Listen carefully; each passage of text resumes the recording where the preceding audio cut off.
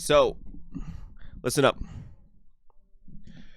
Let me say, this year has been a big year in terms of games that I've played. For some of you guys that do not have context, I before really like last year, um, was for a while. I think like 3 years or so have been kind of in a funk where I was just kind of playing the same slew of games over and over and over again, and it wasn't good for my mental, I guess. It was just a lot of I guess it wasn't bad for my mental. Is that my mental was bad, so I was just playing the same boring ass, not boring, but the same games, because it was like I've only been playing games I'm comfortable with, I'm familiar with. So like I would just keep recycling games, and it was like Minecraft, the League, and Final Fantasy 14, and I played those three games at nauseum for 3 years, and with some other games sprinkled in. Surely, like I had Satisfactory sprinkled in there a couple of times, but point being, I was not motivated at all to do much, and the games were not helping because they were not giving me the same dopamine I would have before from playing those games. So I was just like, damn, man, what's going on? My comfort games aren't giving me the happy chemicals that they're supposed to, man. Like, what's going on? What's going on? But one day, Panda, I'm sure you guys have seen Panda before, was just like, yo, do you want to just play some indie games? Like some demos and shit on Steam just to do something? And I was like, you know what? Yeah, fuck it, let's do it. Because like we're literally doing nothing else, right? So let's just do it. Let's hop in. And that day where we got in and just tried a bunch of demos was like such a fantastic day for me. It like immediately was such a fun ass time, and it rewired my brain, and the dopamine just came like flooding in, and I could feel it just like through my veins, my very veins, all the dopamine just rushing back in, and it was like I was feeling powerful again. And so yeah, in a way, indie games saved my brain from the rot that is League of Legends slash Minecraft. Although Minecraft was not really like at fault, it was just Minecraft just wasn't hitting, which is unfortunate. And what other games from that time? It was like Apex and Fortnite too, were like really fucking rotting the shit out of my brain. I got so tired of those games also. But yeah, so indie games, and that's what drove me to be like, all right, these indie games, this is what I fuck with, and this is what I want to be doing. Like I want to play more of these. I want to discover these. I had so much fun discovering these games, and I also knew that like in terms of like what I wanted to do for YouTube slash Twitch, is play more indie games, like discover more indie games and stuff. Because it's like there's a lot of games I've never played that's like mainstream, like main games. And like, sure, I can like make videos playing those games, but like everyone's made videos playing those games and stuff. But like, no one's making videos playing like the small games, like the really small games, unless it's like horror games, because like indie horror is like very big right now. But like, not the other games. So I was like, you know what? Fuck it.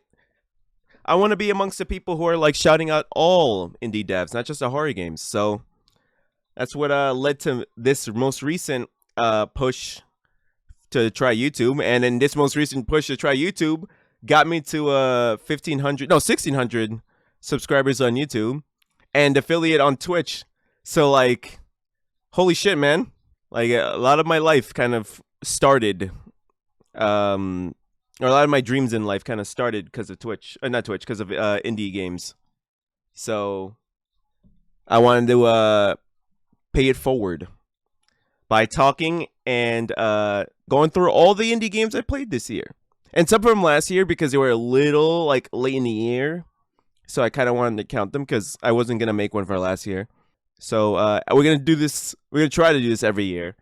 where we're gonna rank all the indie games we play in the year, and then I kind of also want to do a top 10 indie games of the year. And that's actually what I haven't been streaming the last 2 days because I've been working on that video. That's like one of the only videos I have that are scripted. So help me God. God, writing a script is not easy, folks. All right. So now that I've kind of set the stage and stuff, let me show you guys what we're working with here. Huzzah! Hello. Let me shift myself a little bit to the right here. So this is our tier list here. We're going to be ranking games on how much I enjoyed playing them.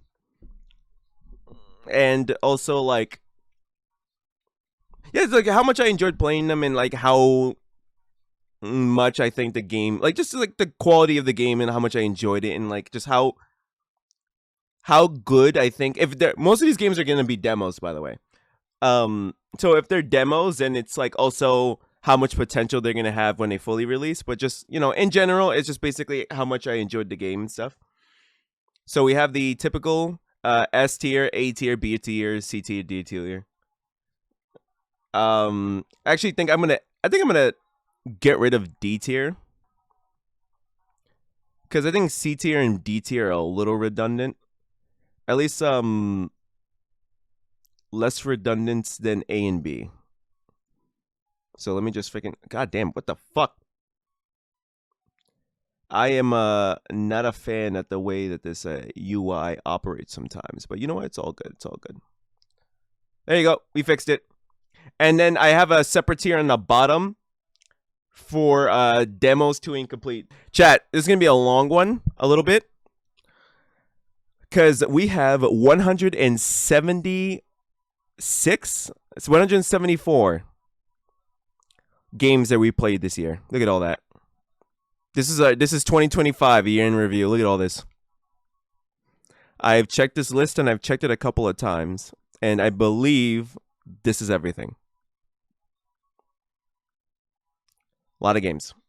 And I did include, I think, 2 or 3 games that I played but didn't make a video off of because I wanted to really talk about it.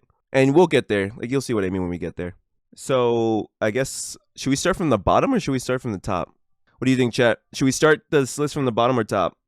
Oh, wait, I didn't explain the demo to incomplete. So demo to incomplete is for any demo that when we booted it, it was clearly not ready to be played. So, like, I'll tell you right now, I'm going to put Mowit Grass Simulator straight there into the demo to incomplete to play, because when me and Panda booted it, it was not a game yet. Like, it was very early. I don't even think you could cut the grass yet in the game. So I don't want to put it in F tier because it's not that it was bad. It was just very clearly not ready. Moving on. Dupery. Okay, so this game, I'm going to put it in high A tier. And if not high A tier, I'm going to put it in low S. We're going to start strong here. Dupery, chat, I'm not sure if you saw the video of me playing Dupery or you were here for stream. But Dupery is I typed Supery.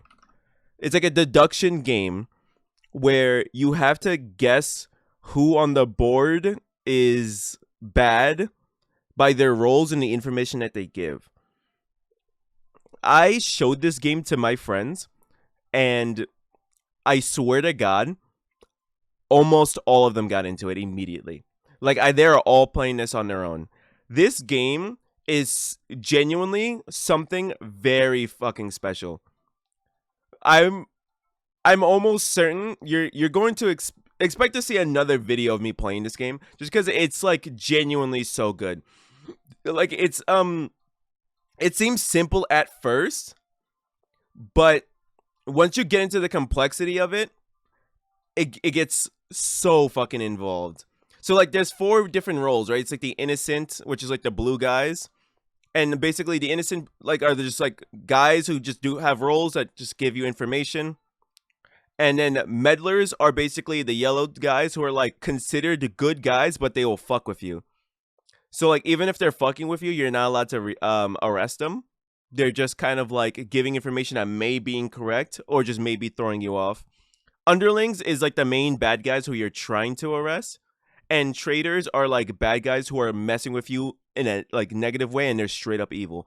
So like traitors will like basically target innocent people and like straight up force them to lie or like fuck with their information, which is like same thing as making them lie. But all of these aspects put together and like the different things all the roles can do makes it like a genuine good brain puzzle. So like if you like games that like are about like deciphering a puzzle, this one is genuinely good for you. Like I actually think if the devs of this game ever actually made a mobile version of this game when it fully releases, I think it would become like genuinely big. Like I think this game has what it takes to get as big as Balatro in terms of like replayability. And it's like it has like roguelike elements and stuff. So like there is replayability there. Cuz like you could also play with the there's like not augments, but like modifiers that like also change up the way the game works in certain rules and stuff. Like there's a modifier that says like only the bad rolls are revealed on this list, and like you have to discover the actual blue rolls in the game. Like this is actually a very fucking special game. I feel very strongly about this game being in. You know what? Yeah, I think I'm gonna keep that game in S tier because I genuinely think the only negative thing I could honestly say about this game is that there are some key information that they may need to tweak the text of and like explain it a little better. Because after running this through my friends, I've actually got to see how with different people's brains, certain phrasing gets confusing. But like that's such a minor thing. Like they can just kind of get in there and fix like context. But like besides not being on mobile, this game is like I have nothing else I can say about what they should do for this game. Like when this game fully releases, it's going to be special. Put it on mobile, it's going to be even more special because it's a single player game. So you could just play it on your phone like while you're like waiting for anything, like where you're on traveling or whatever the hell. Fantastic game. That game's going to be good. That game's going to be big. Echoes of Mystery Dark Vale Hotel or Motel.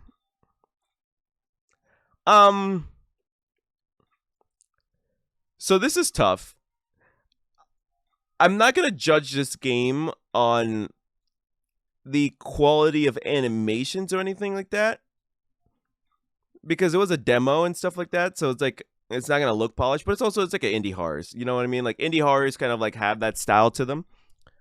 But as a game with like horror, I'm going to give it B tier for now because it wasn't necessarily a scary game to play. It was definitely more like what was happening in it was kind of interesting. Like I kind of did want to play. What was the one you said should be on mobile? Dupery. This game right here should be on mobile. Like if they fully release it on mobile, I think it would actually like go far. I mean, it's going to go far on PC too, probably. But like definitely if it's on mobile too. Echoes of Mystery had a good interesting story. Like I actually did want to know how the story was going to unravel and how all those story elements they were introducing were going to connect. But as a horror game, it was kind of lacking. It wasn't that scary. And it is a little hindered that the room with all the bad shit in it is like very clearly visible the second you arrive at the motel because it's the only other room in the entire motel that's actually furnished. But I guess it's like kind of like, you know, foreshadowing is not a bad thing. Thank you. I'm glad you like my little dress. It's a Christmas dress. I didn't realize that it made my chest look very perky. Chad, I promise I don't have titties. It just looks like it. Yeah, I was just saying that like for Dupery, Like they gotta work on some of the context stuff and then put it on mobile, and I think that game would be like as big as Bellatra.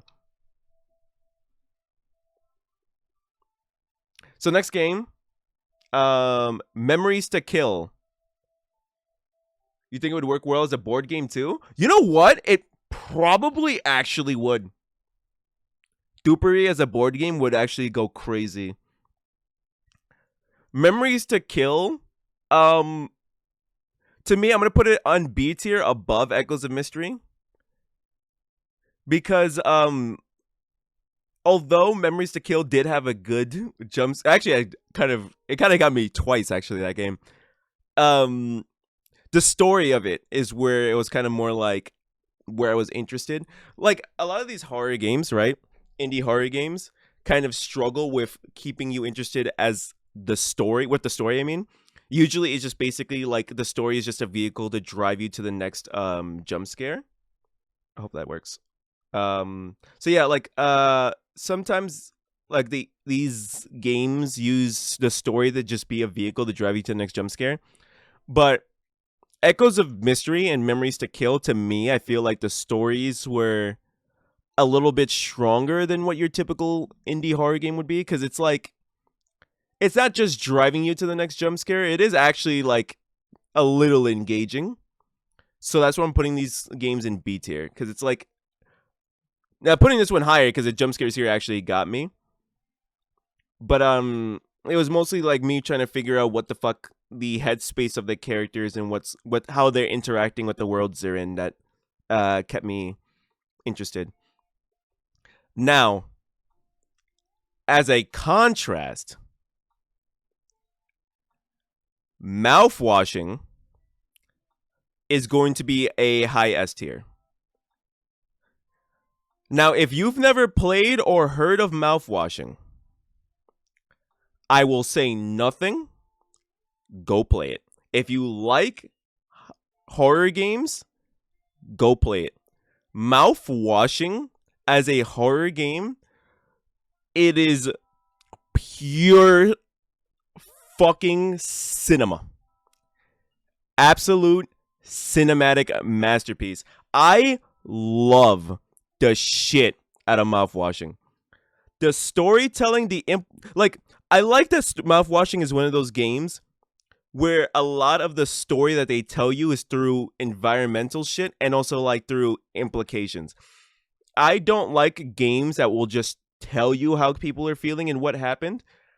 I like games that will like tell you about events that will give you the context that you need to figure it out yourself, and the game trusts that you're able to figure it out yourself. Mouthwashing is such a beautifully artistic and fucked up horror game that like Wrong Oregon, I swear to God, knocked it out of the fucking park with.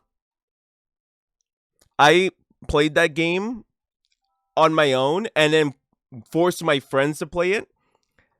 And my only regret was playing it on my own without recording it, because my God, my fucking surprise when I got to like I guess like around the like middle of the game of just like what the fuck is happening? What is this story? Like what is going on here? I was so engaged. Mouthwashing was one of the only story-based games that I sat through from start to finish completely. And that's big with my fucking ADHD ass brain. So I definitely recommend Mouthwashing if you like horror games. It's a fantastic experience. I cannot tell you much about what the game has because you really just need to experience it. I guess it's disturbing. Hard there is very tough content in there that may be strong for people who are not ready for it. So, obey the content warnings if you're sensitive to those kinds of things. Other than that, mouthwashing is completely worth it. Please play it. Virtuoso GP Race On.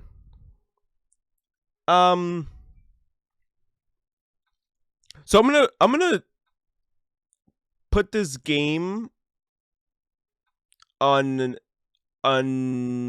high B tier on the basis that for what it's trying to achieve, um, for I should be doing this for every freaking game. But yeah, Virtuoso GP for what it's trying to do and being like a classic 90s racing game in terms of like look and feel, I think they got it. For sure they got it. Okay, Jesus Christ, teacher warning. Like they for sure nailed the aesthetic and like the way the game controls and sounds and everything. Like everything about this game aesthetically, I think they kind of nailed. Um the only reason I won't put it higher is because to me anyway, I can see myself playing this game for like a good hour, an hour and a half. And then maybe I don't know about playing it more than that. It doesn't have like the engagement that like another racing game would have. Like for me, Sonic Racing Crossworlds is like the perfect example of a game that's like super engaging for me. Like a racing game that's super engaging for me. Cause like even though you can play all the tracks and like you've learned all the tracks, there's so many elements in the game that make it so that each racing experience can feel different. For this game, I mean, like if you like these style of races, like the Forza 1 style of races, where it's like about getting good enough about the track and understanding the track that you aim to hit first place and aim to hit the good lap times, and it's just basically about like getting the muscle memory down. Then sure, yeah, I feel like this you can get a lot of mileage out of this game. But as it is for me, I'm just more of a kart racer than I am like a racer. But for what it's doing, I think it kind of nailed its aesthetic and its feel, and that's why it's not lower for me. So that's I don't know. I closed the tab. That's Virtuoso GP. Void Hazard. Let me think about this. So Void Hazard is another horror game. This one's a 2D horror game though. It's like side scrolling. Yeah, I actually really love the visual style of this game. There's another horror game that this game kind of reminds me of. I'm trying to remember the name of it. It's like you crawl around a facility with one arm. I'm trying to remember what the hell the name of that game is. This game looks like Rain World. I don't think I've ever heard of Rain World.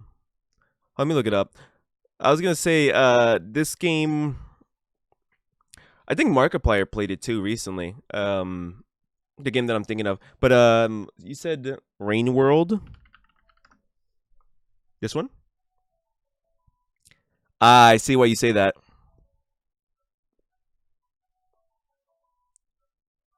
Ooh, platformer. This game kind of reminds me of what was that game that that Donkey's publishing company released? Animal Well. This game reminds me of Animal Well, but like very zoomed out. But yeah, so back to Void Hazard. Um, this game I think is a it was a pretty short demo. I would love to see more of it.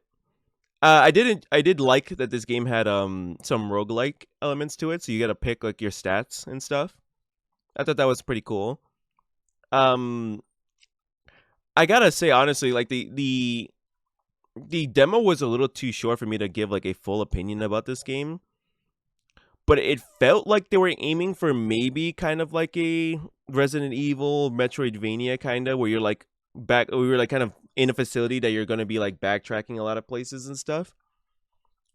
And from what little I played, I think the game is going to be fun, but it's just too little of a sample size to kind of really make a an opinion.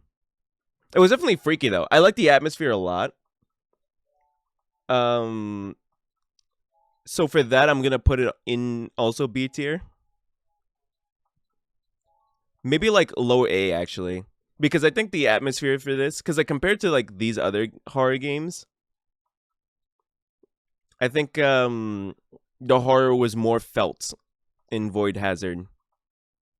So I'm gonna put it there. Okay, so Cyber Rats. Cyber Rats. I played the demo very recently, and I'm not gonna lie, this game actually was pretty fucking fun. Like, it's a little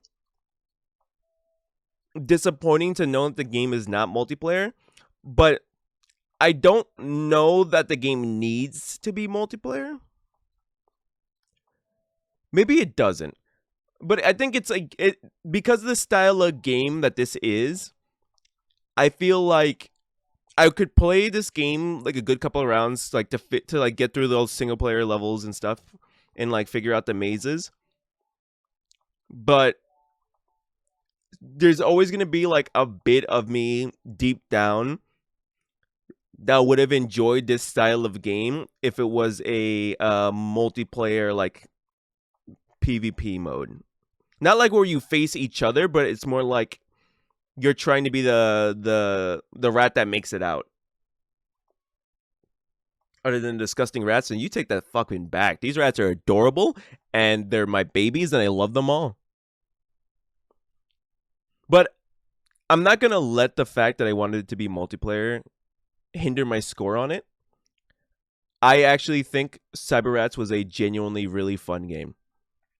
I think for like the different like puzzles and stuff that, and I'm looking at like all the other levels, like it's not just like the lab, they have like actually other aesthetics and stuff, like this playground aesthetic, and like the fact that there's traps you have to avoid and like other like hazards and stuff. I think this is actually really cool. Some of them have plague on their bodies. They can't fucking help that. How dare you? Leave them the fuck alone. Okay? They're doing their best. So yeah, I'm gonna put Cyber Rats in high A for that. Elementalis. Okay, so Elementalis is kind of like, it kind of reminded me of wow, I cannot Elementalis. I have to freaking walk myself through that for some reason.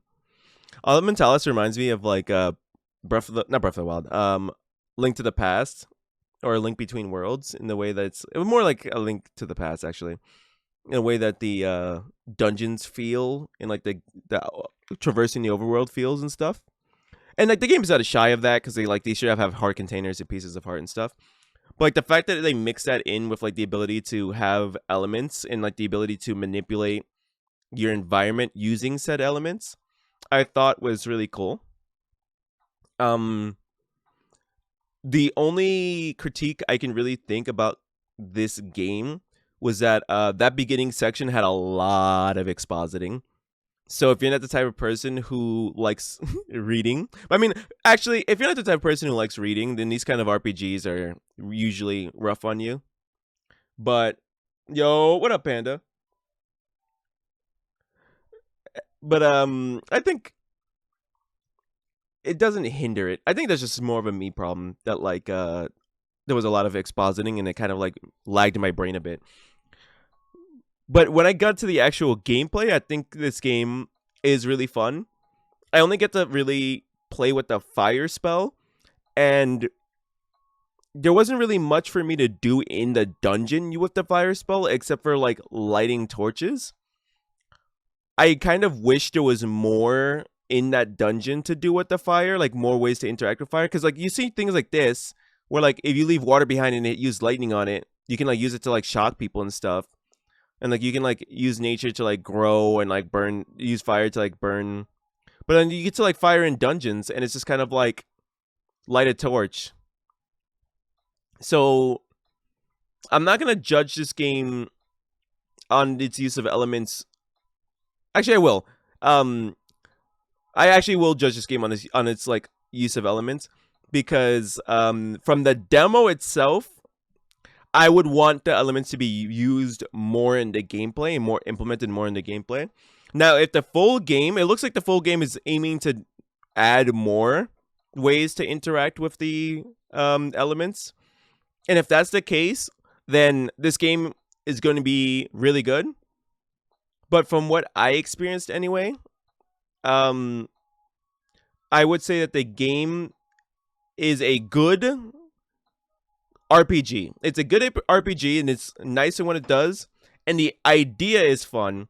I would just like to see the elements be used more in like the dungeons and like more of like solving puzzles and stuff.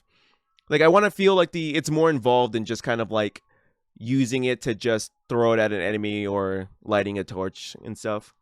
But that's just a demo. Like the real game might actually have more. But I only got to play the demo, so I cannot judge the game off the real game. I'm just judging it off the demo. Void of Lily. So this game I did a video on. And unfortunately for my build of the demo, it was horribly glitched. So I didn't really get far. But from what I got to play, I think the idea here is kind of fun. It's basically like, you know, Undertale's like parry, like fighting system where you have to like dodge the bullet hell. It's like that, but you're still kind of like in combat. So I like that. I like the idea where it's just like it's not just dodging the bullets. It's like you're also like kind of fighting back as you're dodging the bullets. And the game does have puzzles and stuff like that. So from the short bit I played, I would say that this game has good potential and it's a good idea, and the aesthetic is really cute. I like pixel arts aesthetic. I'm not sure how about you guys. I know like people kind of have like a fetish for like the most realistic looking graphics, but I kind of prefer this more like bit style, like pixel graphics. I feel like it's more artistically pleasing when you can make good art with pixel graphics and when you just make something look like real life. But I think the game is interesting and I like the style of it. It's really beautiful, really like well stylized. I will say that. Like it's not a like a ugly or janky looking game by the slightest. I think whoever was like in charge of art direction and like the animations, they really put their entire fucking foot into the way this game looks. Sprites are usually better at representing art styles in 3D. Yeah. And like just certain styles just don't translate to 3D. I mean, like look at Pokemon. Like there's so many Pokemon that like took the transition to 3D and they look so fucking stupid. All like most floating Pokemon or like water Pokemon look absolutely dog water in like the 3D Pokemons because they're just not meant to be viewed in like that space. In the game, the devs for Pokemon don't even do the work to make them look better. They just kind of have them floating there, just fucking looking like the fish from freaking the Amazing Digital Circus. You know that one? Fucking these guys.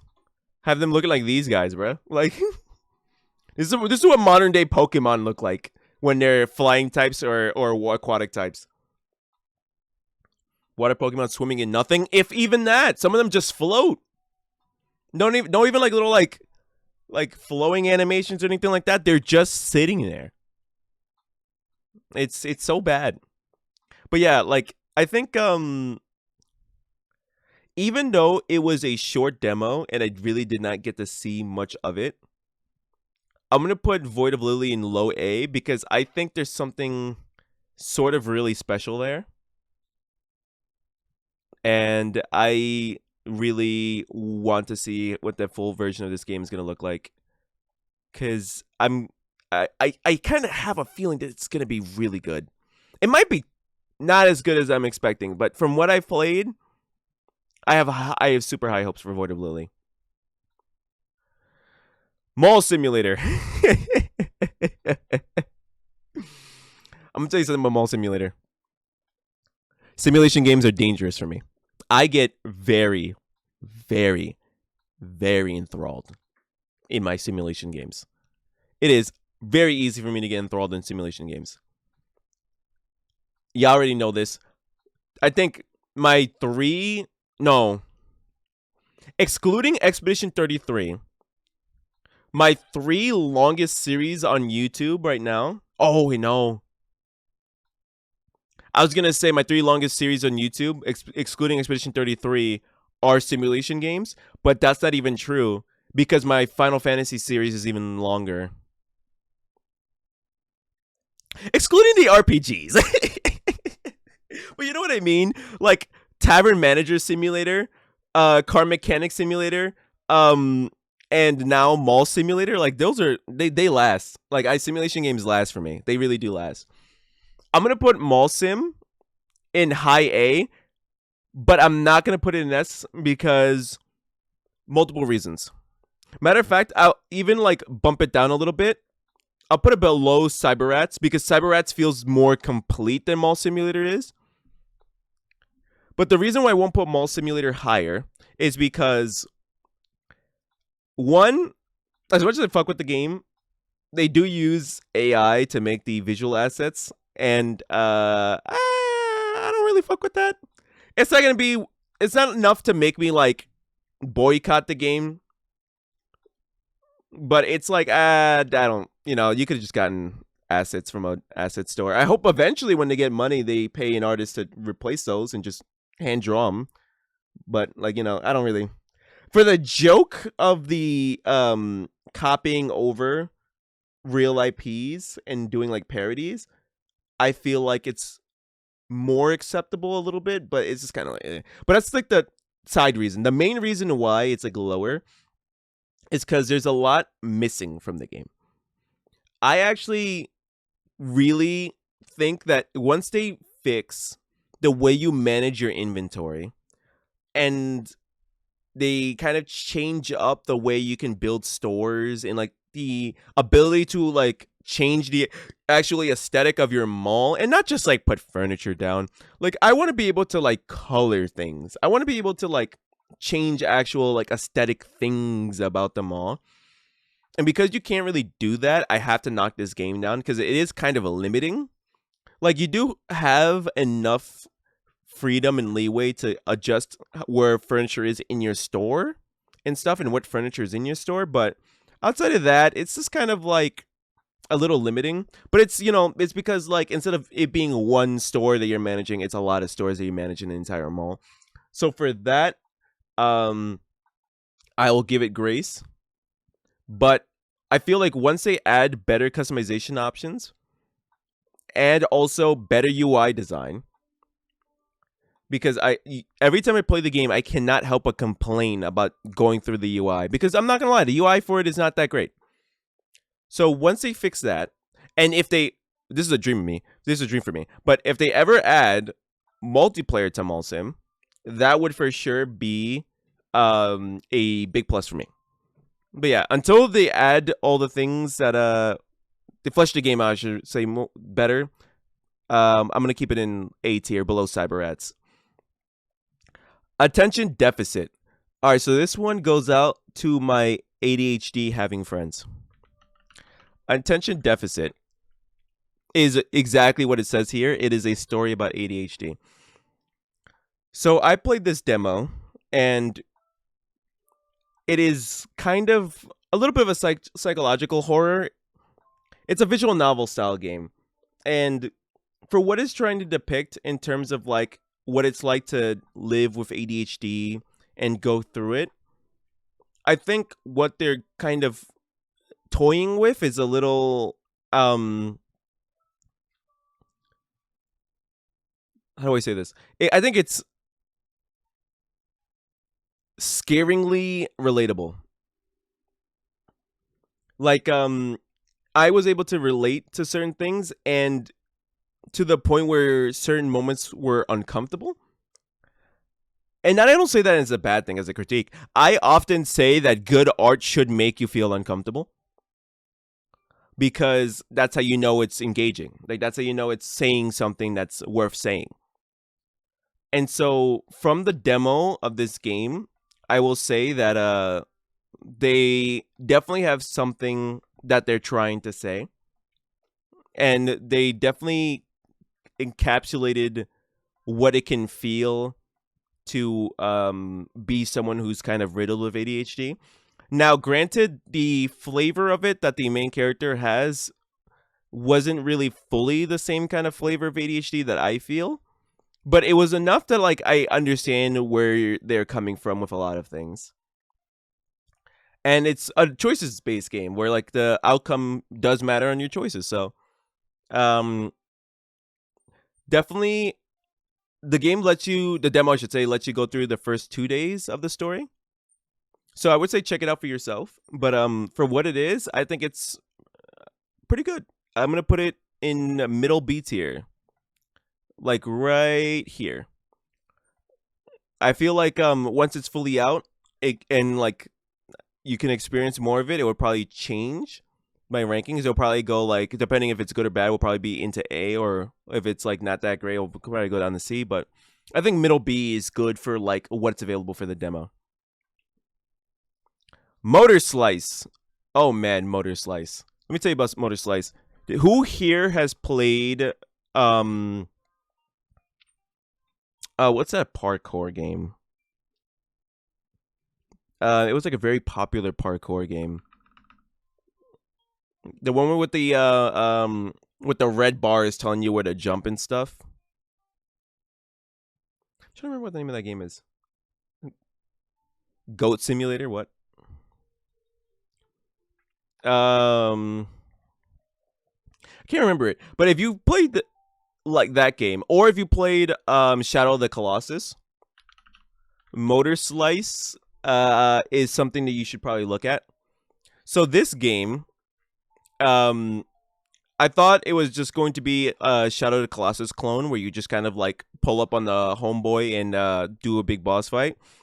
But it's actually like not just that. Like there's also like a lot of parkouring and traversing and stuff, and this camera mode for people who care about that. But yeah, it's basically like Shadow of the Colossus meets a parkour game where the Colossuses you're fighting are construction machinery. So visually this game is really well done. Like very visually it's very beautiful. This game has a really good sense of scale, and the environments are very much like,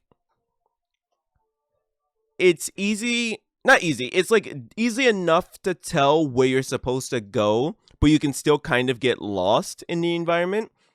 And personally I kind of like that. I don't like the yellow spray paint shit that most games do, where it's just like, oh, you know, you're just kind of going down a hallway that they're guiding you through, and every time you get a little lost, you just find the yellow spray paint. This game doesn't really do that. Like, it does do like the yellow paint on things that you can specifically do one mechanic on, but it's not. I guess the handlebars you swing on also kind of do the yellow swing.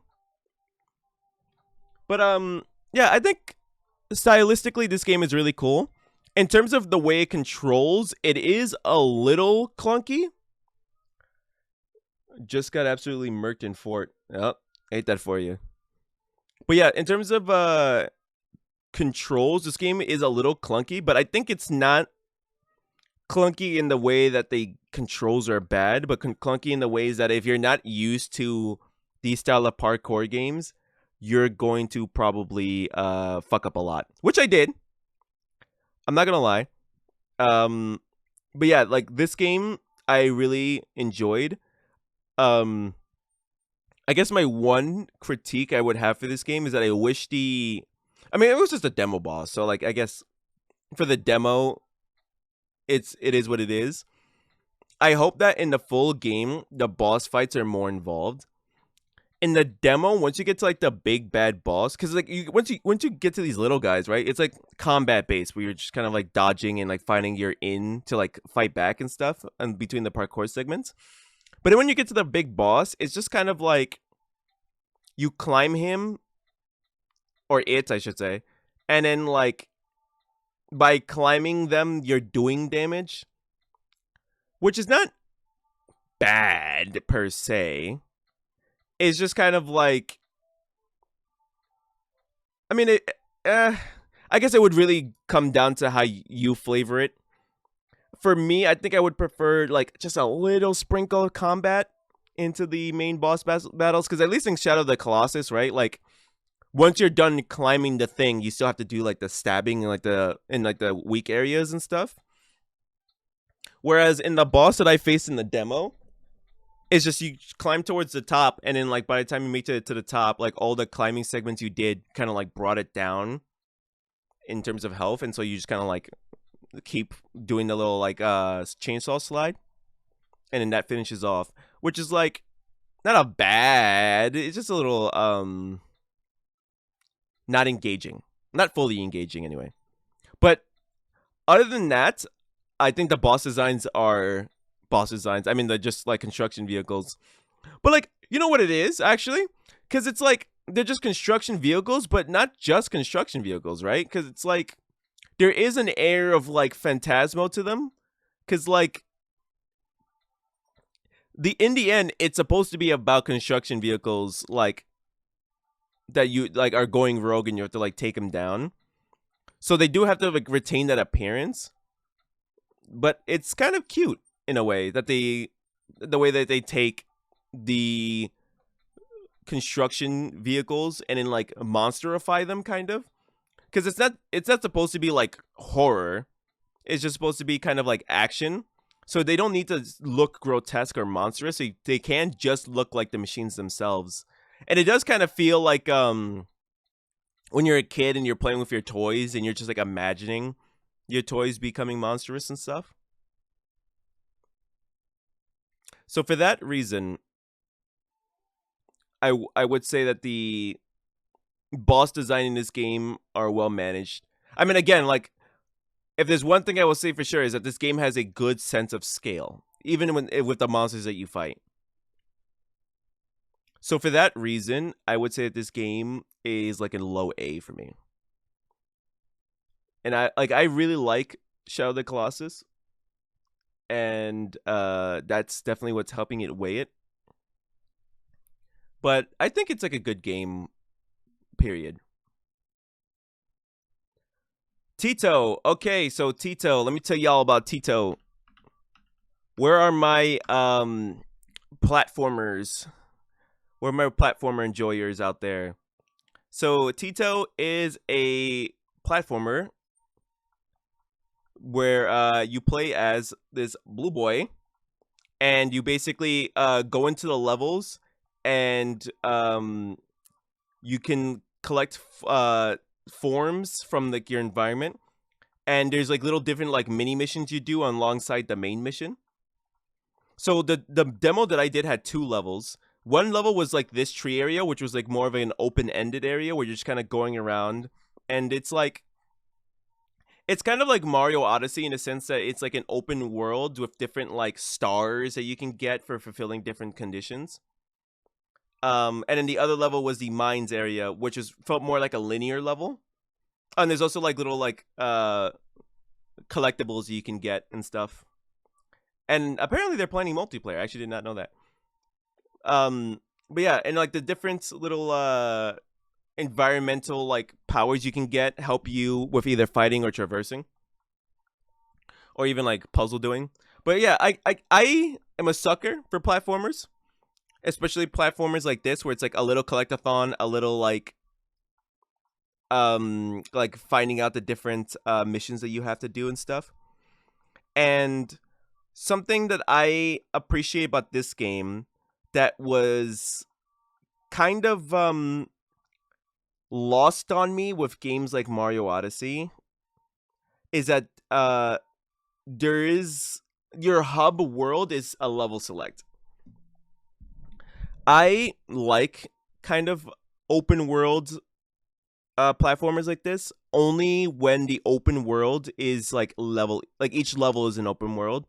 I kind of don't like those like universal open world levels. I don't know why they just kind of like get a little like for me. Like I prefer being sent on a level and the level itself being open world, which is what this game does. Versus to what like Mario Odyssey does, where it's just kind of like, well, I mean, technically each planet is the level, you know what I mean? But it's like, I don't know, it's just different. It's like, I don't know. I don't know why like my brain makes it feel different. But this game I really did enjoy. I actually had a lot of fun playing this game, and it controls really well, I will say. And getting the collectibles and the 3-starring each level was actually like not brain dead. It actually took some effort to figure out certain things. So I appreciate the game for that, for sure. And the humor is kind of cute. You think Bowser's Fury is a worse example of that? An open world hub area is basically just more tedious level selects. Yeah. Yeah, I definitely feel that way actually. But yeah, I definitely recommend you give it a try if you like your platformer games. And it's also family friendly, so you can play it with friends or siblings that are younger. I'm gonna put this in high A. I think Tito is really cool. RV there yet? Oh man, RV there yet? So I played this with my friends. We did record it, but I don't think I ended up uploading the video only because it just wasn't really entertaining. But what can I say about this game? There's a reason why it popped off. I think that this flavor of game. So this game kind of this flavor of game reminds me of a long drive.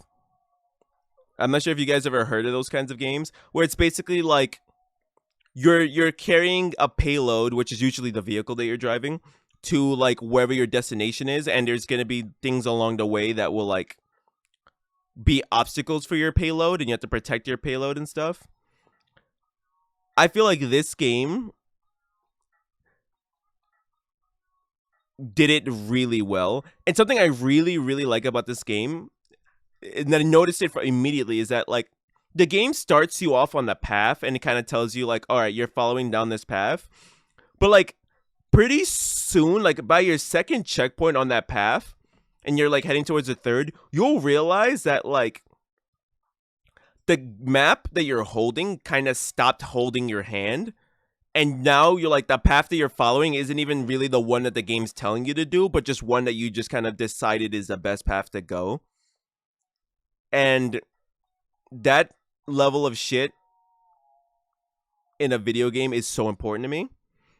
If you're gonna make these style of games where it's like you're trying to traverse a world and learn about it, I feel like you either do the handholding and you make it level based, or you completely just tell them that's where you need to go, figure it out, and you just let them to their own devices.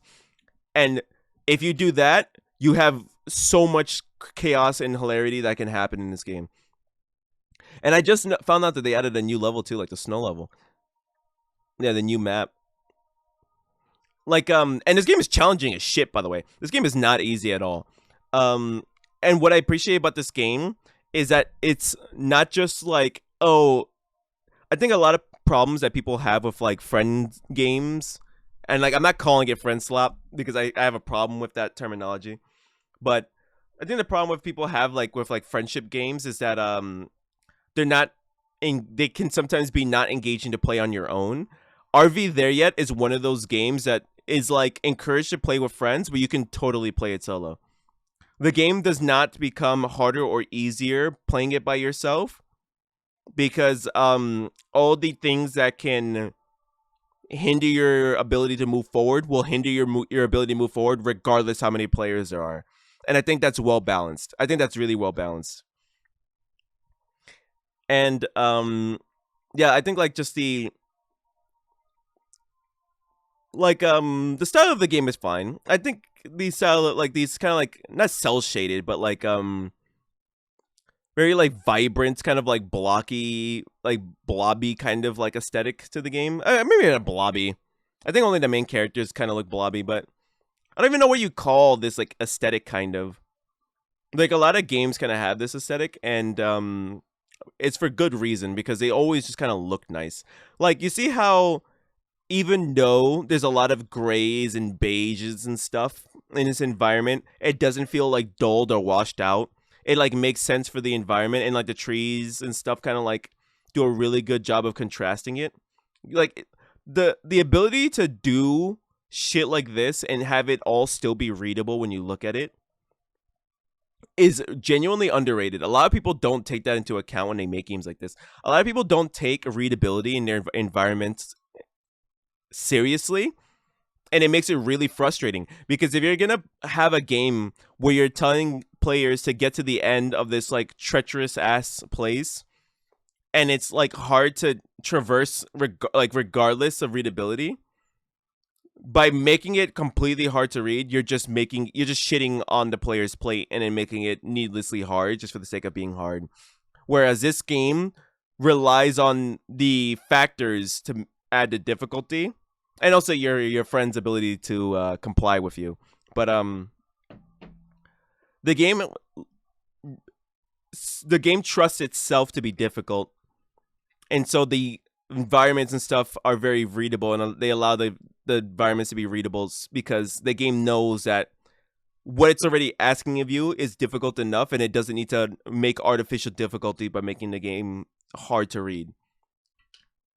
And I've played some games that like purposely it's hard to read, and it's just for freaking artificial difficulty, and I hate it so much. That's why I'm ranting about this.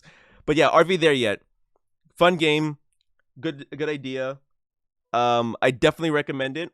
You don't need friends to play it. You could play it on your own. It is funner with friends depending on who you ask, but you could totally play it on your own. You don't need friends. But RV There Yet, for that reason, I'm gonna put it in A. Probably just above Cyber Rats, actually. Buster Jam. Let me tell you a little something about Buster Jam. I am a sucker. Absolute whore. I'm a slut for cartoonish games that are very old and stylized. Like, this game is a micro game. So if you like WarioWare, this game is right up your alley. And the aesthetics, like this game and Mindwave, which we'll get to later, both have a very specific, like, almost like crayon drawn early 2000s kind of like Newgrounds aesthetic to it, but like more also like kind of tied towards, like, it just reminds me of like old Humongous games too. It looks like Pizza Tower. Yeah, Pizza Tower is very much another game that has this aesthetic. But this game is visually very fucking beautiful. The micro games are easy to understand and really good to learn, or really quick to learn. And this one fucking slays me. That fucking one with the slapping. And it's not just the micro games. Like, you actually are traversing the level in like a 2D kind of like Mario Superstar kind of thing. So and there's like like the combat system is basically you do the micro games to do combat, I guess. So it's like an RPG mixed with the micro games, and I think that's a really fucking cool idea to mix micro games in with an RPG. And like, again, like, I really love the aesthetic of this game. The comedy of this game is really well balanced. It's not too cringy, and it's not too like random equals funny. It's like very well balanced comedy, which is what you kind of need for games like this. And I just think it's really fun. I would definitely recommend trying it out if you like WarioWare games again, because like it's really fun. I think the full version of this game is going to be really fucking special. And for that, I'm putting Buster Jam in S tier for sure. Buster Jam is going to be a bop. And since we're on this topic, let's kind of skip the line a little bit. Mindwave. I'm going to tell you right now, Mindwave is right there with Buster Jam. In fact, this is just personal preference. I'm actually gonna put them both above Dupery just because I really like WarioWare games. But Mindwave is another one of these games, but where Buster Jam is more like rubber hose, kind of like cartoonish. Mindwave kind of leans more into like same aesthetics, but it's just more like Tumblr, kind of like edgy-ish, but like not in like a cringe way, but just very like intentional. Like you can see it. Like this game is another one of the micro games one where it's like really easy to understand the micro games, and it's like really creative micro games too. But I fucking look at the visual style of this game. Look at the visual style of this game. You need to understand that the visual style of this game tickles my brain so fucking specifically. I grew up with this style. I grew up with this very like paint.net or like paint application kind of like lines everywhere, and like just very like humongous games, like kind of like it's just oh my god, like I love the sharpness of everything. I love the jagged edges. I love the colors. It's so freaking well. And in the music of this game, let me tell you something. So the reason why I'm gonna put this game above Buster Jam is that Buster Jam has comedy that plays into the micro games well. Mindwave has music that plays into the micro games well. So Mindwave contextualizes their micro games by making it so that you're in this game show where you're facing other people by entering their minds. And so the micro games that you play are basically like from their imagination, your opponent's imagination. Like it's like you being in your opponent's imagination and like kind of like being in their head and shit. And so for the demo, they only had this girl's as like whole like level as part of the thing that you do. And so like her micro games and her song all match like her aesthetic basically and her personality. And it's so perfectly blended. And I love that a lot. Like you can see that like because this is hers, like like the nice little like chibi kind of like cutesy stuff, and then you can see like weird shit for like other people's micro games and stuff, and like you can only assume the kind of person those people are, right? But the fucking music and style for like this is just so like look at that shit. Like it's just so there's so much beautiful visual flair for this game. And it had a Kickstarter too that I missed, but they fucking aced their Kickstarter.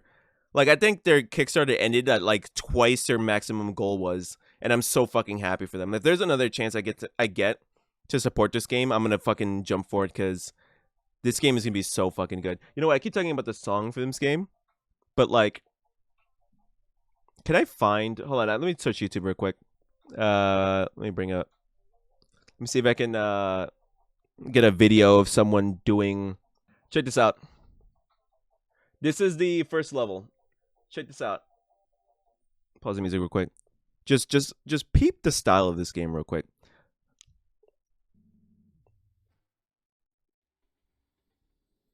Bring this up. Can you guys hear this?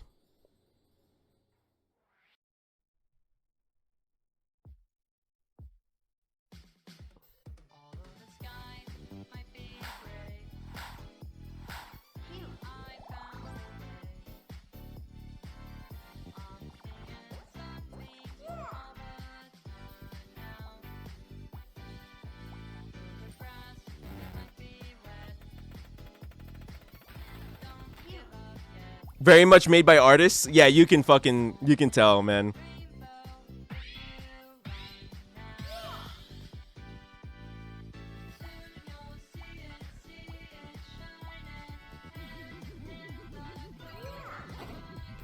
This game, man.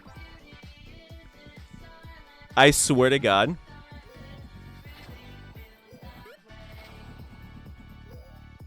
I'm gonna pause this because the last time I played this demo, this song was stuck in my head for 3 months.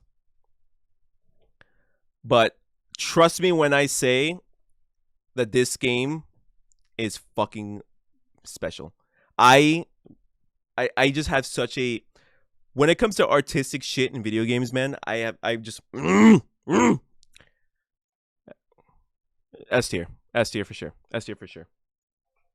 What more can I say? S tier for sure, without a doubt. Next game, Roadside Research. I gotta say, Roadside Research is a really smart idea for these simulation games. So the idea is that you're working a gas station as aliens, and you're trying to collect human DNA without getting caught. Because if they catch you, the FBI is called, and you don't want the FBI to find out that there's aliens trying to collect a human DNA. And you collect human DNA by either collecting their trash or later on kind of snapping photos of them, and it can get pretty intrusive.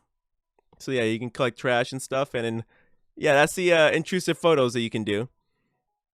And this game, as a simulation game, is pretty good. I think they nailed it. Like the gameplay loop of managing your store is well done.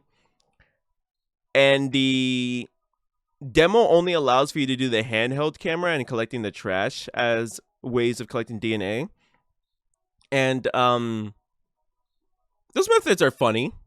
Like, this game is really funny, right? But the demo, like, presumably there's gonna be more to it.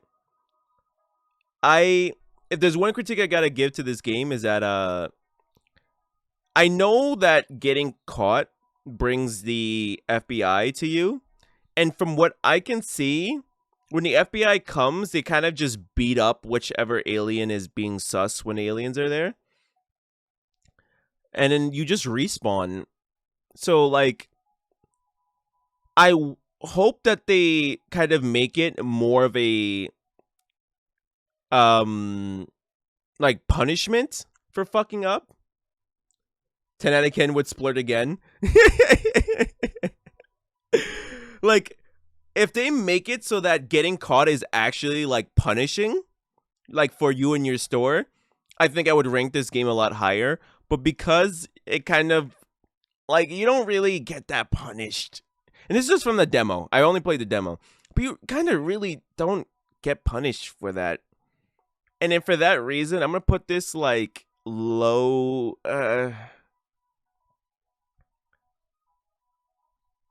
I want to put it in B, but to be honest, it's a really funny game. It is a really funny game. So for that, I think I'm going to put like high B. If not high B, low A. But I think I'm not going to put it in A because the not having like a detriment to like getting caught really does hinder the game. Because then it's like kind of just like a simulation game, which is like not bad. I'll play job simulation games, whatever. But like, that's kind of not what the game is aiming for. You know what I mean? So like, I do got to give it a little bit of a hindrance for it. Species Unknown.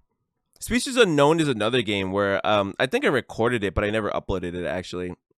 I think it's because like I started the recording a little late because I wasn't expecting to like really get into this game. Species Unknown is one of those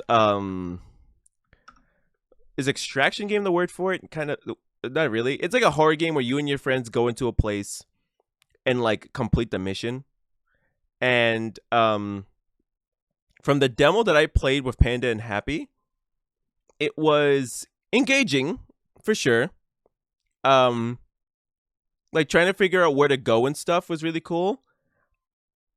The game presumably has a lot of gadgets and stuff that you figure out.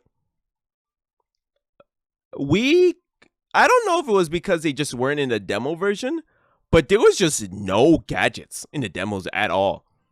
Like, there was no weapons, there's no gadgets, there's no, like, it's the only thing that you find are, like, the things that help you, like, move on. And, oh yeah, and then the canisters, which is, like, without weapons, you can't really interact with. So, from our experience, I would say that, like, Species Unknown is more of, like, a C tier. maybe like low B, because it's like, because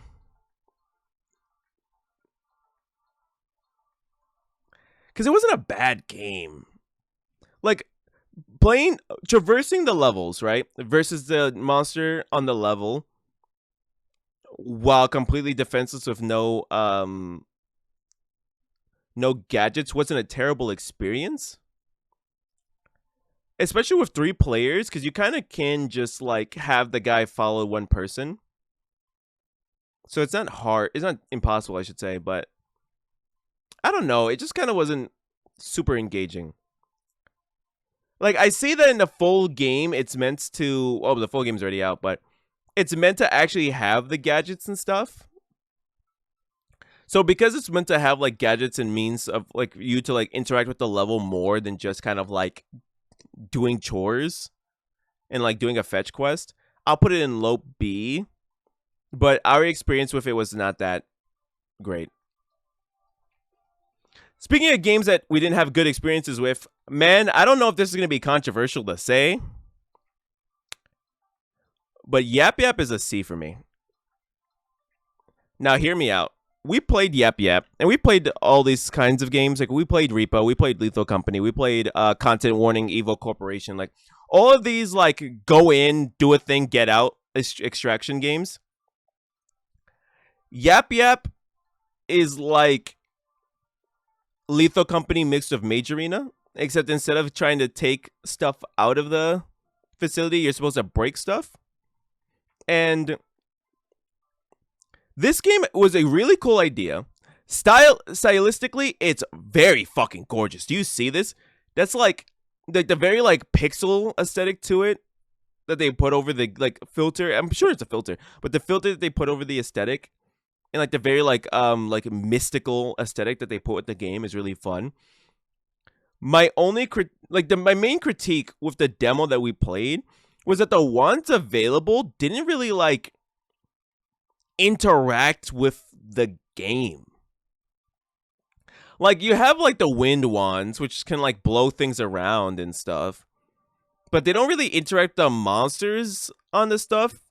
And also, like, the wind wands don't really like break things as well. And then there was like another wand that was like you make decoys, but like the copies don't really do anything because like the mobs just like ignore the copies. And then there's like a wand that's like, I think it's like a teleport wand, which is like, I guess it's good if you need to teleport places and stuff. It's like an extra traversal one. But like in the demo, those were like the only 3 wands we found across like the different levels we did. I think we did 2 different levels. Like, presumably the main game will actually have more wands to do and stuff, but the ones that we did find just kind of didn't really feel like they interacted with the game that you're playing that much, as much as they interacted with each other, really. Like, we had more fun using the wands when me and Panda played. We had more fun using the wands on each other than we did using it on the items we were destroying, or even like the enemies. And the enemies design in this is like really cool. Like there's some really cool looking. Like, I think my favorite one is the eyeball. Like, the eyeball one is genuinely like fucking menacing to see. There's no screenshots or like scenes of the eyeball, and like the environments in here are really nice. There's like a good sense of like claustrophobia in these like mage towers in certain like segments, and there's also like like good nice expanded areas and stuff, and it's like easy to get lost in these kind of games, which is like kind of what you want out of these kind of like games. But I don't know, the monster designs are cool. I just really wish the wands were cooler and like was more like interactive. I don't know. That's just kind of how we got from it. So just from the demo itself, I'm just gonna put it in C because it was like, not a bad idea, but it definitely needs more fleshing out. Thalassophobia. So thalassophobia is like Phasmo, but if it was underwater. Thalassophobia. as a Phasmophobia clone, because it's kind of what this game is. It's all right. It's all right. Like the thing with these games is that when you first start out, it's always going to be very confusing because these games are kind of like you start from nothing and they don't really tell you about how to play the game. So you kind of like part of the experience with playing these style of games is figuring out like the experience. So there is that. I fucking hate this game because I do have a fear of the ocean and the things in the water. I don't like it. But I'm not gonna make that hinder my ranking of it. From the demo we played, I don't know. It was hard to kind of figure out what you were doing and where you were going, which is like again like kind of the point of these style of games. But I don't know. I just didn't really get much enjoyment out of the demo, and I think the UI could use some work. Also, it's like very basic looking UI, kind of like a little bear, which is like fair. It's a demo. It's not finished, but I think for that reason, I think I'm gonna put it in C because like I don't think even when this game comes out, I'm gonna play it. All right. Let's get this one out of the way. Expedition 33 goes an S. Who fucking guessed? You don't need me to tell you why it's an S tier. It fucking won 9 Game Awards for a reason. It's a fun RPG. It's artistically great. The music is fantastic. Yada, yada, yada. The story's great. I don't need to sing its praises. It's up there. I really wish it didn't need to use Gen AI, even though it was placeholder stuff and they replaced it. I really wish that they didn't need to do that, but it's whatever. It's a fantastic game. If you like RPGs, play the game. That's all I can really say about that. Spectral Protocol. Okay, Spectral Protocol. Is this the one that I'm thinking of? This is the one I'm thinking of. Okay. I'm gonna be harsh. Chat, I'm gonna be harsh. I think Spectral Protocol is gonna be my first F tier. The reason why Spectral Protocol is my first F tier is because fundamentally, as a game idea, I think it's kind of bad. What Spectral Protocol essentially is that they kind of put you in a room, different rooms, with like whatever monster that's in the room, right? And your idea is that you're supposed to find a way out while like surviving the different kinds of monsters and stuff. So you look at this and you kind of go in and you think, okay, so it's gonna be like a nice like puzzle based game. But when we played the demo, that what you just saw was the gameplay. Just going strictly off the demo, you are just basically in different rooms where you're just running around and looking for a button that's hidden somewhere. Now, when we found the button on the first level, because it was behind the couch, we figured, okay, that's just the first level, whatever. That's just like the game kind of like preambling you and just kind of like prepping you. But then we did the second level, and it was another one where you're just in a room and you have to find a button. And Panda, I forget, was it 3 levels or 2 levels that Spectral Protocol had? The demo. But point being, the levels that we got to try in the demo are all basically like you're in a room, there is a kind of monster.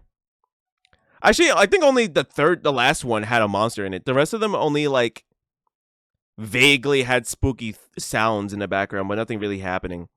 So you just kind of like walk around a room until you find a button.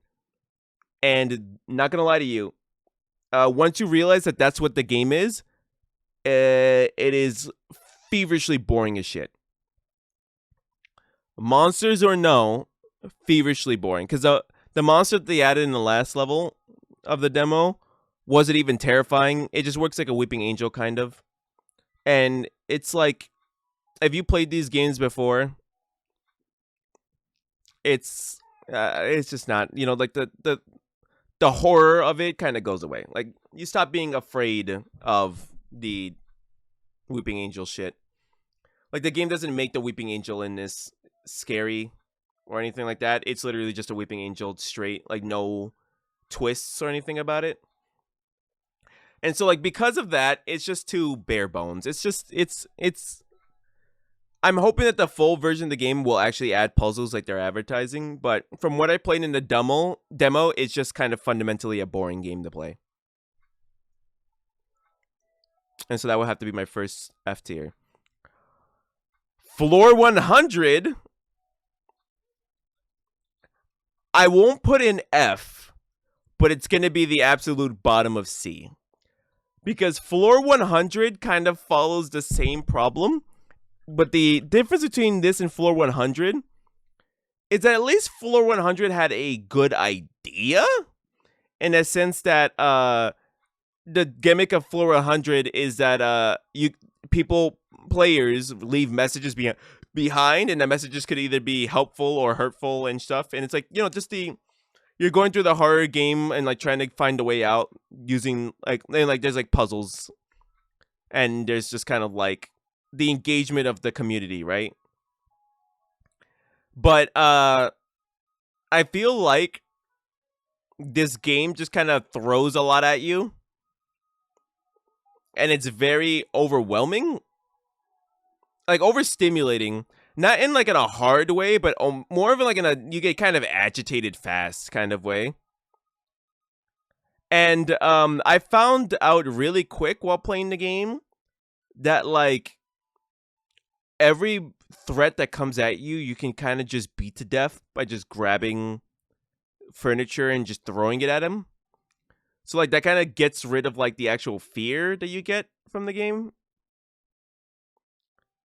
So then like once you realize you can just kind of beat every single monster to death, and like you read through like what people are saying, it just kind of becomes a little bit of like it's supposed to feel more like a dungeon crawler, but it doesn't really feel like a dungeon crawler. Or if it does, it just kind of feels like a very like low level dungeon crawler. I don't know. I feel like if they wanted to make it so that you can like also combat the mobs and stuff, they should probably do like weapon types maybe, and like maybe work on the combat, but so it's not just like pick up thing telepathically and throw it. But also the game is like intentionally hard to get through. So like you see how like this fucking photo is a very accurate description of how useful the flashlight is, because all the maps are like pitch fucking black, like genuinely, maybe not all, but like they're genuinely like on average like very fucking dark.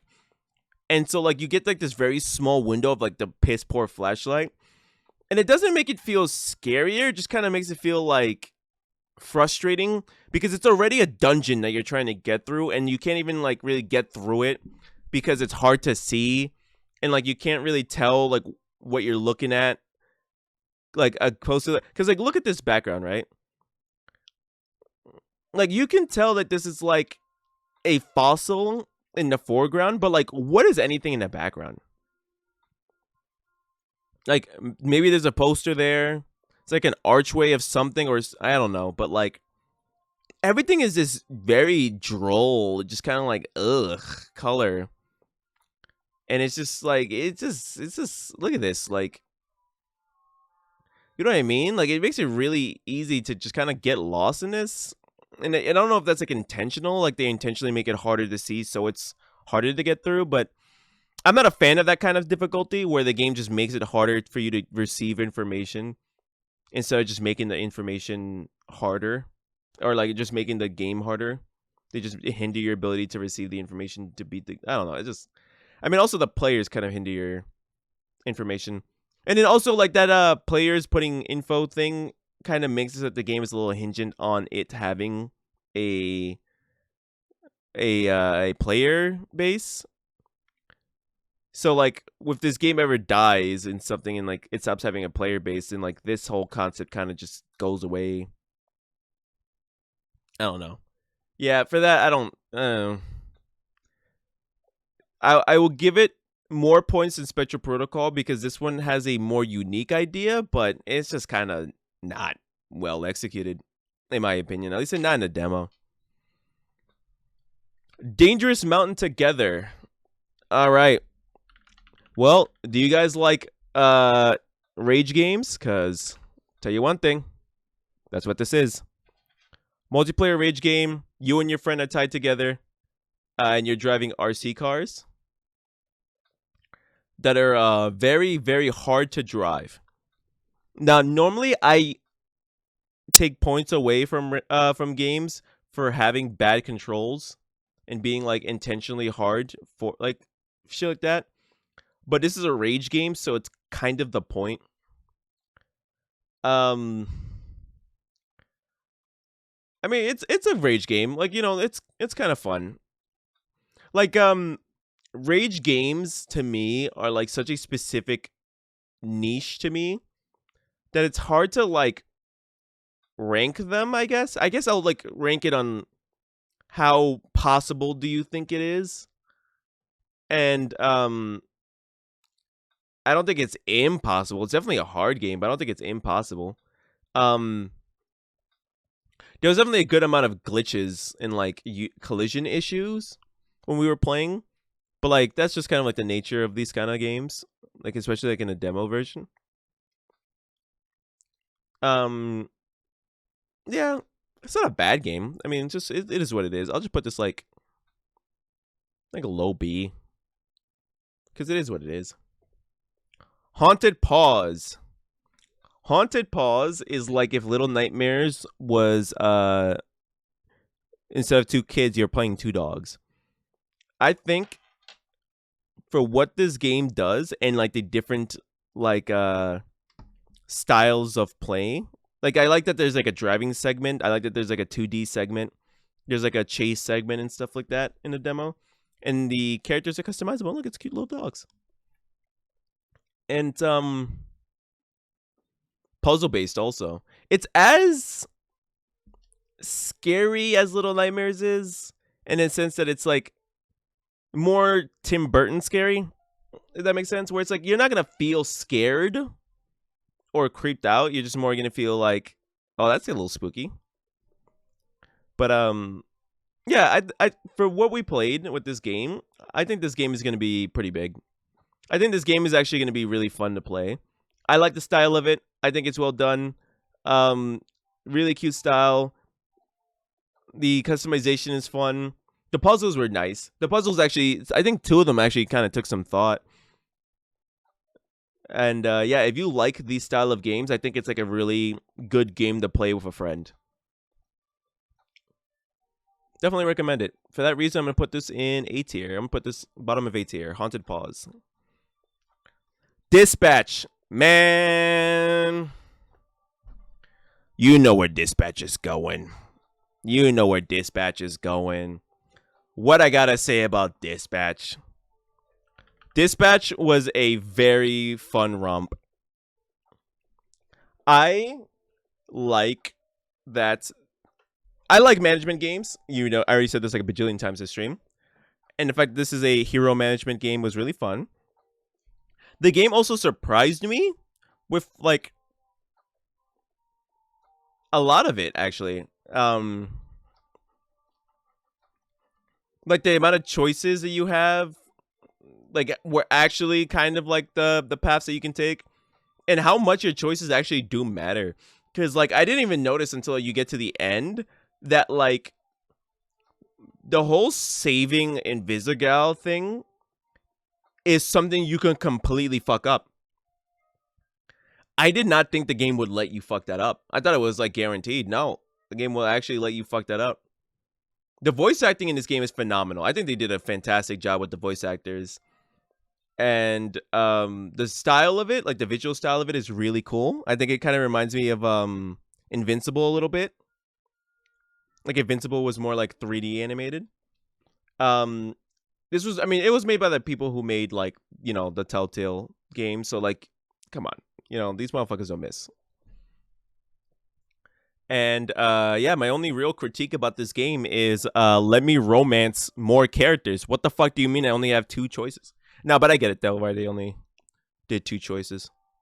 And the episodic release was actually not obnoxious, surprisingly. 2 a week was really good, especially for 8 episodes. I've seen a lot of people talking about wanting a season 2 for this. If they do a season 2, it would be interesting to see where they take the story. Because I don't know what they would do as like a next thing for this, but I think it was really well handled. And the actual segment where you're sending heroes out was challenging, well done. And the comedy in this game is fucking phenomenal. And the characters are really likable and like engaging. Like they're not just kind of stereotypes, which is like pretty big because it's a pretty fat roster of characters. Yeah, I think this game, I mean, like, this game popped off, and for good reason. Like, Dispatch was a really well done game. Cloak and Coin. Okay. Cloak and Coin. This game, me and Panda played, and I think this game idea is really fun, where you're just kind of like running into like areas to like rob from them and shit to get it back to the truck. I think the game is a little too rough. Excuse me, in the sense that like, I don't know, we played 2 different levels and it felt like fucking a Herculean task to like be able to beat those levels. We didn't win any levels.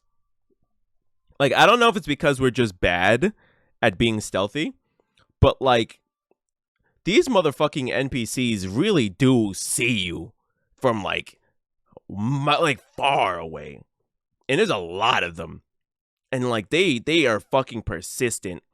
So like some of these levels are really fucking hard to do.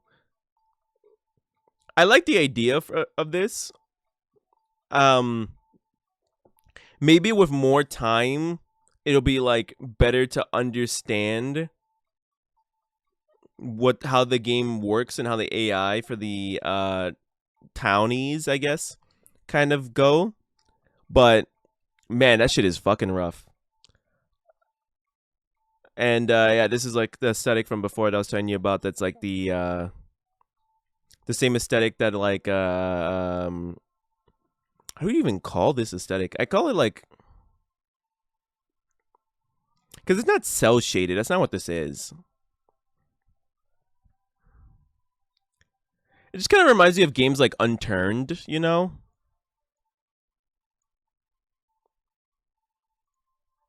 It's like very much a style. It's like a lot of VR games early on that kind of had this style too.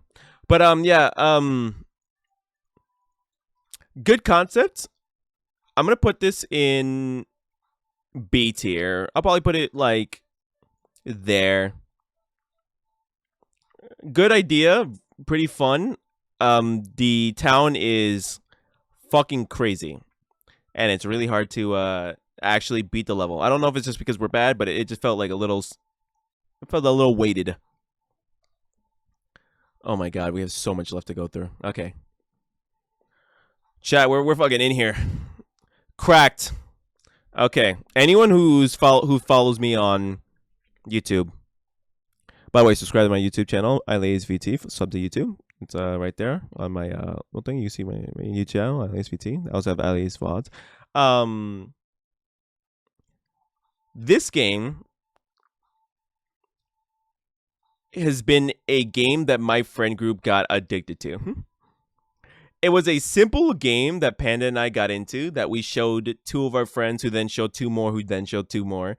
And then it became like a very easily competitive game. It's like if they made a snowball fight into a roguelike that you fight team-based. It's because it's like it's not just that you're trying to like snipe your friends. It's also that like the losing team of the round can put on augments that change the way your bullets fire and like aspects about your character. And so it's about like the crazy different combinations you can do and like the the different combinations your team can have also. Like you can have like one person on your team be like super big and tanky and have like someone else be like a sniper where like all their bullets are like very fast, do little damage but like it's like very fast and precise. So like you send the freaking tanky guy in front to like tank all the hits from the enemy team while you're just fucking like counter sniping. Like this game has a lot of like play styles that you can do, like different play styles that you can do. I think with more polish, this game could be an S tier, but I'm gonna put it on high A because it's a very fun game. I think something about, I don't even know what if it's like netcode or anything like that, but the game does seem to suffer when you do 4v4 mode. So like I think it just might be like a thing with the demo, but hopefully that doesn't transfer to main game because I intend to play this with a full party of people and I want it to be able to run. And hopefully they also do a free for all mode for this game. Actually, I genuinely hope so. But yeah, this game is really addicting to play, especially if you have if you're a competitive person and you have competitive friends. This game, yeah, it's gonna be a friendship breaker a little bit. Brew. Okay, so Brew. So Brew is another. God damn, I keep dropping this Allen wrench. Sorry, I'm like fidgeting with it. I gotta get a more silent fidget toy. My ADHD. Okay, so Brew is a dungeon crawling roguelite, I guess. Like you go into the levels, right? And like the idea is that you have to like make it to the final boss. And in like each segment of the level that you do at the end, you get like rewards and stuff. And you have to like pick from your rewards. And I have to think about how I feel about this game. When I first found this game on Twitter, it was like advertised as like, oh, if you like Ratchet and Clank, this game would be up for you. And so like I saw the different like guns and stuff, so I thought it was more of like a like level based platformer where you're like trying to like go through the levels and then like there's like guns you can like modify and stuff. And that isn't really what the game is like. It's more of like a dungeon crawler where if like your modifying of the weapons is more of just like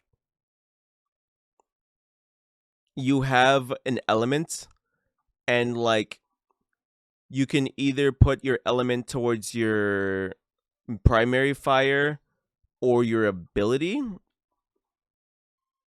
or your potion.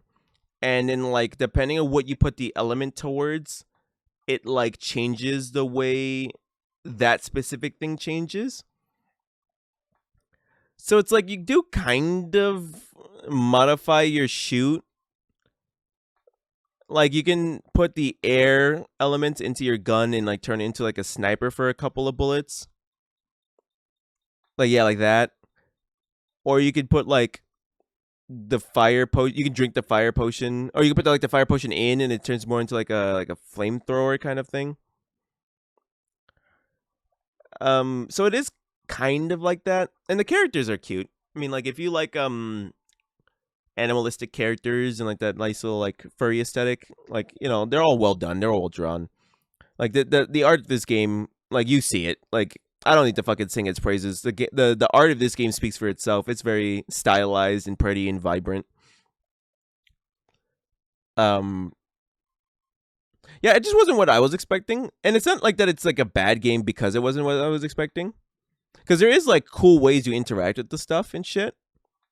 Um, I think I just like my opinion of it got hindered because I was expecting something else. But like for what it is, for what it actually is, I think it's a good game. I think it's fun. I think it's definitely replayable. It's replayable as hell. Um, and it's definitely like one of those games where it's just like if you need a quick game to just kind of like hop on and just like go through the levels, this is probably like a good game for you. And his game is definitely challenging, by the way. It's not the game don't play. So like for that reason, I put it in like low A. Game is definitely fun. Stuck Together. Oh boy, another rage game. So all rage games are gonna always be hard when you play with Panda. No, I'm joking. This game is like QWOP, but you see it. I think the idea of this game is that you're like in like Sid from Toy Story. You're like in his fucking house, and your two toys he glued together, and he's going to come back and do more heinous shit to you. So you have to try to get out, and it's very well stylized and really cool. And I like that they use the assets and like environment to like kind of like you're going through the environments under the context that you're in a kid's house and like going through the rooms. And so like the environments kind of match that, and it's really well done. So like if you want to play a nice challenging game to play with your friends, this is definitely one of them. It's for sure punishing, by the way. You can actually fall all the way back to the front. The game does not give a shit about your friendship. It will send you back to the front if you guys let go, as you can see. So your enjoyment of this game will vary on your enjoyment of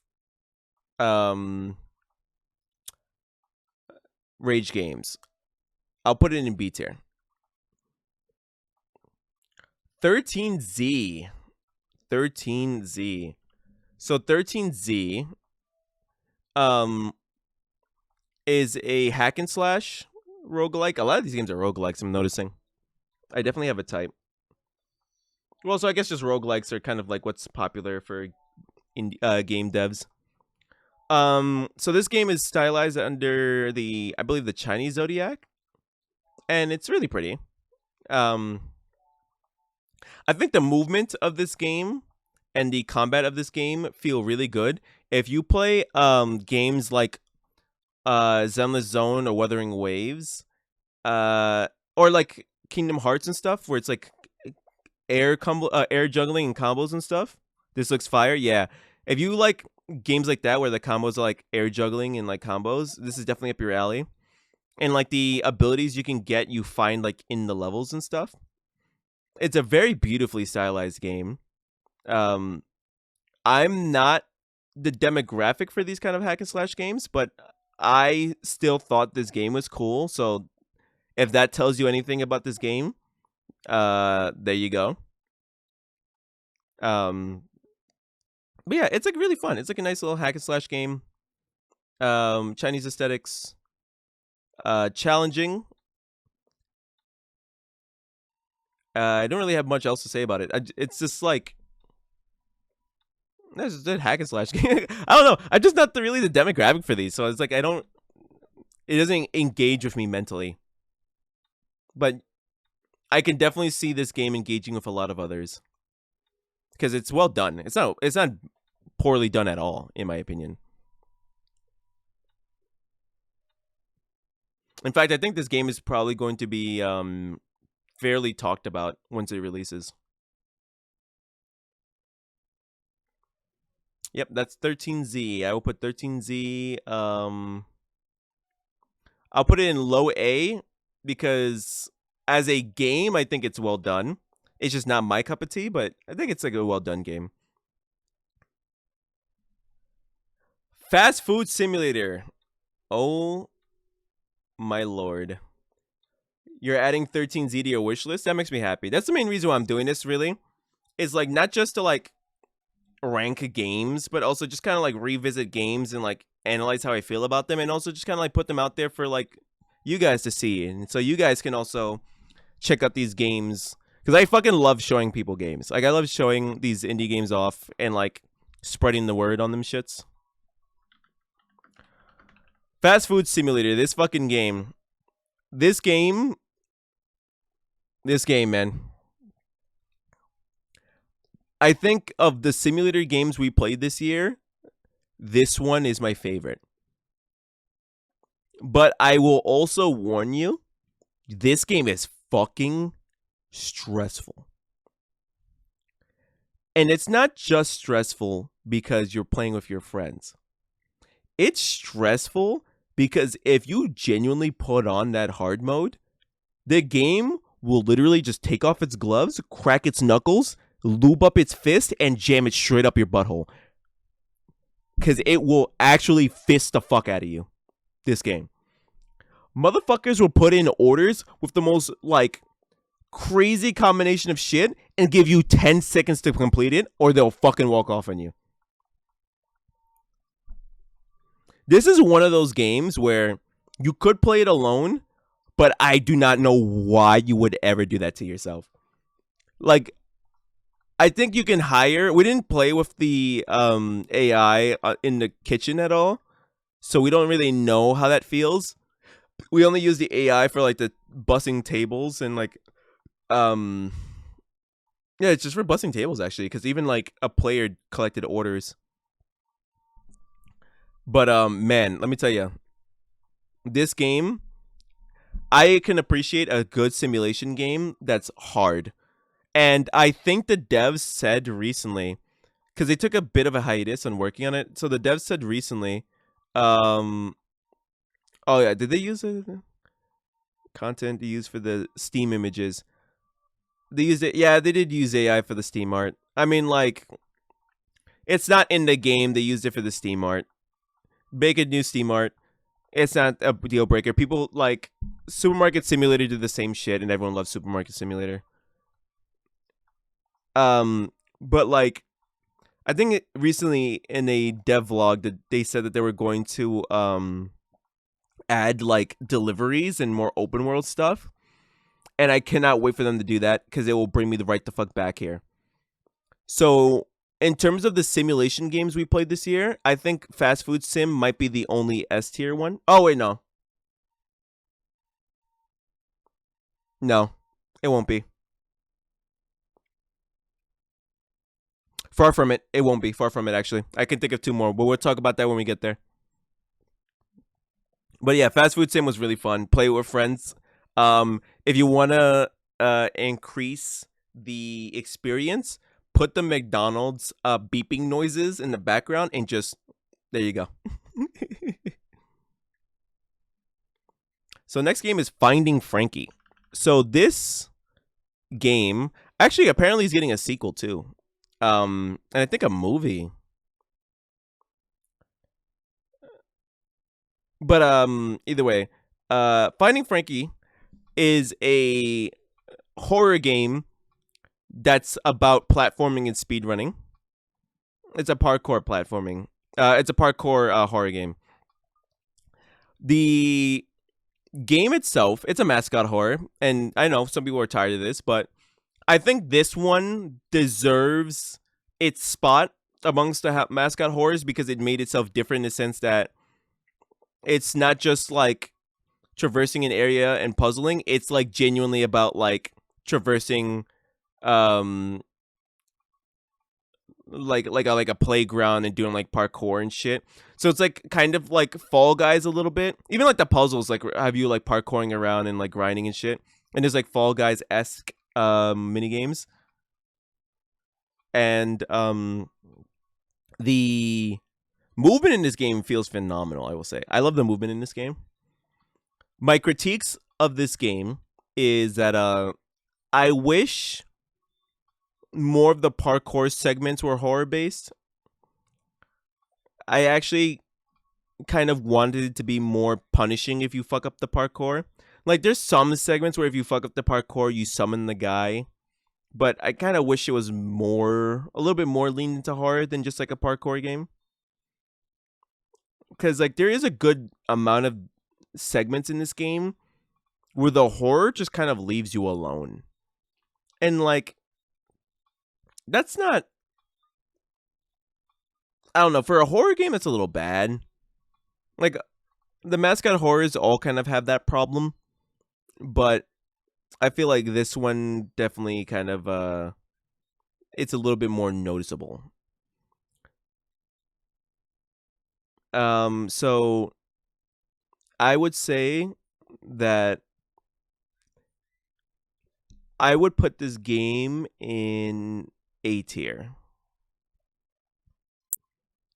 Where in A tier? I would put it. Put it like right here. I'll put it right there because I'll tell you one thing: the music in that game is fantastic. The boss battle theme for the final boss theme, like my game show. I swear to God, if you have not heard my game show,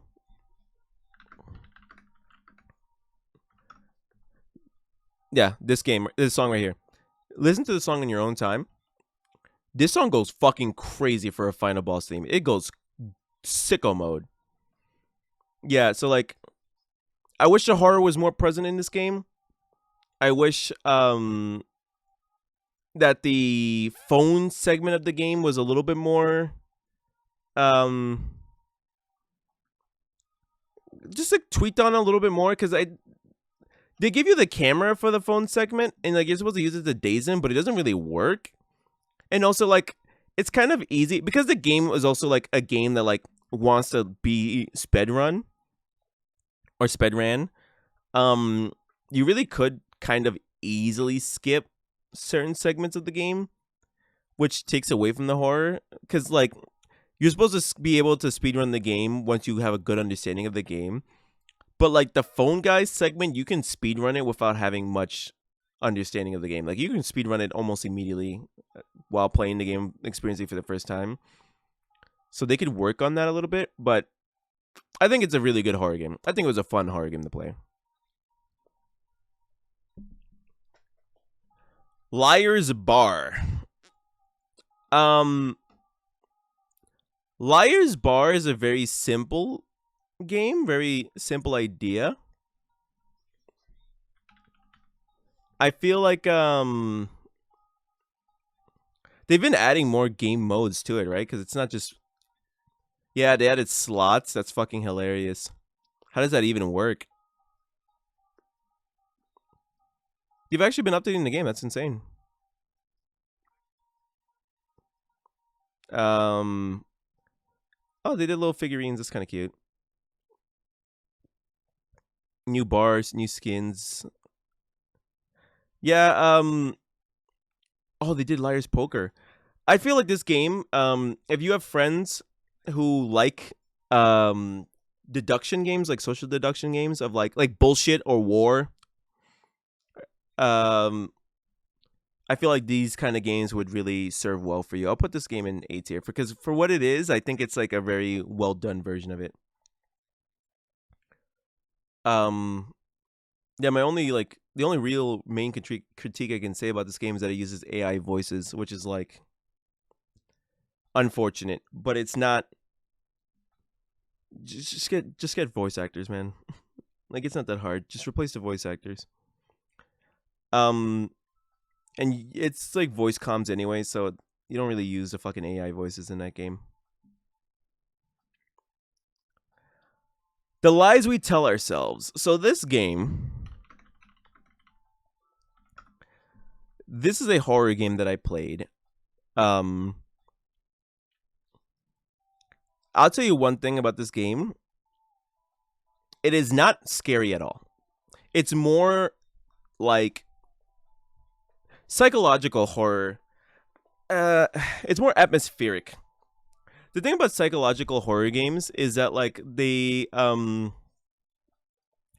more about the story that they're telling and the puzzles that they create rather than the scary parts of it. And I think that this game is telling a story. Like I think this game is actually like saying some shit that's worth saying. I think the puzzles in this game are really cool.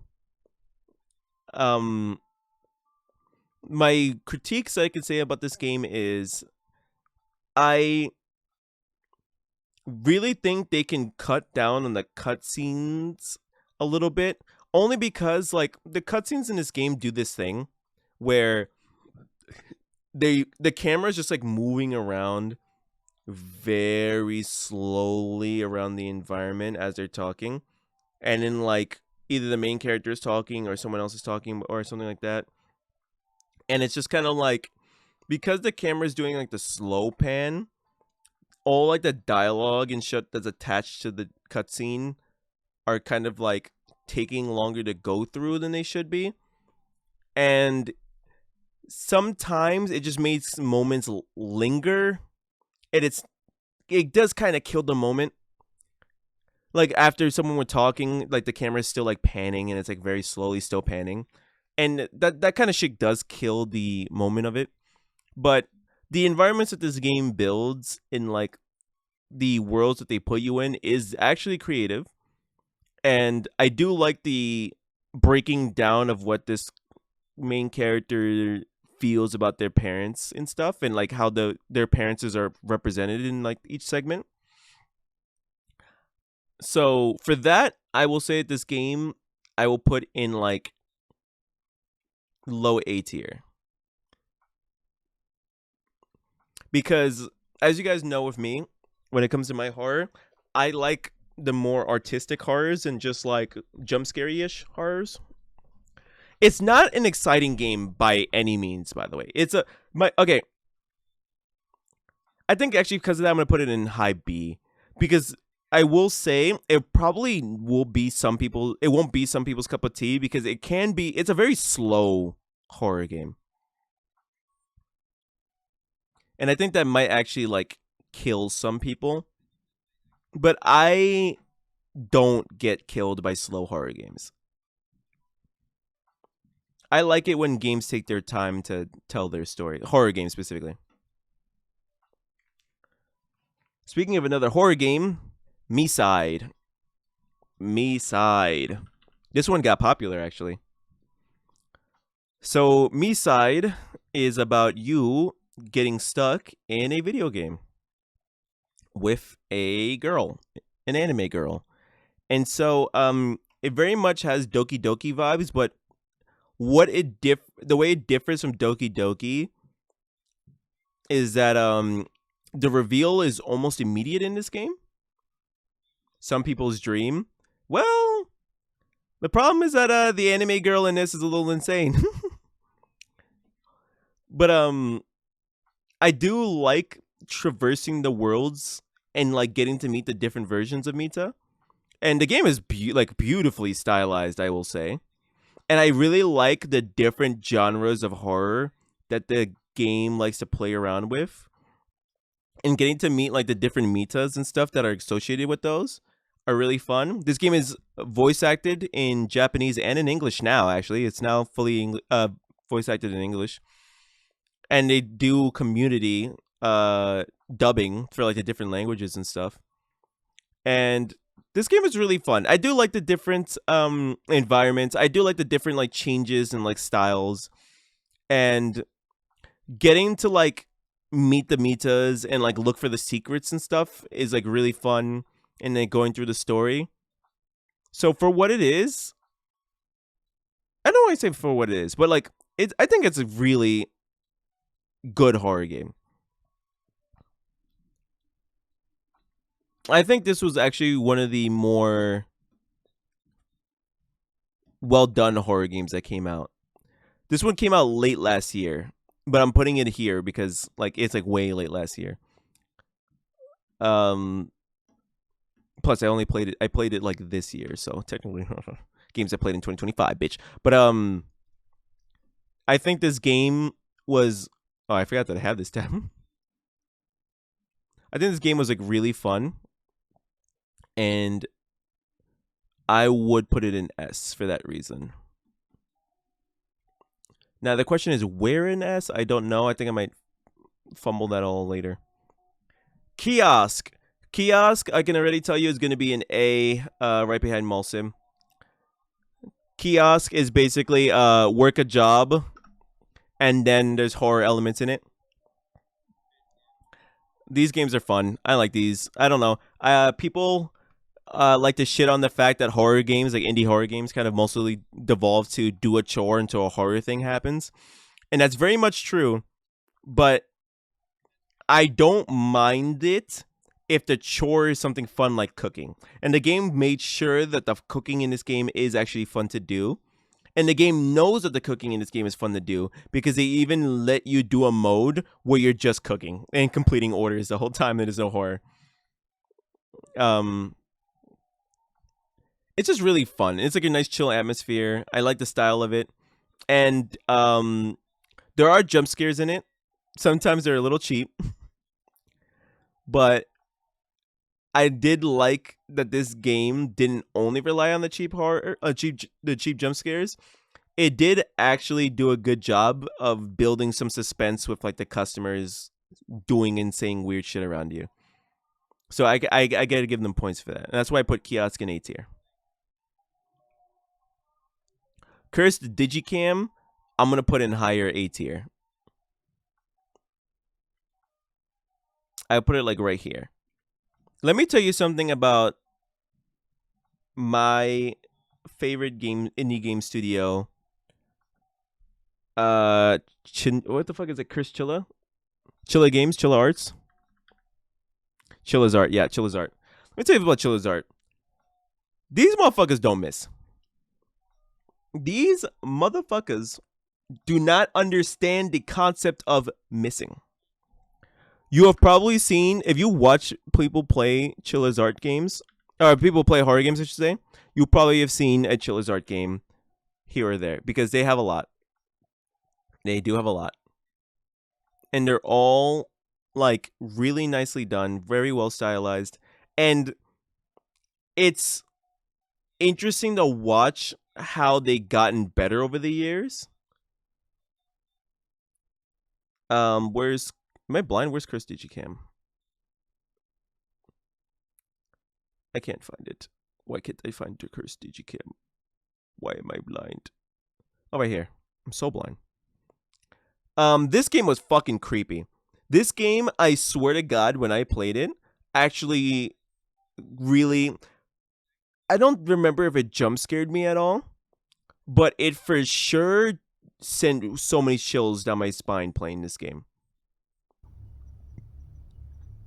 Like, hold on. This game, especially like the night segments, Chilla's Arts games are really fantastic at building a uncomfortable atmosphere. Like, while this game takes place in two different locations: the park and your apartment. And the fact that in only two different apartments, this shit gets very fucking spooky and scary. You spend most of your time in either apartment, in either place, I should say. But the fact that you can spend so much time in both of those locations and you don't feel comfortable after some time, you actually feel more on edge as time goes on, just is a testament to Chilla's ability to make creepy atmospheres. That game, Curse Digicam, genuinely fantastic game, scared the shit out of me. Tavern Manager Simulator. So this is one of the simulation games I said that was going to make it to S tier. I'll put it right there. Tavern Manager Simulator was one of the first games I played when I started YouTube and streaming. And I like it a lot. Tavern Manager Simulator, there's like a lot to do in this game. Like you pour drinks and stuff, you prep the food, yeah, and like you collect orders, and there's like a lot of random events that can happen and stuff in this game. And it's just like the game gives you a lot to do. Like, you're gonna be busy in this game. Like, unlike other simulation games where you're just kind of like sitting around waiting for the order to come in whenever you're done completing an order, in this game, there's gonna be like shit you always gotta do. Like, you either have to go and prep like the orders that are gonna come in the next day. You gotta go and take care of the horses of people that come over, and like the progression system in this is really good. And like there's different kinds of customers you can get. There's like quests that can come and shit, and like you can hire fairies to help you manage the tavern because it can get really overwhelming after some time. And you have to deal with drunk customers and stuff. I think this game, as a like simulator game, is very fun to play. Yeah, as you can see, some customers cannot hold their liquor. I hope this game came out a year ago. Genuinely, I hope this game like reaches people's eyes and it pops off because I think this game was really fun. Like out of all the simulator games I played, I think this game is like very well balanced, very well handled, and genuinely, it's one of those games that will like once you get to like the higher tiers, like where I was when I stopped playing, you like it will keep your brain pinged. There is so much shit that you got to do, and some people kind of complain about that. I've read the reviews for this. Some people think that this game is too overwhelming, and I can see that. Like maybe sometimes like having that many things is actually a bad thing. Also, you can like decorate your tavern and stuff. But I don't know. Me personally, excuse me. Me personally, I actually kind of like having a lot of things to do. It keeps my brain pinged and like busy. And like once you get into the flow of it, like it doesn't feel like you're doing a lot. I mean, it does feel like you're doing a lot, but it doesn't feel overwhelming, especially once you get like the helpers in. So I really liked this game. I hope this game gets more recognition. I think it's a well done simulator game, and I definitely recommend it if you like simulation games, like job simulation games. S tier for sure. Carry the Glass. Me and my friend played this, and man, was this game fucking hard. But fair. Hard but fair. You had to fucking carry that glass all the way to the top, and they actually added a new level. We gotta come back. Me and my friend gotta come back and do this level, man. What I like is that like you can actually like tilt the glass around, adjust your altitude and stuff. Like the game lets you play around with it, so you can like. It's as much of a puzzle as it is a rage game. Oh, they added cosmetics. I didn't know that. Yeah, for that reason, this game was really fun to do. It didn't feel like out of all the rage games we played, this game, albeit is hard, but because like some of the moments that they bring you to is like more of a puzzle of figuring out how to move forward than it is to just like dodge the obstacle like other rage games are. I would say that this game is probably out of all the rage games I played the most well done. So this will be the only rage game that will make it to A tier. The Headliners. Okay, so the Headliners was a good idea. It was essentially like content warning where you go in and the idea is that like you take pictures of like horror things that happen for points. And like the more horrific or gory or scary the thing happens, the better it is. And like there's monsters that have like different like rules and shit that you have to like take care of. Or not take care of, but like dodge and stuff. And I think the issue with this game is kind of the same issue that content warning had, where it's like the most about this game is about the laugh that you get from it. So you know how like people complain about like friendship games, about how like the whole point is that you just kind of play it with games, and it's like most of the game is just about getting a laugh out of it rather than like the game itself being like a game and stuff.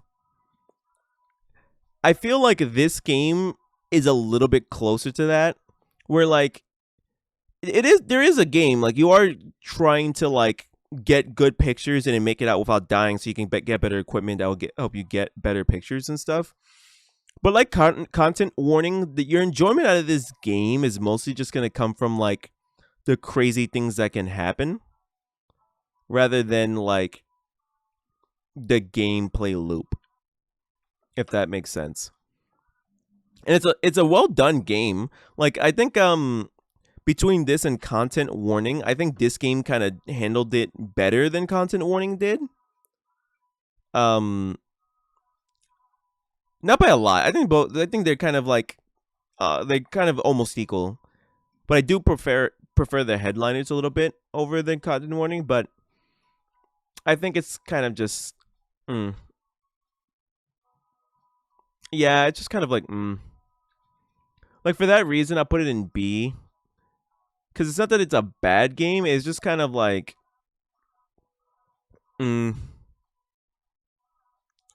like I'll put it like right here. Blood Typers. Blood Typers is a very fun game. I'm putting that in A tier. Blood Typers is basically zombie game, but everything in the game requires you to type. So like, you have to type to attack, type to move around, type to open doors, type to interact with things. Like this game, on top of being like a really cool style, and I do like the fact that the game is very honest. Like if you are not good at typing, the game will not care. Like if you cannot figure it out and type what you need to type, you're going to get slapped around. And I think I really appreciate that about this game, because like it adds difficulty in a challenge to the game that actually makes it feel like you need to like be good at the game, or at least be good at typing. Like it just, I like a game that feels challenging, and this game is really definitely one of those challenging games. And it's like also fun to explore the mansion to like find like the things that you need, because there's like a lot of backtracking in this game, where like you go to a room to get an item that might help you get to another room and stuff. So like it's well handled. I would probably play this game a lot more if I wasn't completely dog water at typing. But I think for the idea, like a survival horror where you have to type to do everything, I think this is probably the best like execution of this idea that you could probably get. And that's why I'm putting it in A tier. Probably like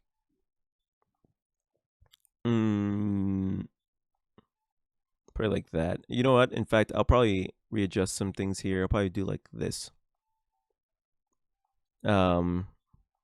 Okay. Emissary Zero. Oh my good lord. Dude, Emissary Zero is a long fucking game. We actually, fun fact chat, me and my friends actually played this game completely to completion, and I never uploaded the second half because it is like 4 hours of footage I have to cut, and I just never cut it. Strange game. Very strange game. So this is one of those like, not walking simulator, because it can feel like that a little bit, but it's like you're traversing the facility to try to get to like the next thing and like avoid the monsters. And the horror in this game can be actually pretty scary, and it is pretty challenging for certain sections. I think where this game kind of sets itself apart from like other games of this style, other than the anime baddie, hoo-wee. But I think what this game does to set itself apart from the other games is that it's very stylized. Like everything in this game is so fucking weird. Like look at this shit. This game is so weird, and it's not apologetic about being weird. The game will let itself be fucking weird. Like look at this fucking Jujutsu Kaisen ass fucking monster you fight, and like this creature with like the fuzziness of it and like this like fucking worm of like dead enemies and dead people and stuff and like the freaking sun heads. Anime baddie, of course. Yeah, this game is really fucking weird. And I actually kind of like it. And the traversing of this game is hard, but not in a way that it's like it's hard in a fair way. It's like you do actually have to do some exploring and thinking about where you need to go next. And you can get lost a little bit, but it's not like unfair lost or bad game design lost. It's just kind of like it's like trying to find the clues to the puzzle kind of lost. And for that reason, I'll put that in A tier. I like Emissary Zero. I think it was like a fun horror game to play. In fact, I'll put it right there. Next game was Enna Dream Barbecue. You want to talk about weird? Anything Enna is going to be weird. So clearly this game is weird. But Enna Dream Barbecue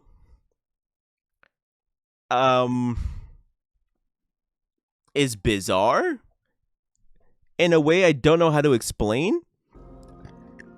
I don't think anyone who interacts with Enna stuff knows how to explain how bizarre these games are.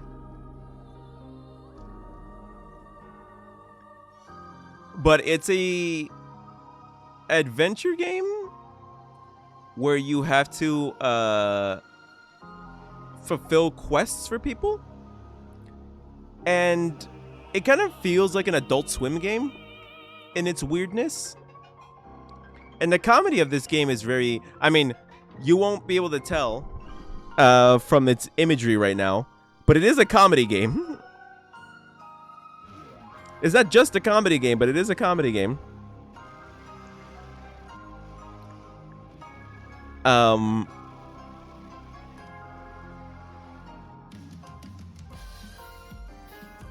Yeah. Lots of different art styles in this game. Very, I mean, how do you begin to explain this game? Genuinely.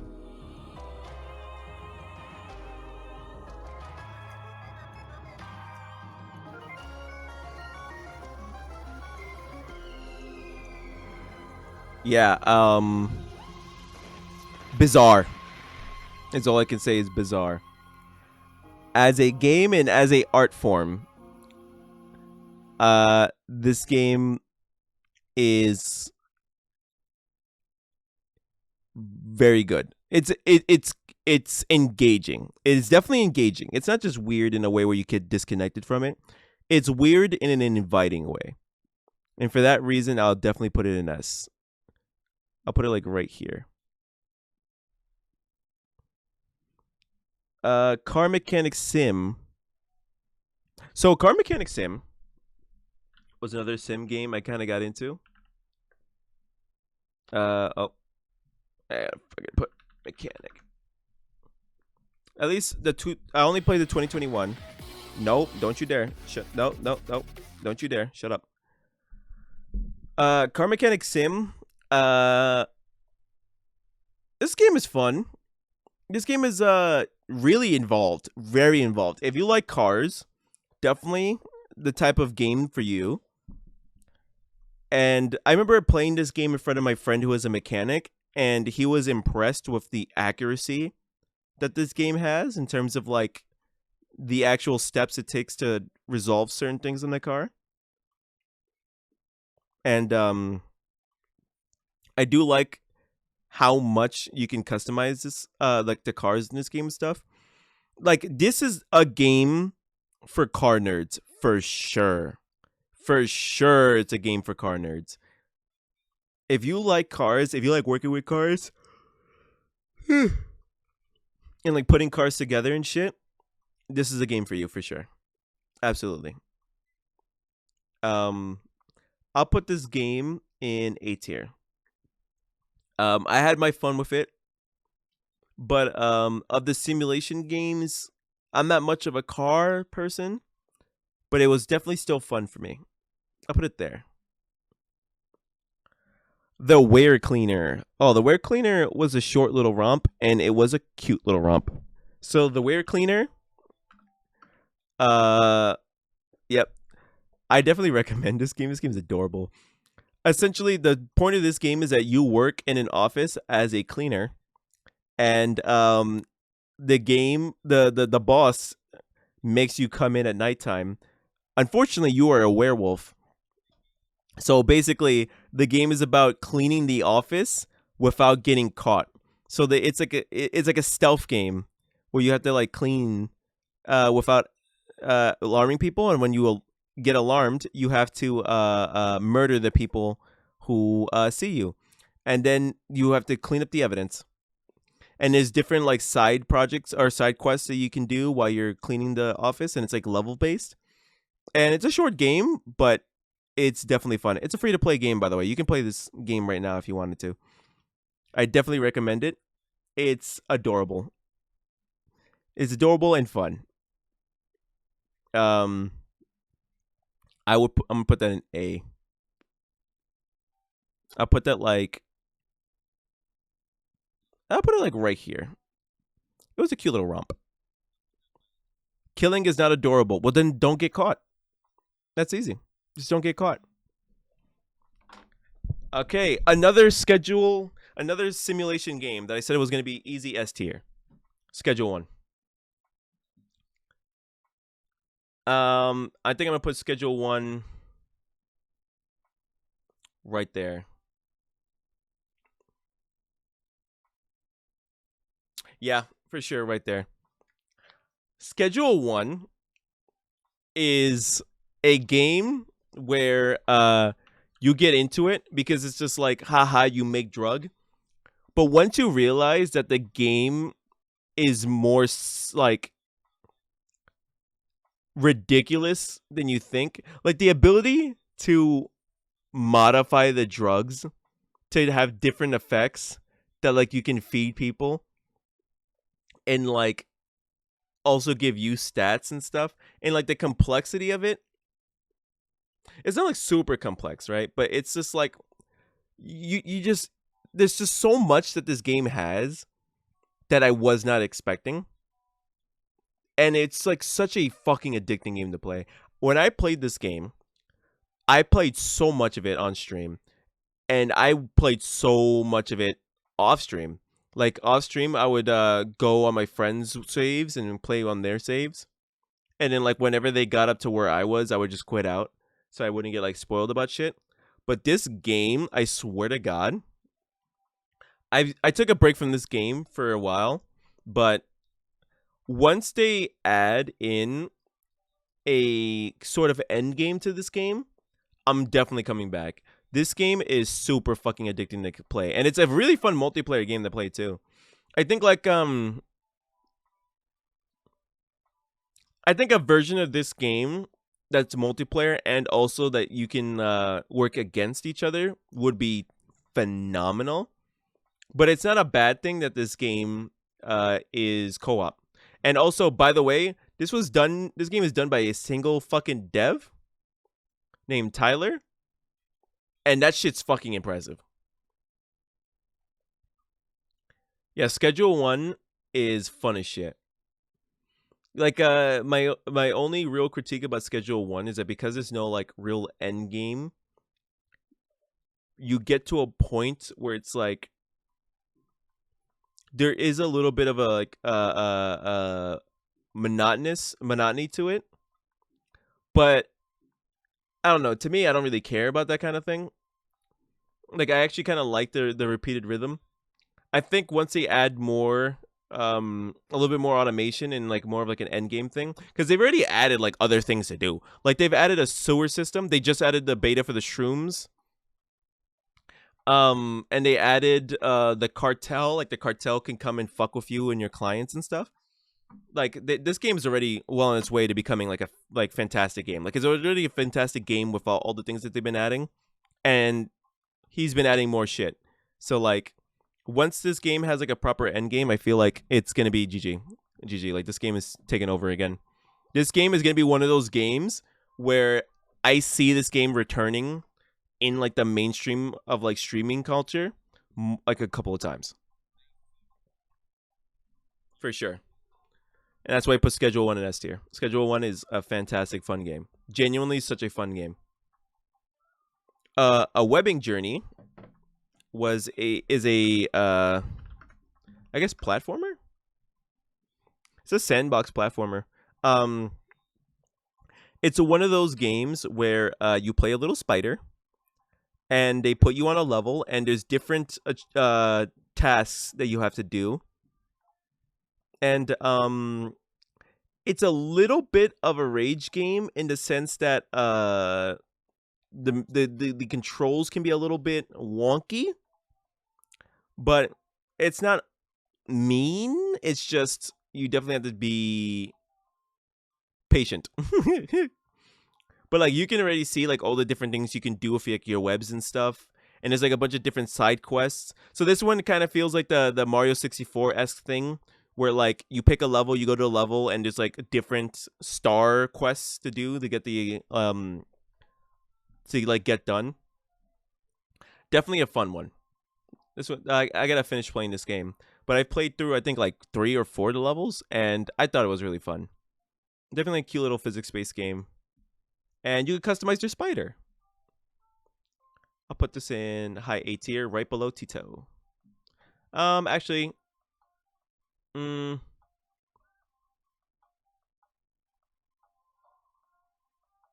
put it there. Pineapple on pizza. Okay, so pineapple on pizza.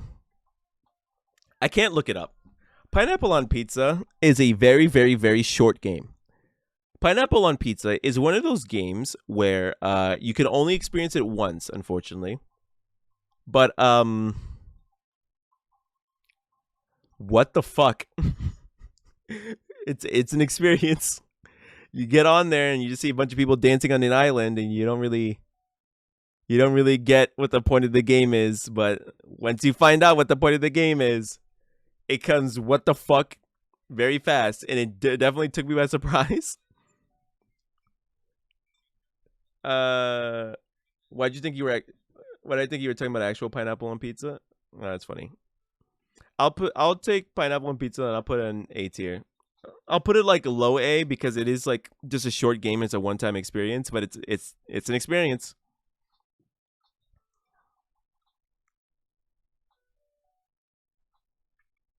Okay, homepage. Homepage. So if you guys ever played I'm on observation duty, homepage is the same style of game, but instead of looking through cameras, you're QAing a website. And I actually think that's really cool. So it's like you're constantly like going through different pages on a website, and you're looking for like anomalies, like whether in the image, the elements, the text, just the way that the website links and stuff. And instead of like doing it until a time passes, you're doing it until the bar fills. And this game, I've played it, I think like almost an hour and a half, maybe 2. And this game is fucking hard. It's actually incredible how much harder it is to find anomalies for a website than it is to like find anomalies on camera and shit. Definitely a hard game, but a very cool concept for a game. And for that, I will put this in A tier. Probably like probably right there. Yeah, probably right there.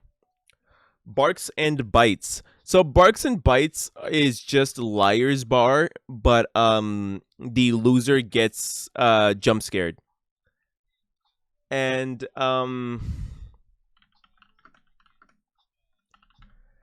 when I played it, is they changed their art? Oh, they did. Oh, that's kind of cool. They changed up the art a bit since like the last time I played it. It looked more like this, but I guess they kind of modernized it a bit, or just changed up the art style. Okay, so Yeah, it's like you throw out a card, and basically they have to see if you're bluffing. Except actually, I think it's throwing out a card is more like you're trying to collect pairs from your neighbor, and you go clockwise.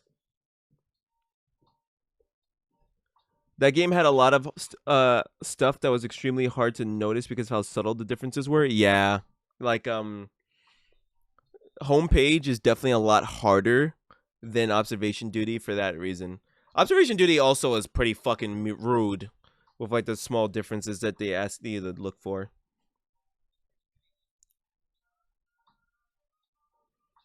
Um,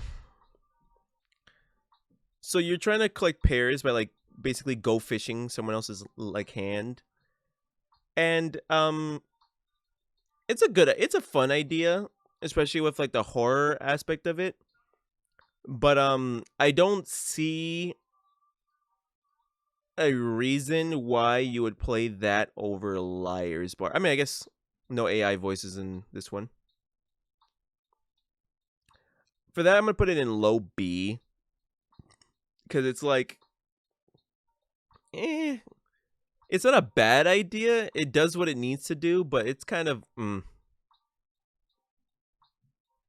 Welcome to Dolltown. Welcome to Dolltown reminds me of Silent Hill, and I actually kind of really like this game because this game has a lot of stylistic like flair to it that was really cool. So like you I clicked it because I saw like clips from it that I thought was like, "Oh, that's going to be easy to like make to clip farm off of." But then I played the game and I was like, "Whoa, this is actually like a game. Like there's actually like a story going. The cutscenes had like a lot of different like a lot of flair behind it, like a lot of effort put into it. And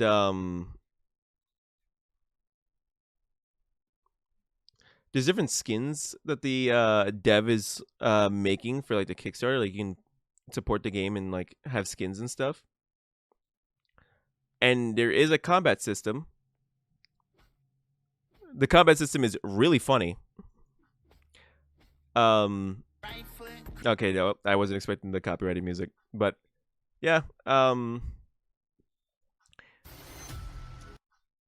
Is this just the same trailer? I'm trying to find like gameplay. What am I doing? I mean, like, why not go to my own channel? Am I right? What? Why is it? What? Bruh, where are you playing that music from?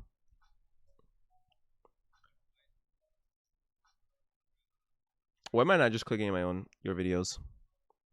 Duh. Welcome to. Am I not gonna be able to find it by searching my own videos? Well, man, YouTube, you're just.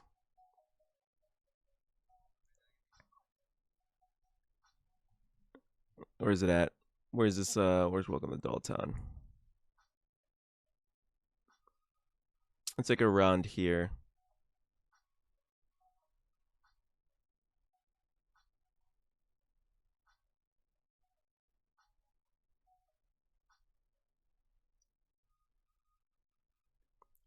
Wow, am I not gonna be able to find it in my own fucking channel? That's crazy.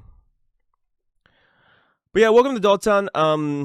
I like the atmosphere that the game built, and like walking through the like the Silent Hill as fucking like clouded town, and like the ambience of it. Oh, it's right here. I'm blind. And shit. I think the starting of this game, like the like where it's starting from, is really good and really well handled. Like the fucking segments is what really got me. It's like segments like this where it's like this is like a simple like side scrolling segment, but like it's just like the storytelling that they did through it and shit. And then like where's the other segment? Where's this fucking? It's like that. What was that moment with the like this thing? like the backstory with the father and shit. Like this was so fucking well done. And in this moment with the fucking like in the graveyard and shit. There's like I don't know. Like I was expecting a walking simulator and didn't get that. I got like an actual like horror game. Like actual like bare bones of a horror game. And I was so pleasantly surprised. And like I got to put the shit in A. I got to put the shit in A cuz it was just like out of all the horror games I played, this one surprised me the most. Positively. All right. Everyone knows where this is going. I'm putting Peak up here. I'll put Peak right above Dispatch, below Schedule 1. Peak, everyone knows Peak. You climb the mountain. Peak is Peak. Everyone knows Peak is Peak. This game is so fun. This game is such a simple concept that like becomes so fun, and like the new biomes that they added makes it even funner. Yeah, no shocker there. Peak is S tier. Like I don't like it's not just like, oh, you know, funny things can happen to your friends. It's just like I played this game solo, man. This game is genuinely like a challenging, fun game to play solo.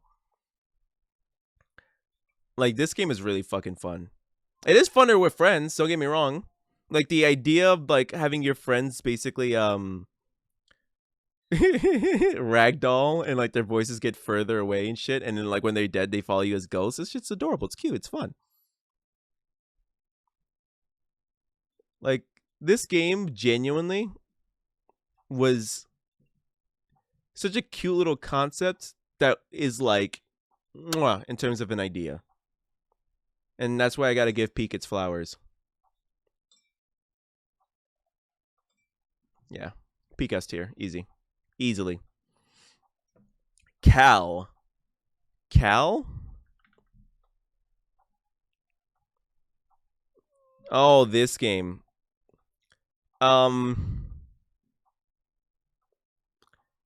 This game was a game. The atmosphere of this game was cool. The story that they were trying to tell, where it's like a slave from Creole, or a Creole slave, I should say, was interesting. I think it needs a lot of polish. For that reason, I'm putting it in C tier. It needs a lot of polish. Cal needs a, I can only say it so many times, a lot of polish. Man, there was so many times where the game would just kind of lose itself, lose its controls, and just randomly whip the camera in directions. And so it made it so that there was a lot of horror segments that would lose its flavor and its weight because the camera is fucking whipping itself around. So for that, I'll have to deduct points. A lot of points. Maybe if the game is fully out, I'll try it again and maybe it'll be better. But for what I played, yikes. That game was a full yikes. All right. We all know where this one's going. Repo's up there. Repo is probably going to be right behind Expedition. Out of all the friendship games that came out this year, I think Repo was the best one. I love Repo. Repo is the one that we keep going back to consistently. I have made, I think, 3 or 4 different like funny moment compilations with Repo, and I'm literally in the works of making another one because this game literally is so fucking fun. The fact that the thing that differentiates this game from like Lethal Company and all that shit is that this game is the, out of all the other games, is the most balanced and like the most okay, please understand what I mean when I say this, because I'm not trying to be an asshole, but it's gonna sound like I'm being an asshole here.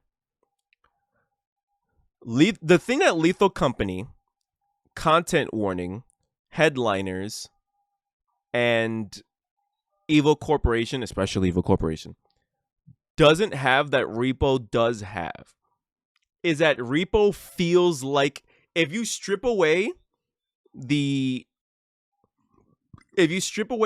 shock value of the monsters and you strip away the funny things that can happen to your friends, Repo is still a video game.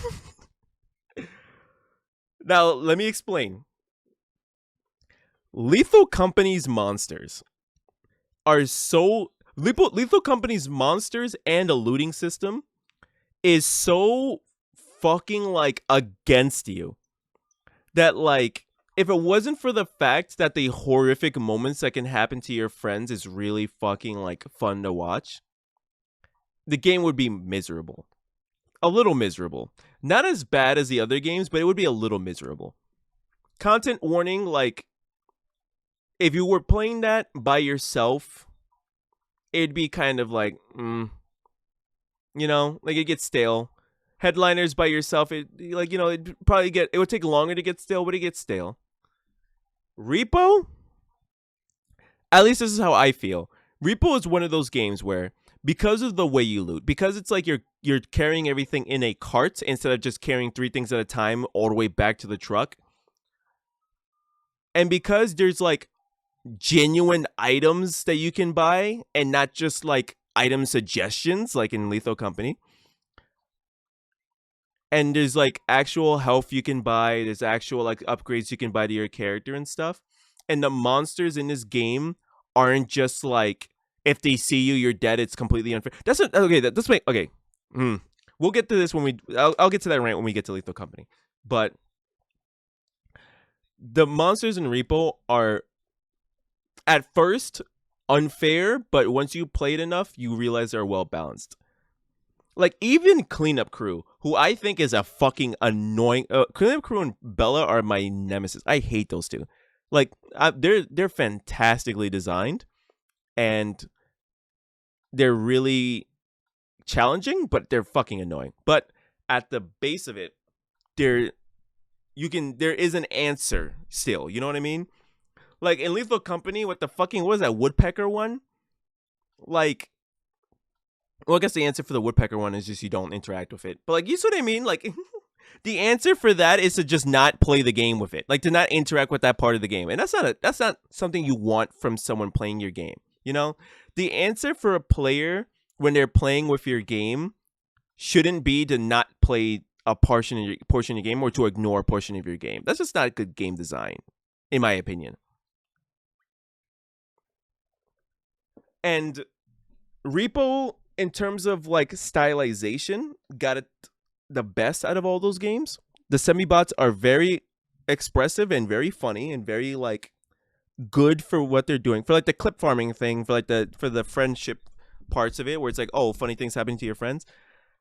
The Repo bots having the most deadpan shit where their eyes kind of pan over to like things you're holding or like people who are talking or monsters.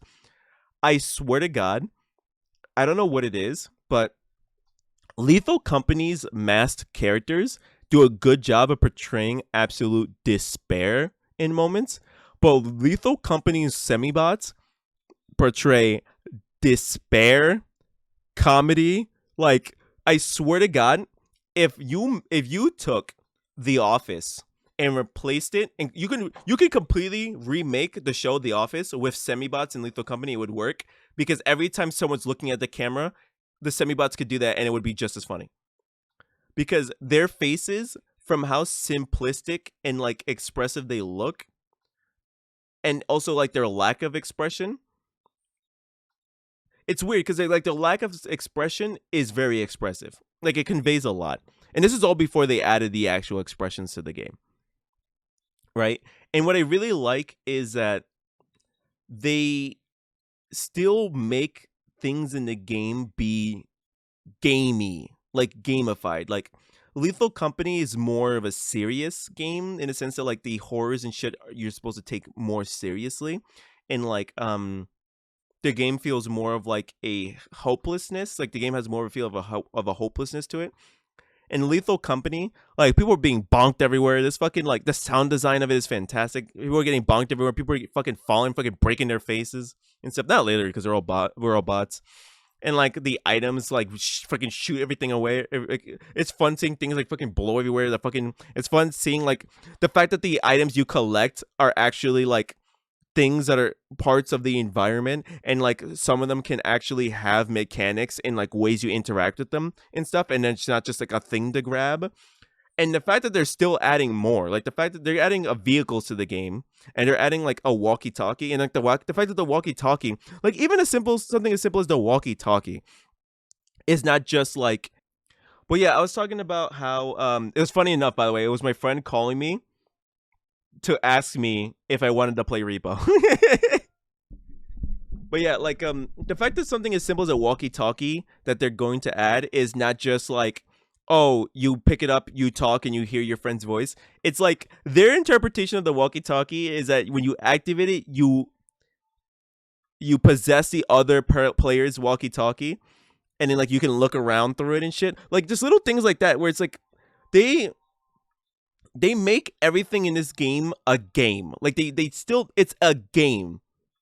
Like the devs of like Semi-Work actually makes Repo and everything around Repo like a game. They want it to still feel goofy. Don't get me wrong, it's still a horror game, but they like don't let go of the game part, and I really appreciate that. And also like you can see from the trailer here, if you guys don't watch the dev videos from the Semi-Work devs, please watch them. They put so much effort into them, and they're all so fucking funny, and they're so good. Same thing with the devs for Peak. They do shorts that are really good. The devs for Peak and the devs for Repo are like, they do dev drops, and I watch all of them because it's just really entertaining to watch, and they're just well done, and it's just really appreciated. I love devs who are communicative with their player base. But yeah, like this game, man. Like I don't know, this game, out of all of the friendship games, I feel like it's gonna be the one that lasts the longest for me. And for that, I'll put it in high S tier. All right, the mailroom. All right, so the mailroom. Oh boy, this game is I think it was a pretty short demo, but basically you work in a mailroom, and it's a horror game. So as you're like sorting the mail and sending it to like the right people, um, there's like creepy shit that can happen around you. I really like the style of this. I was saying that it reminded me of there was this dungeon crawler game that I played. I'm trying to remember what it was called. But this game reminds me of this is another game I played. What was it called? It was too long ago. I didn't play it on YouTube or anything. I played it when I was younger. But I really fucking like this like visual aesthetic, so that's like points for it. But yeah, it's a job simulator working in a mail thing. And I played the demo. The demo's kind of short, but from what I played, it seems pretty good. Seems like a cool concept. Looks like it might be fun in a full version, especially since like it looks like they're adding like more things to do and shit. And it's definitely creepy because of like the dark atmosphere and stuff. So if you want to give it a shot, I would definitely recommend you take a look. I'll give this an A. I'll put it like right there. Chunky Jump is another one that I think is going to be a good one. So Chunky Jump is a horror game where you're trying to beat a platformer while you're playing Five Nights at Freddy's, is the best way I could explain it. So like as you're playing this platformer, there's going to be like creatures that come that you're going to have to stop and stuff. And if they come from the top, then you're basically going to keep like screwing in the screws that are in that vents. Yeah, like that guy. And if they come in through the glass, you have to basically like shoo them away and shit. So it's like a nice like fun platformer game that's actually challenging. By the way, the platformer itself is like kind of challenging, while you're also like managing the critter and shit. And oh, hold on. So yeah, it's actually kind of challenging, and the anxiety of the critters or like the monster like coming makes it so that it actually hinders your ability to do platforming unless you're cool as a cucumber and you can keep your sanity the whole time. But I think this concept is really cool, and for that I will say it is A. I think it's probably okay. So I think I might break up some of the A tier because I realize that a lot of things are falling into A, and a lot of these games are not the same level of A.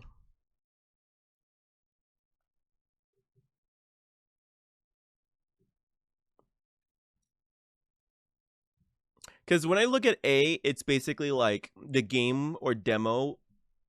The game, if it's a full game, the game was almost perfect. If it's a demo, I really like the idea of the demo, and like I can see myself really playing it.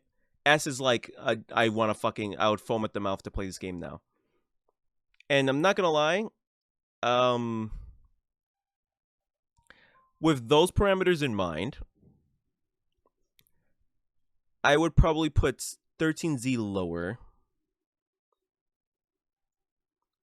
Just personally, I'll probably put Brew a little lower too. Um, Void Hazard also. Only because those games are not bad, but they were all right. There was things about those games I really appreciated, but there's definitely like things that these games I have that I appreciate more than these. So it would be weird to put them on the same level. Whispers of Mexico, La Noche de la Casada. I'm gonna put that next to Cal, because I'm not gonna lie. That one was kinda creepy, but it was a little scuffed. Wait, what's it called? It's Whispers of la Noche, right? Whispers of Mexico. I do appreciate it in a sense that it's like based off of a Mexican story, and I gotta support our Hispanics, but it was a little. It did leave something to be desired,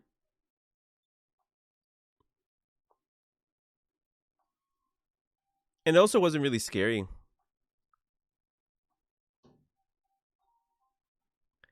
Yeah, I think I stand by that. Dream.exe. Let me tell you something about Dream.exe. That's gonna be an A. I'm gonna put that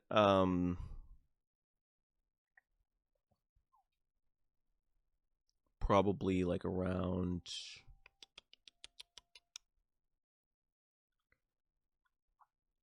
probably right behind Kiosk. Dream.exe, we've played a couple of these before, and it's basically like you're stuck in a maze, and there's a monster, and oh, Dream Eater, right? Dreameater.exe? Yeah. You're stuck in a maze with a monster, and you have to do the puzzles. Out of all those style of games we've played, this one to me felt the most well made. I played it solo. I didn't play this one with friends, and like it actually was terrifying, and also like the puzzles felt um satisfying to do, like to collect the things to bring them to places and stuff and to look for it. Like the fetch quest games, I know it's like kind of a like some people don't like fetch quest games. I like fetch quest games. I don't think that they're a problem, especially when they're well done. So I really vibed with this one, and for that reason, I'll give this one a A. I'll for sure give that one an A. Huntsman. I'll give Huntsman a low B. I know.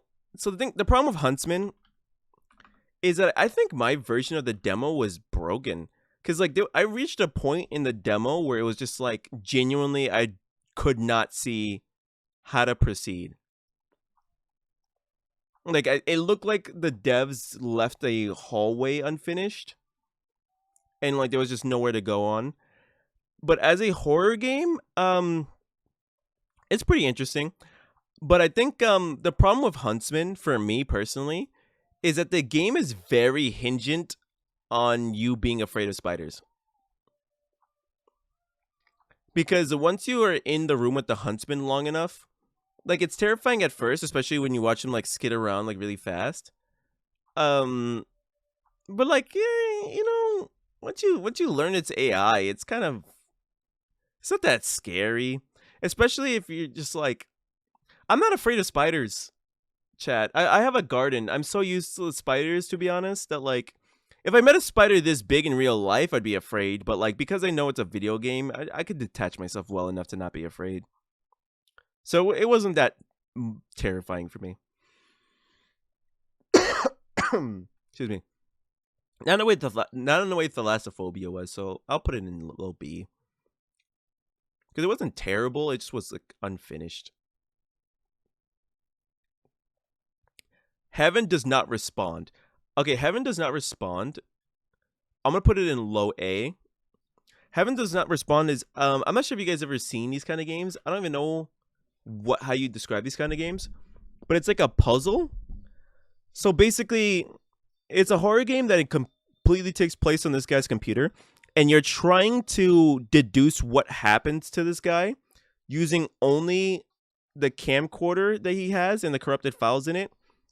And so like you have to like cross-reference a bunch of websites, forums and stuff to like find details to help you like find more clues and shit. And I love like deduction games, like games where you're digging for clues. I fucking love, and I liked the style of this game a lot. So I'm gonna put it in A, but low A only because in the demo you didn't really get to experience a lot of the thing, which is like obviously it's a demo. It's just to give you like a taste. I feel like once the full game comes out, it would be probably a higher A that I would enjoy. But yeah, I like these like puzzle games. Like I actually want to find more of these like puzzle horrors where it's like you're on a computer and you're like searching through websites and shit. Like I know Scrutinize and Welcome to the Game are like other games like that, but I feel like those games are a little too harsh for my standards. Okay, Death by Misstep. Death by Misstep, I will put it in A also because the concept of this game was really fun. It is basically a horror game that's a rhythm game. Where when you're near the horrible death robots, you have to breathe to the rhythm in order to get past them and shit, right? So it's like an exploration horror game where you have to like breathe to the rhythm to get past the horror things. And it's a good concept. My two critiques I can say is I hope they do more style of rhythm. Like I hope it isn't just like you just breathe to the beat, because from the demo, all of the different breathing segments had the same timing, even though the songs are different. The song is fire, by the way. Hold on, let me. Do they have the music for Death by Misstep? Is it this song? Hold on.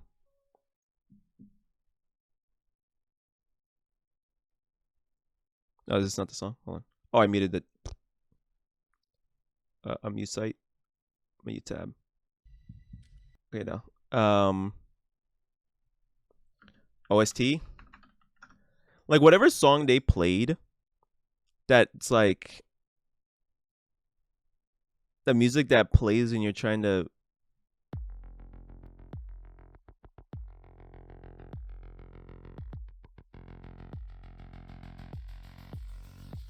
It wasn't. It wasn't this song. Is it this song?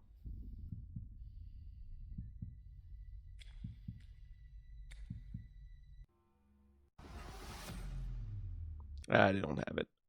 Damn, man, I wish they actually put it because it was such a good fucking song. But yeah, like the song that plays in that moment is really fucking good. It's just fire. Um, how did we get to Ratchet and Clank?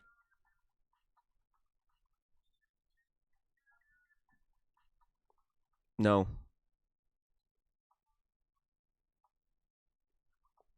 but you know what? Actually, no to this also.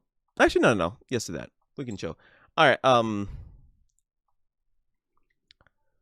So yeah, Desperate Misstep was a cool idea. I hope they add more than just breathing to like the same rhythm thing, because like all the songs had the same rhythm to it, and also at least in the demo, and this is fine because it's a demo, but it felt like the breathing timing was kind of sometimes unresponsive. Like there was some breathing timings that I would fail, where it's like I know for a fact I timed it well, so it's like weird that it would like time it wrong. And in some moments where it would give me the green, like I timed it well, and then immediately like auto failed me. And I think that's just more of like a bug than anything else. So I'm not gonna give it a downside for it. But yeah, I'm gonna put Death by Misstep definitely an A tier. Uh, I would like to wish you good morning is a weird game. I think it's a horror game. It's a visual novel horror game. Very unsettling. It's a choices matter visual novel horror game.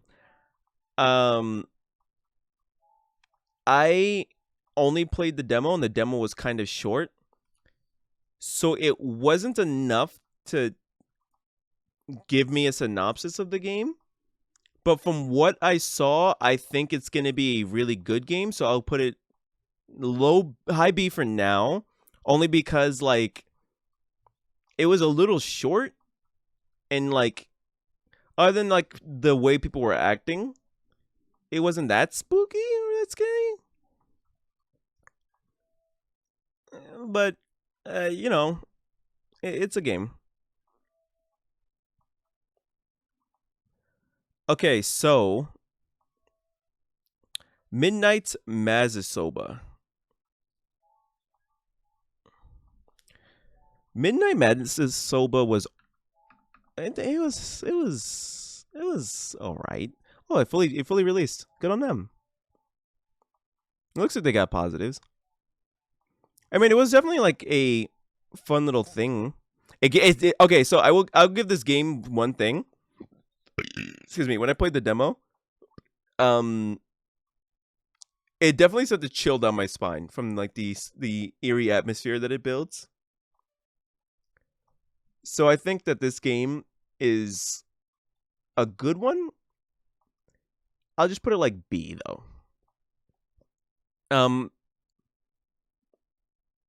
I don't know, cause it's like it's a little too. It's like kiosk, but like a little less involved. Because when it's a horror game about like preparing dishes, I now have to basically like either base it off of how good is the horror or how good is the dish making segment. And for the demo, the dish making segment was fine, repetitive, fine, and the horror was pretty good. So like I'll put it in like B.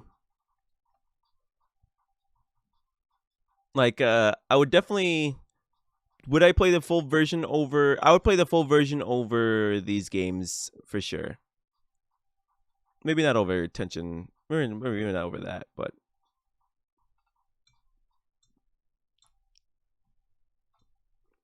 in fact, I wouldn't even play Elementalis over this. But yeah, that's how I rank that. Eyes on the Exam. Oh my god, Eyes on the Exam. Let's put that like higher A. Eyes on the Exam was really fucking fun. Eyes on the Exam is basically a horror game where you are taking a test and you have to get your answers from the environment. And this game was fun. This game was cool. I like this. I like, again, like you give me a game where it's like a puzzle mixed with horror, and I'm gonna like it. I like figuring it out. You know, I like unraveling the puzzle. Like for that reason, I gotta give it points. This game was cool. Oh, it's fully out. What the fuck? I never realized that the game was fully out. That's a for sure add to my cart and play the full version because I gotta really see how the full version shapes out. Okay, so the field between.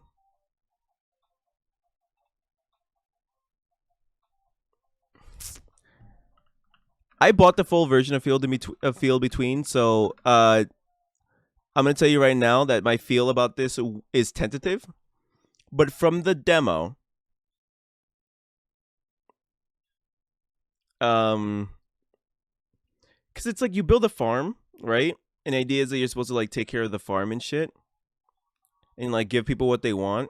And then whenever you go to sleep at night, like there's like the horror segment of the game. But the demo never had that horror segment. So it was just like this farming. So I only got to play the farming. So I have to base my opinion on this game off of like what do I think about it in terms of like stylistically and the farming.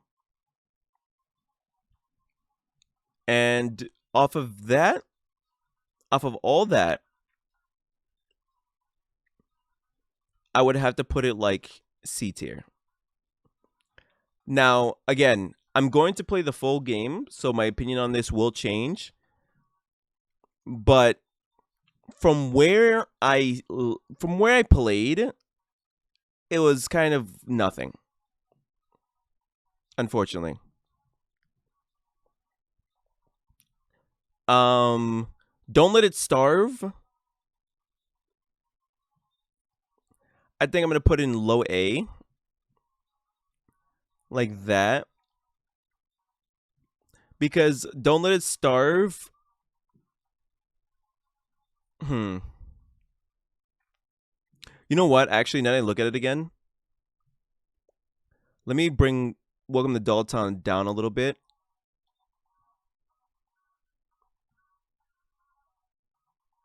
And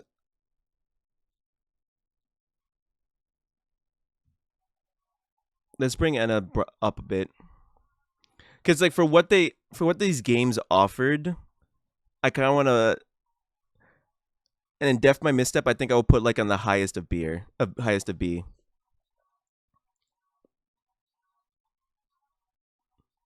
Because for what the games like offered and like what experience I got from it, I think this feels more accurate. And then Don't Let It Starve can sit there. Don't Let It Starve is is basically like Tetris, but you make bento boxes, and the pieces of food that you get are random, and there's like passives you can buy. It's kind of like Clover Pit. Have you ever played that? It's a roguelite. So yeah, you gotta like make sure all the food fits into the squares, and then like the food as all each food thing has like a food point to it, and then those points go to like the guy you're trying to feed, and you have to just make sure that you satiate his hunger. Very replayable game, but I think it's all right. I think it's all right. I think my problem is that the game feels too much like Clover Pit to me, and I don't want to compare games, but I already did that with fucking like Repo and shit. So like if I had to pick between Don't Let It Starve and Clover Pit, I would probably pick Clover Pit over that. And Clover Pit is probably high A. Maybe like low S. Yeah, maybe like a low S. You know what? I think I'm also going to put Cracked in low S.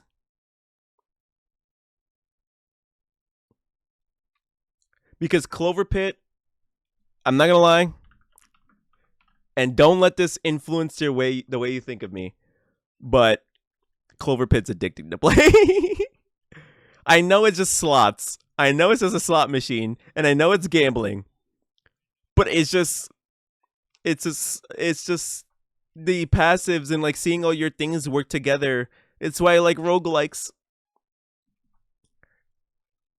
And it's like genuinely challenging and it's like really well stylized. I really like the way it looks. It's really fun. I get to have one Gamba game that I enjoy, okay, chat? Leave me alone. You don't get to judge me.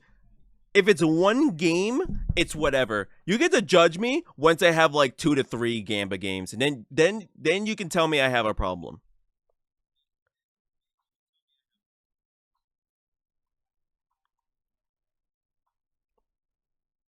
Psycho Dead. Psycho Dead. High A tier for sure. Psycho Dead, like you play as a girl who wakes up in like a facility, and it's a horror game. And I actually really enjoyed the gameplay for this. It kind of reminds me of Resident Evil if you had like psychic powers. And the environment for this game is really fucking creepy and really cool. And I think it's like I thought it was really fun. And like doing like the puzzles and stuff I think was cool. Yeah, I think this game is gonna be really cool. I don't really like these Resident Evil style games that actually maybe I do like them. Maybe I just never realized how much I actually like Resident Evil style games. Because there was this other game I played, I actually realized it's not on this list. Because I just played it yesterday. The Killing Antidote. And that game was also really fun too. Like I played the demo for that to completion. So maybe I do like Resident Evil style games more than I thought. Like the survival horror where you're like in a facility and you're going to like different places to get like the keys and stuff.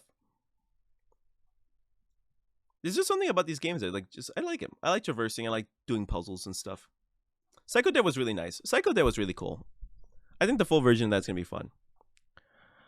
Too Many Bots was fun. I think I wanted it to be more. I think I put Psychobots like here. No, not even. Like I think I put Psychobots like here. Or Too Many Bots.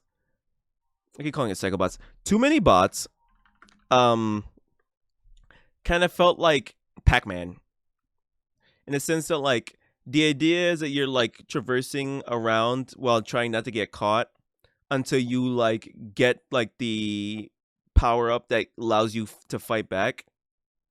And I like the music. I think the music is cool. I think like the style of it is cool, and the little things that the robots say is kind of funny. But yeah, you see like, and there's like each like mode has like a different condition, but it's kind of like the same gameplay where you're still traversing a maze, collecting things, and like either avoiding or fighting the robots.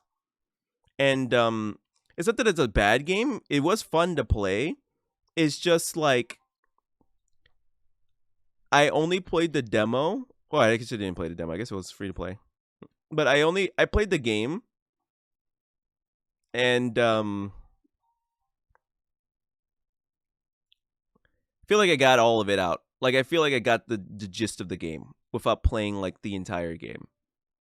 You know what I mean? Like it has that much like repetitiveness.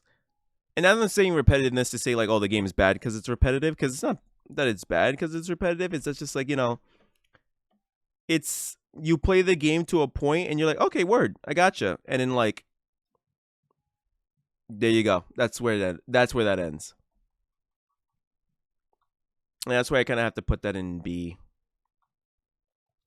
Shift at Midnight was phenomenal. I liked Shift at Midnight. I think it was a really good idea. I will put Shift at Midnight right there. Shift at Midnight, you work a store, and the idea being is that people will come to your store and be like you have to like check to see if they're a doppelganger or not. And like there's different ways to check if they're a doppelganger. What really impressed me about this game is that excuse me. What really impressed me about this game is actually the dedication to Oh, did I wake you up, Katie? I'm sorry. She stood up so fucking hard at attention. She got super scared. You all right? Okay, you all right? Um. So yeah, this like the what really impressed me about this game is like the little things. Like when I was playing this game, there was this one person who came who was just like, "Oh yeah, picking up stuff for my sister, right?" And like the game lets you look up stuff about the person, like the customer. So I looked up the customer and like I got all the info that I could, and I was like, "Well, like all right, well I guess he seems pretty normal," and I gave it to him. And then when I played the game again, because I found out it was multiplayer, when I played the game again with my friends, one of my friends thought to look up his sister's name and actually got info on his sister, and like that surprised me. Like the fact that the game even like lets you do that is like, oh wow, yeah, like you actually really could like scrutinize what they're saying, and it's encouraged to. And the fact that if you fail to, like, you have to like now defend yourself from the monsters, I think that's really fun. And the multiplayer of this game was really cool too. So that's why I think Shift at Midnight is a clean A tier. Turning Manor is a also clean A tier. I would put it like right here. Turning Manor is a anomaly game, but the difference between this game and the other anomaly games is that you're walking through a corridor. Actually, I guess other anomaly games you can walk through a corridor. But the thing about Turning Manor is that you're walking through a corridor, and instead of pointing out the anomalies and be like, "Oh, this is an anomaly I'm turning back," or an anomaly I'm going forward, you have to count the amount of things that are different. And it's one of those games where not everything is an anomaly, so they'll throw shit at you that feels like it should count as an anomaly, but it's technically not, because it's not what it doesn't fit the requirements of what they tell you to look for. And so when you get to the end, you have to guess if the amount of glitches in the hallway were odd or even.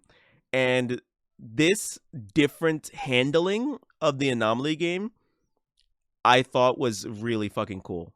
I thought that was like really creative, and I got to give them props for that. A lot of these anomaly games are kind of like samey, but Turning Manor kind of separates itself from them in like a way that's like meaningful, and I appreciate them for that. Final Sentence is a high A tier. Like I was contemplating S, but it's a high A tier. Final Sentence, I swear to God, this game, it's only a demo, right? But this game is going to be fucking fantastic when it fully drops. The idea of a battle royale that's based off of typing, oh my god, and you have to like type the prompts faster than others without making mistakes, and every time you make a mistake you get like 3 strikes.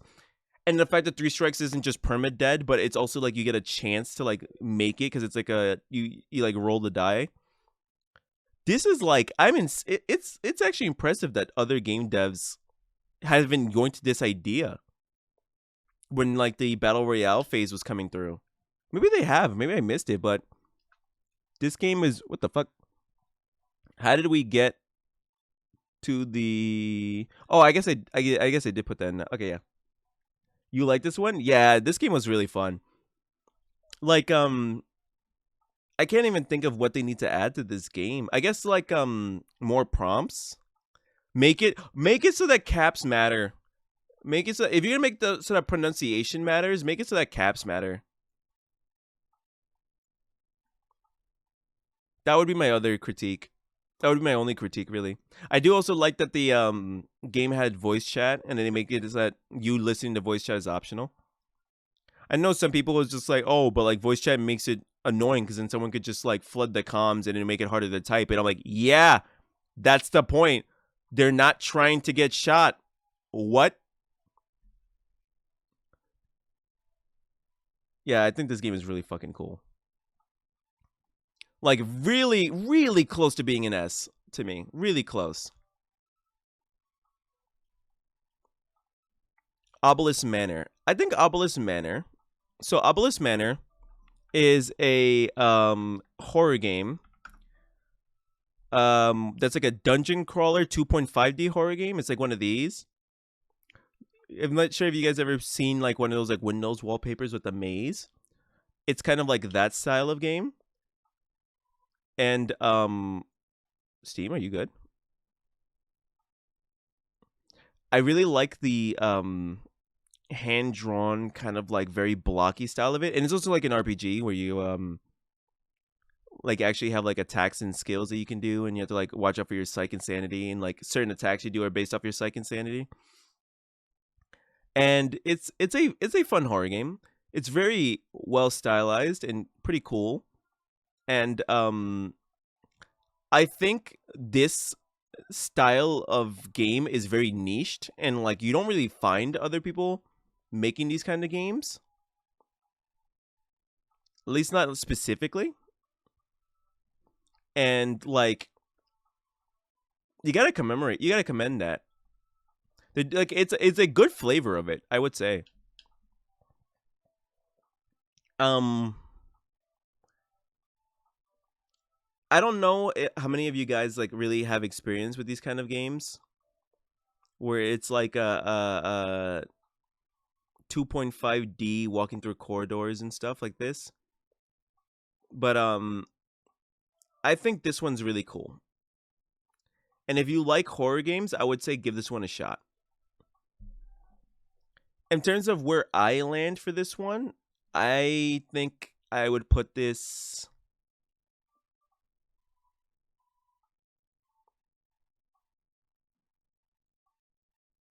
I would put it right here because I think Chunky Jump and Obelisk Manor are like the same level of like cool innovation in horror. Seven Nights with Roomby. Seven Nights with Roomby. I think I'm gonna put like in high B. Actually, no, low A. Low A. Seven Nights in Roomby. Fun fact about this game: this is a game that really like made me pop off on like social media. This game, like the clip of me playing this game, really fucking went viral as shit. But it's a horror game about being a Roomba, and it's for what it's trying to do. It nailed it. Like it's well stylized. It is kind of creepy. I will say it's definitely creepy. It's satisfying to play as a Roomba. It didn't really occur to me until a lot of people said it in the comments, was that white powder that we're cleaning up is probably the salt that they use to drive away the demons, which is really funny. But yeah, I think this game is cool. I think this game, when it fully comes out, it's gonna probably be a streamer game. I think it's gonna be like a very like widely like followed game. And I think it's well deserved too. I think it's nice. I think it's nice and stylized. It has my face. I'm also gonna put an A.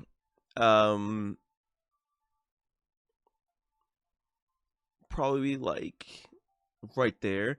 It has my face is a game where you have a doppelganger and you have to find them and kill them before they kill you.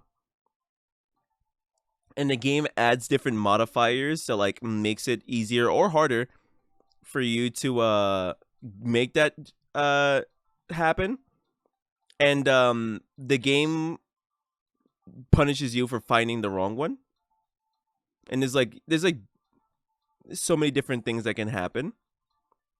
And I think this game is really fun. I think this game, for like the concept that they did, where it's just like finding your doppelganger, I think they innovated onto it in a way that like makes sense and makes it really fun. Also, I like the flat little sprites against like 3D environments. I think that's really fun. And it's also really satisfying to kill your clone, by the way. They made it really satisfying to kill your clone. And I think this game also has like challenge runs and stuff, so like I definitely recommend it. Cursed Companions is one of the repo clones, the Lethal Company clones that I was talking about. And this game is different in a sense that, like, at least this game has spells in it. And unlike Yap Yap, it has a better thing going for it. Because at least in Cursed Companions, the gimmick in this one is that, like, the rods that you have like spells that you have to cast verbally, and the commands change all the time for those spells, and same thing with the traps that you can interact. So I really like that. It kind of makes you look at your guidebook and not just memorize all the spells.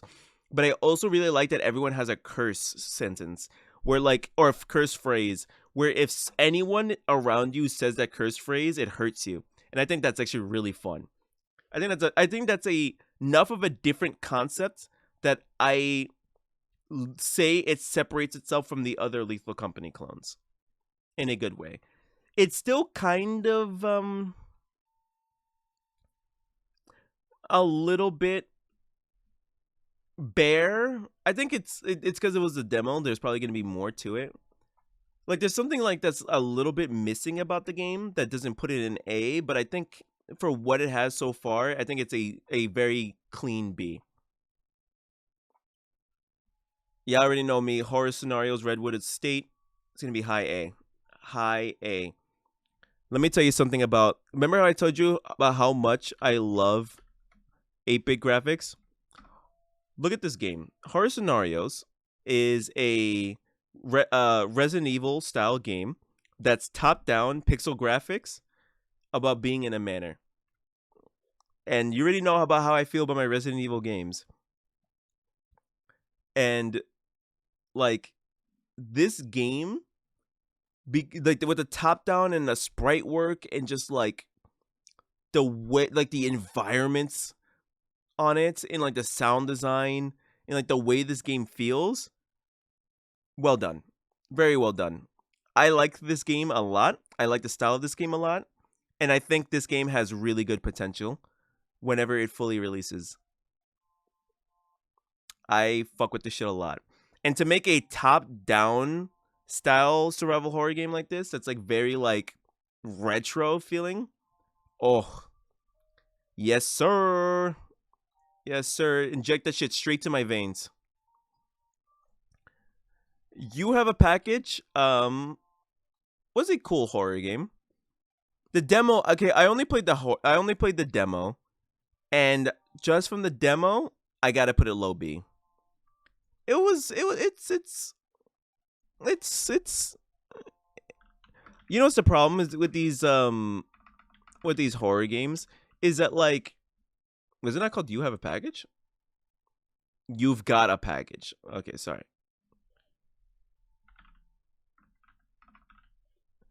I gotta try the full version of this game also. Oh, mixed, what the hell?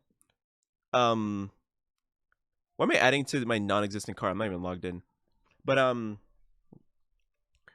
yeah, the problem with these games is that the demo is, like, only a part of the game, and so, like, I feel like these games you kind of just have to play them all in one sitting through completion, because they just don't really, like, work when you play, like, only a segment of them. But from what they showed, like, in the demo, it's kind of creepy.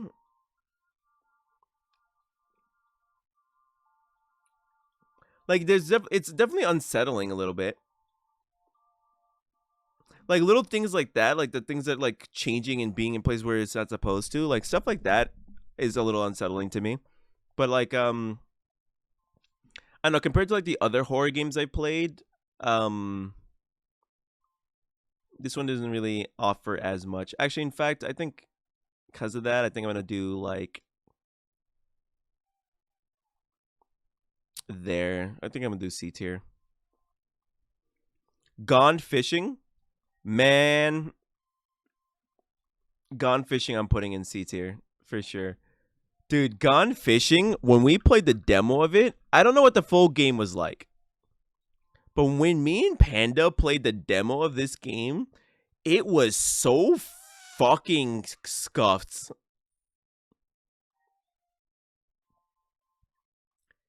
The idea was cool, and maybe we should have done more fishing or tried to do more fishing. But it was a little. The demo felt like more of a playtest than a demo of like what the game is supposed to be. Well, I mean, guess what is a demo other than a playtest? I guess. Oh my god, they made the characters even goofier looking. What the fuck? When me and John played, it wasn't like this. Yeah, it was more like this. Yeah, I mean, this game's a little scuffed. It's not bad. It's just because it wasn't like functionally terrible. It was just kind of. Hopefully, the full game made an improvement. Evac Bay 09. Evac Bay 09, I'll put in B, like right here. Evac Bay 09 is another anomaly game. This one was really cool in terms of its style. But I think the anomalies that it had was a little like. It definitely took a long while to understand the anomalies in this game. Actually, maybe not a long while. It took a little bit to understand the anomalies in this game. And that might just be because I'm dumb. But like, I don't know.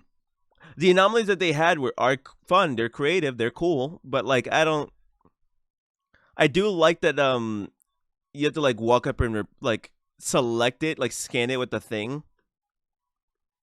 Yeah, like that. But I don't know. I think it was cool. I think out of all the anomaly games I've played, this one was fine. That one was definitely fine. Voodoo fishing. Voodoo fishing I'll put in like low B. It was a funny fishing game. I think from the demo, it felt like there was definitely way more that the game was gonna have to offer. What I'll give this game over the other fishing game we played is first of all, character creation is really hilarious, but also like it felt more involved as a fishing game. If that makes sense. It's a fun little fishing game. And there's like different like requirements that you need and conditions you need to meet to like get all the fish. It has like a nice spooky atmosphere to it. It's kind of chill. Like me and my friends had fun with this. I don't know that we would. Well, I mean, like, I can't speak for them. I don't know that I would play the full version of this game, but I definitely think it's worth for others to check it out. I just think that I personally wouldn't play like I don't know fishing games. I don't know. Oh, by the way, I will say that the fishing mechanics in this game, like you definitely have to lock in for it because like it is not easy. Like you definitely gotta like figure that shit out when you're doing it. Oh god, Survive Society. Okay, Survive Society from the demo. Um, me and my friends found this game funny, but probably not for the reason that this game wants it to be found funny. Or maybe it does. Who knows? I don't know. But like we definitely didn't experience any of this shit. When we played it was only this level. That was the only one that was like really available, I think. And I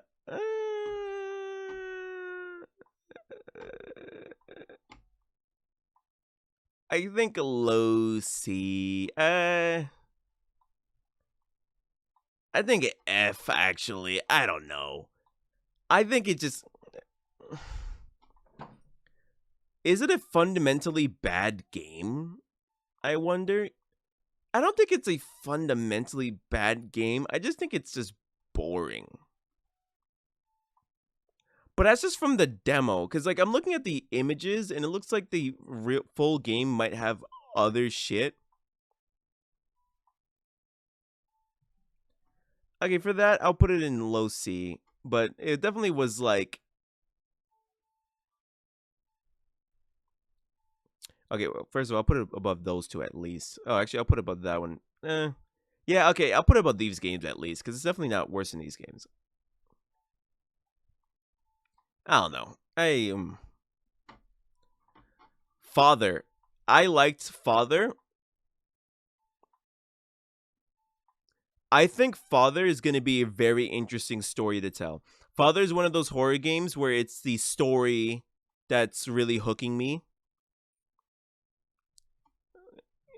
Um, rather than the horrors. I mean, like, it has good horror in it, but like,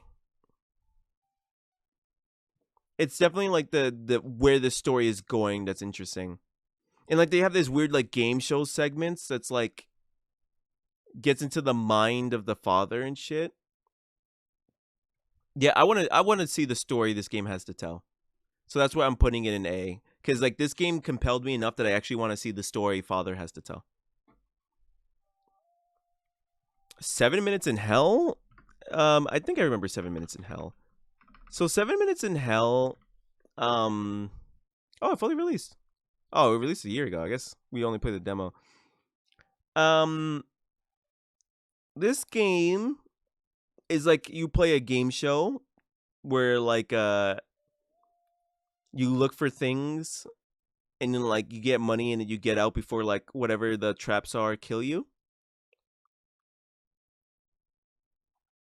This game is kind of fun.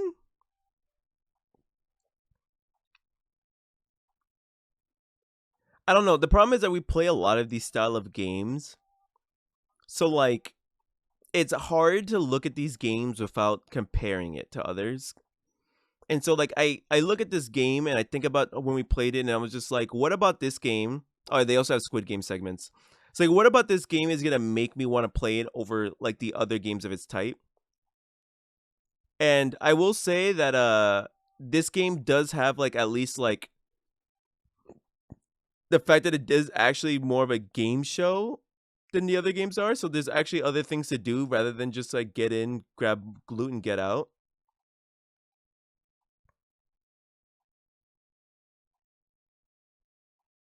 Hmm. I think I'll put this in like middle B. Yeah, like right there. Because it has enough in it that I think it's worth playing. Yeah, I think it's worth playing.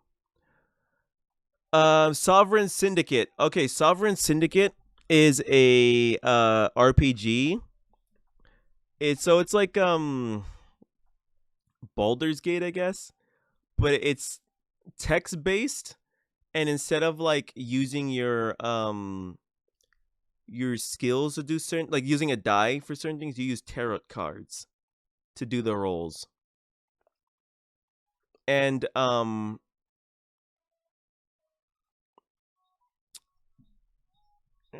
think I'll put this game in like C. Like it's definitely not my flavor of game, really.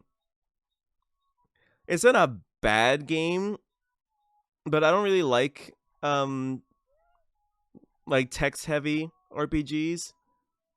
And the tarot cards is cool, but I don't think I personally prefer it over just using dice for just rolling.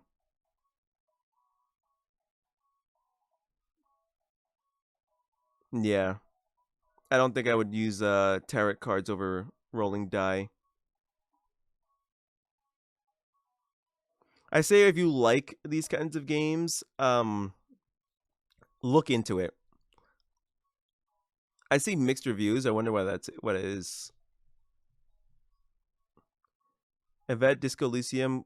Oh, I cannot read that. 80% of the players didn't get past chapter 2 of 18. I am one of them. The in-game graphics are very weak. The music isn't offensive, but seems to be on a 30-second loop. There's no voice acting. Failing or succeeding a skill check results in an identical outcome. Oh, that's unfortunate. Except that you maybe get some bonus EXP on a success. Very much like Disco Elysium, to the extent that it even starts in exactly the same way. It says pretty much the same. It plays pretty much the same too, and luckily the story is different after initial similarities. The writing is on par with Disco Elysium, but unfortunately the presentation for me turned this game into a bit of a chore. Yeah, like I kind of agree with that. Like the story of this game seemed like it was interesting. It's just I don't think I'm a fan of the way it's being delivered. Because between the fully text-based cutscenes and like the tarot cards instead of die rolling, I don't know, it just kind of it wouldn't be a game I'd pick to play.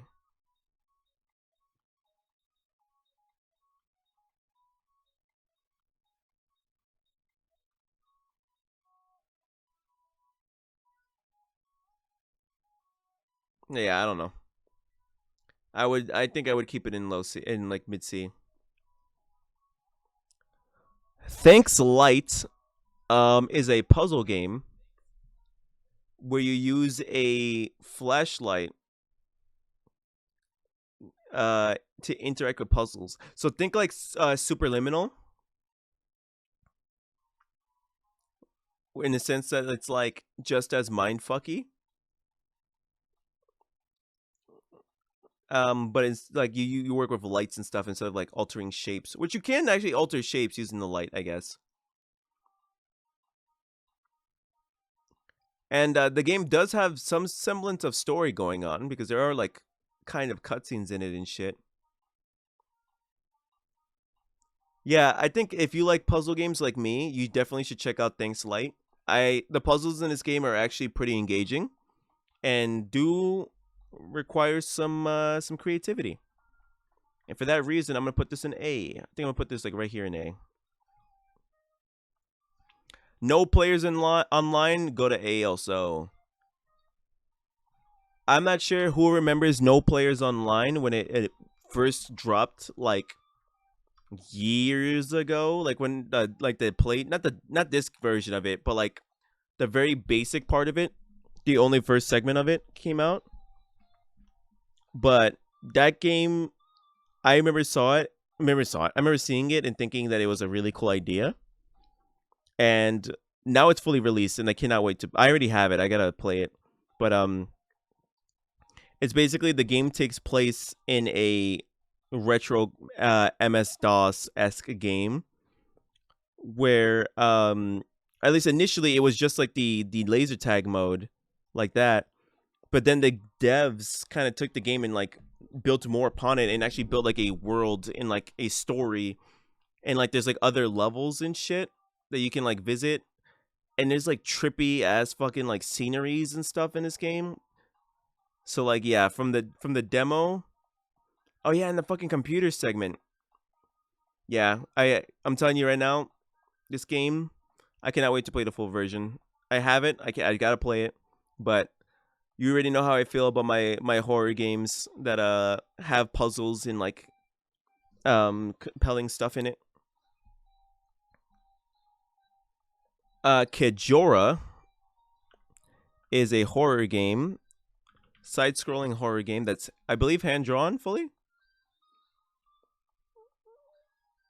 So it's about these kids who live in this village, and like spooky shit is happening in this village, and I think there's like time fuckery involved. I played this like a little bit ago. Um, I do like the style of this game a lot. I think it's really cute, and the gameplay was like kind of nice.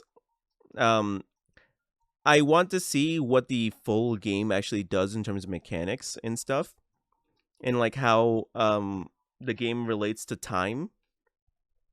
Because in the demo, it was just like kind of like a lot of expositing, really, and nothing really like happened until like the very end.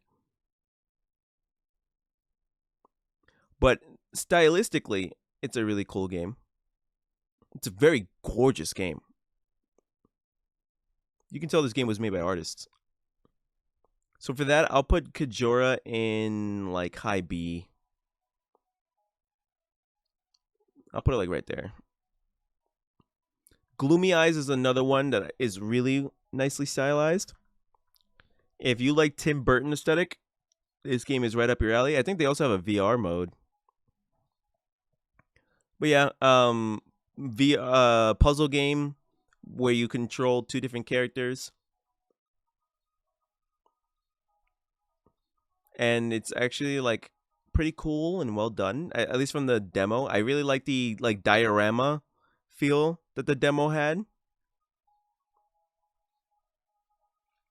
So I definitely recommend this game. Yeah, look at that. It says like top down kind of like puzzle game and stuff.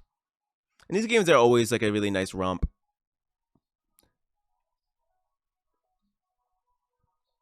Yeah, Gloomy Eyes, I think I'm going to put like low A, maybe. Gloomy Eyes is cool. No, I'm gonna put right here because like I think about it, is Gloomy Eyes better than Death by Misstep in my eyes? And like I don't think I liked it more than Death by Misstep. Retail Simulator, man, I hate to do this. I'm putting this in F, man. Man, I don't know. Like Retail Simulator, like it just felt too fucking like empty. Like it's cool that you could like hand build your own store. But at least from the demo, it just felt like other than this part, right, where you can like build like the walls and like actually like adjust things, there's nothing that this game offers that the other games don't already do. Like the only thing this game offers that is better than all the other store simulator games is the ability to hand manipulate the walls and ceilings of your store. But like other than that,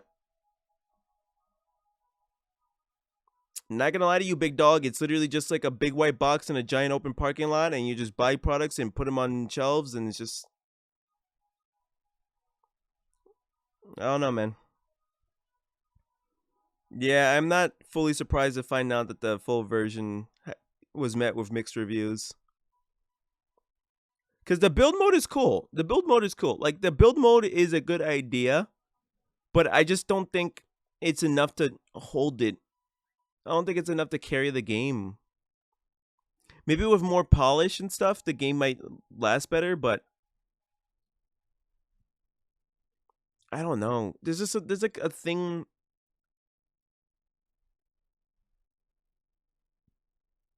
Yeah, like a lazy market simulator game. I mean, other people are seeming to enjoy it because it's like it's still a good simulation game. It's just there's something about it that like Supermarket has that like is kind of better. Also, Supermarket Simulator did replace their.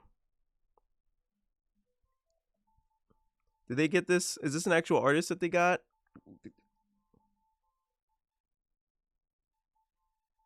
I can't tell. It might have been. They might have actually gotten an actual real artist this time. Before it was freaking AI.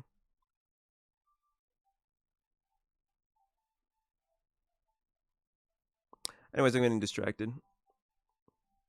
Yeah, I don't know. It's just what it does offer does not. It's not enough to. You just play the other ones, man. It's just missing too much. Food Truck Empire, I really like. It's a. It's like the only Empire game I played this year, actually. I really enjoy the fact that you have to actually adjust what the food trucks are selling by the demographic of the area the food trucks are occupying in. And the way that you wait, it's not this one. It's not Food Truck Simulator. Food Truck Empire. There you go. Yeah, and like the fact that it's like by assembly line, like how you adjust things and shit. I think it's really cool. It adds like a little bit of like interaction with the food that you're making that the other games don't have, because like you're not gonna be making the food yourself, so they have to make they have to make it interactive somehow, and that's how they do it. I'm getting so yawning because I gotta eat dinner. I knew this was gonna be a long one, but holy shit. Okay, yeah, I really think this game is some. I think this game is cool. I think I like what this game's got to offer, and whenever it fully drops, I'll probably be on this shit. I probably won't. I don't know if I'll stream it, but I'll definitely be playing it on my own time. Cult of Blood, I'm gonna be putting at C. Straight up. I like what Cult of Blood had to offer a little bit, but it felt unpolished. Like it felt really unpolished when I played it.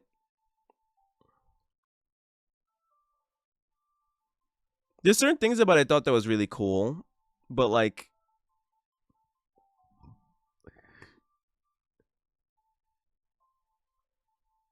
I'm gonna tell you one thing right now. The main thing that's gonna hinder this game for me is the controls, because there is no fucking reason why ADSing and like dodging are two things that are mutually exclusive.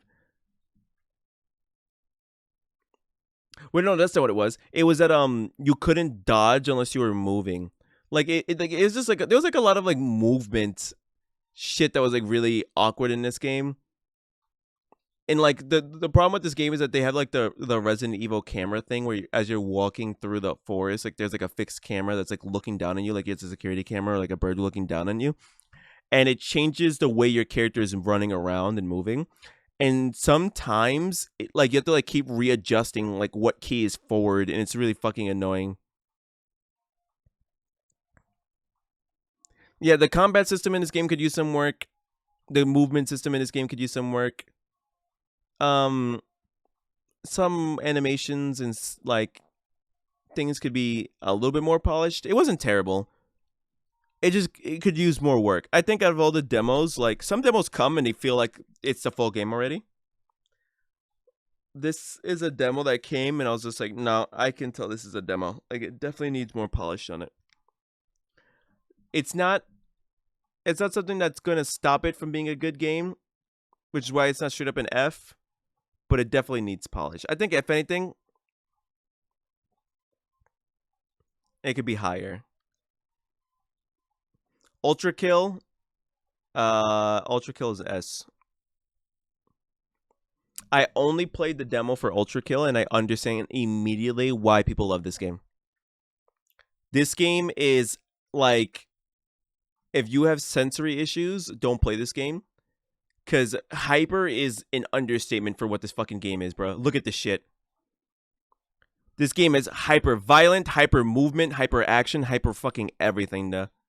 Look at this shit. Look at this shit, bro. This game is one of those games that, like, I can see myself, if I ever decide to play League of Legends Ranked again, I can see myself booting up this game after playing 3 ranked games and taking my anger out off on this game. It's just like so, and it's so creative movement options. Like the fact that you can like bring yourself down to the floor to bounce and shit, and there's like sliding, and like you can like there's like guns where like you shoot a bullet, or like you can like knock up a coin and then shoot the coin and it'll like ricochet, and then like there's like bullet parrying and stuff. Like, oh my god, yeah, this game is like, I say this from time to time, and it's really like the best compliment I can give to games.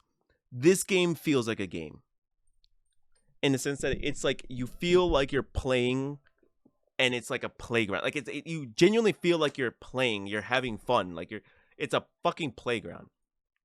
It's a playground of violence, and I love it for that. 5 Laps at Freddy's. Honestly, A. What can I really say about this fucking game?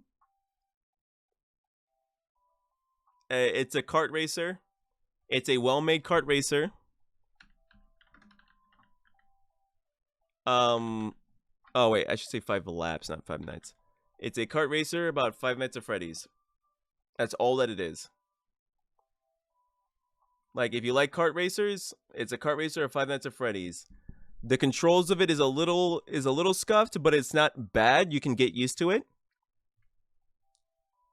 My only problem with this game is that if you're used to Mario Kart drifting, this game is gonna fuck you in the ass because it does not drift like Mario Kart in terms of handling. So you can't like hold a drift or even snake in this game. You gotta like drift kind of differently. But yeah, 5 laps at Freddy's. There isn't much I can say about this game. It's a kart racer about 5 Nights at Freddy's, and it's a decent kart racer. Project Haste, I'm gonna put in B, like high B. I played this with my friends and they didn't like it, but I thought it was pretty fun. It's basically a PvP shooter, but everyone's like on rollerblades. So like you slide around and there's like different like you can gain like speed and shit, and it's like you're like on these playgrounds and such. I cannot talk. I need to eat. So you're in these playground sets, rollerblading around. You can gain speed if you're really good with your movement, and the guns feel cool. I use the sniper a lot. My friends said that the sniper is just like you didn't need to hit a headshot to land one hit KOs. I don't know if that's true because that was really maybe the game is lenient in what's like the headshot hitbox. But I tried doing body shots and it wasn't one tapping. So like maybe it's that the head hitbox is big, but it's definitely not like a body shot as a one shot for sure. I mean, good idea of a game. I liked it. I like shooters. That one's high stakes. I think it's a good idea of a game. I think with a lot of polish, it can be a pretty fun game. Recall News, I'm gonna put in demo 2 incomplete. We literally could not play this game. I think Withering Horrors?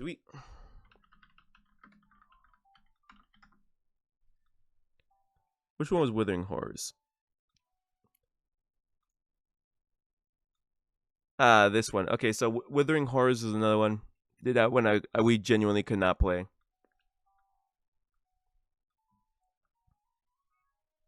Blind Descent was a B tier. I would say like a B tier sitting around here for me. Blind Descent is a survival game. Of which I enjoy the genre of. I like survival exploration games. And I think the environment that it's in is pretty cool. I think it needs some UI flourishing because the UI is a little bulky. But other than that, I thought it was a cool game. I did like that you have to like purify the water and shit, and I do like the mechanic that at nighttime like mobs become enraged and stuff, so you have to like be more careful when traversing around nighttime.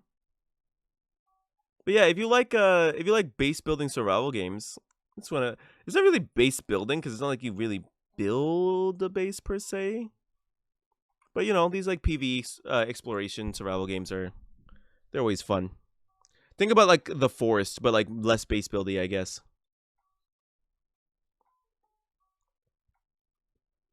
All right, Dollhouse. Man, Panda, if you're still in the chat, do you remember Dollhouse? Do you remember this game, John?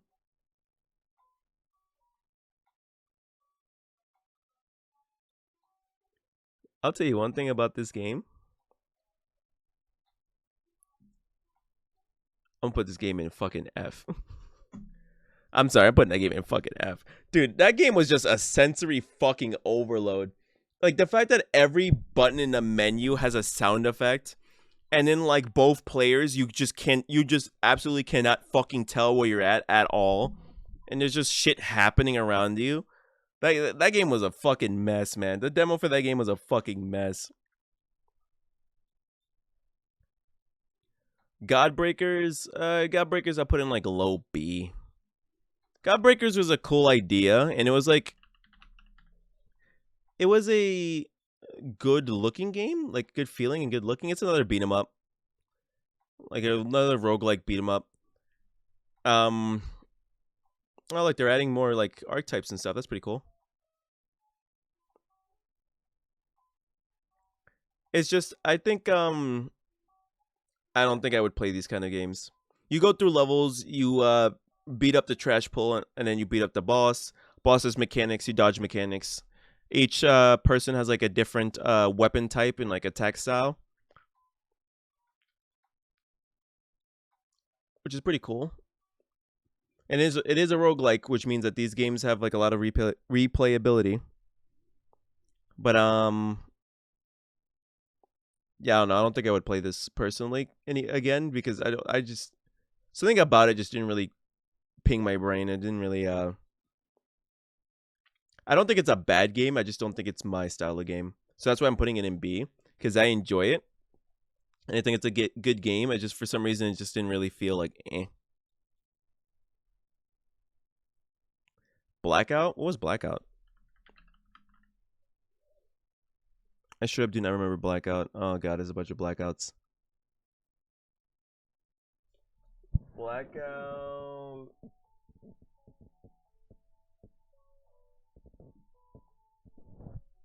Blackout what?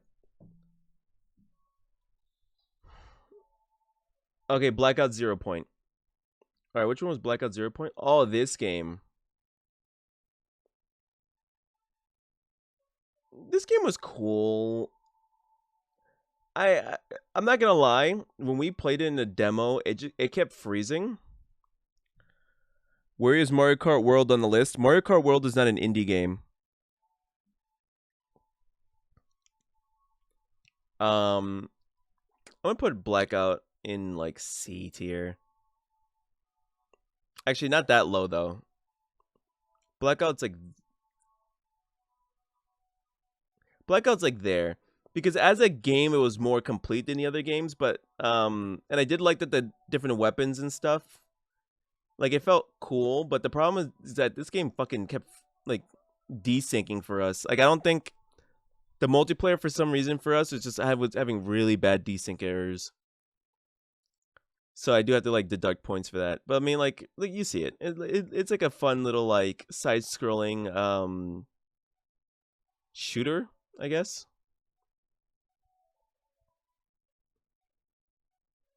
And then you have to like go like do like the missions that are in each level. Nintendo is a small indie company. Yeah, they act like it. 2 bows, 1 arrow. I put 1 bows. 2 bows, 1 arrow. Oh, fully released. Look at that. This game was a funny idea. I like this idea. So basically, you and your friend share an arrow. So if one person shoots the arrow, the other person gets an arrow. So it's like, yeah, it's like that. And the puzzles and like parkour for it is actually pretty challenging. The parkour bow and arrow co-op puzzle thing, yeah. I gotta give this game a lot of props because it was definitely a very creative game, and it's actually also pretty challenging. it was pretty fun to play actually. You know what? I think I'm gonna put this in like A. Yeah, that was pretty. That was a pretty engaging game. Rocket Wrestling Entertainment. I'm putting in high B. I really thought this game was really fun. The only reason I'm putting it in B and not A is because, at least from the demo, it felt like it wouldn't be a continuously come back to this game kind of fun. But I do like that it's basically just like deathmatch with a rocket, and then you can like pile drive your friends.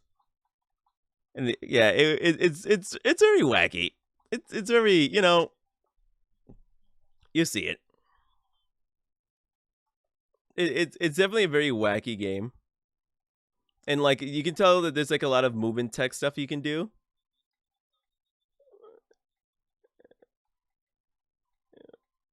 Yeah, it's like a cool like arcade game, like a cool arcade party game. Yeah, I'll definitely put it in like high B.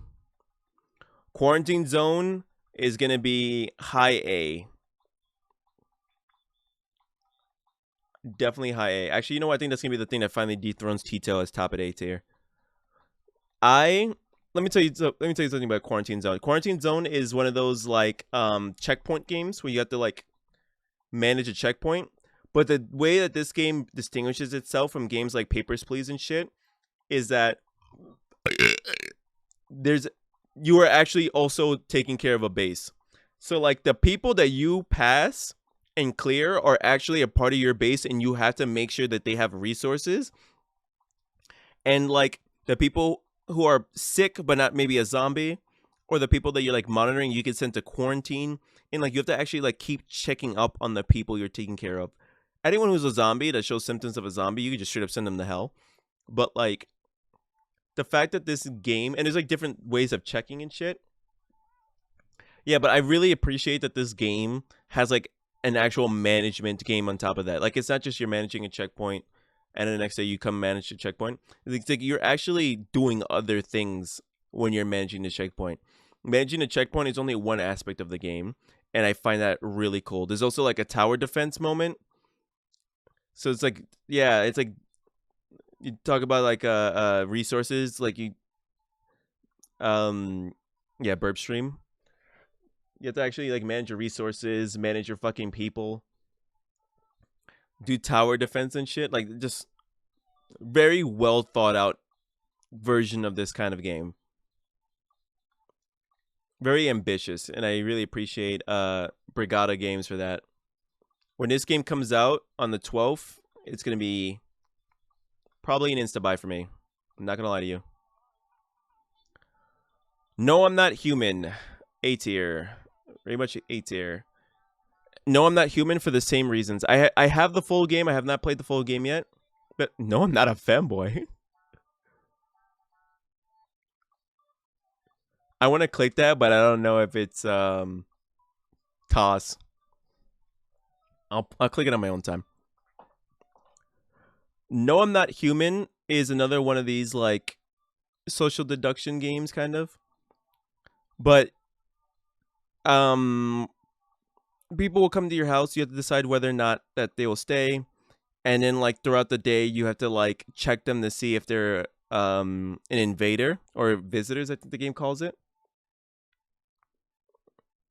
And if they are, you have to kill them, and if not, then you just keep them in your house. And there's just like, it's a game more about like the characters that you like talk to and interact with than it is about like screening people. The not recommended of No, I'm Not a Clanker called it a clanker. No, I'm Not a Fanboy called it a clanker game. So, oh, it's like AI made.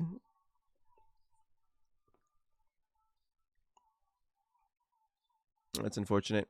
I'm finding a lot of porn games are AI made now because they're just easy to crank out. Sucks ass. But yeah, No, I'm Not Human is really interesting, really fun. There's a reason why this game like started popping off and shit. because it's actually a very compelling game. And it actually the game actually has a really good way of portraying the way people kind of start to lose their senses with fear, like the way that fear controls people and the way that they handle their neighbors and the people around them, and like how you treat people when you have a feeling that they may be someone who can bring you harm and shit.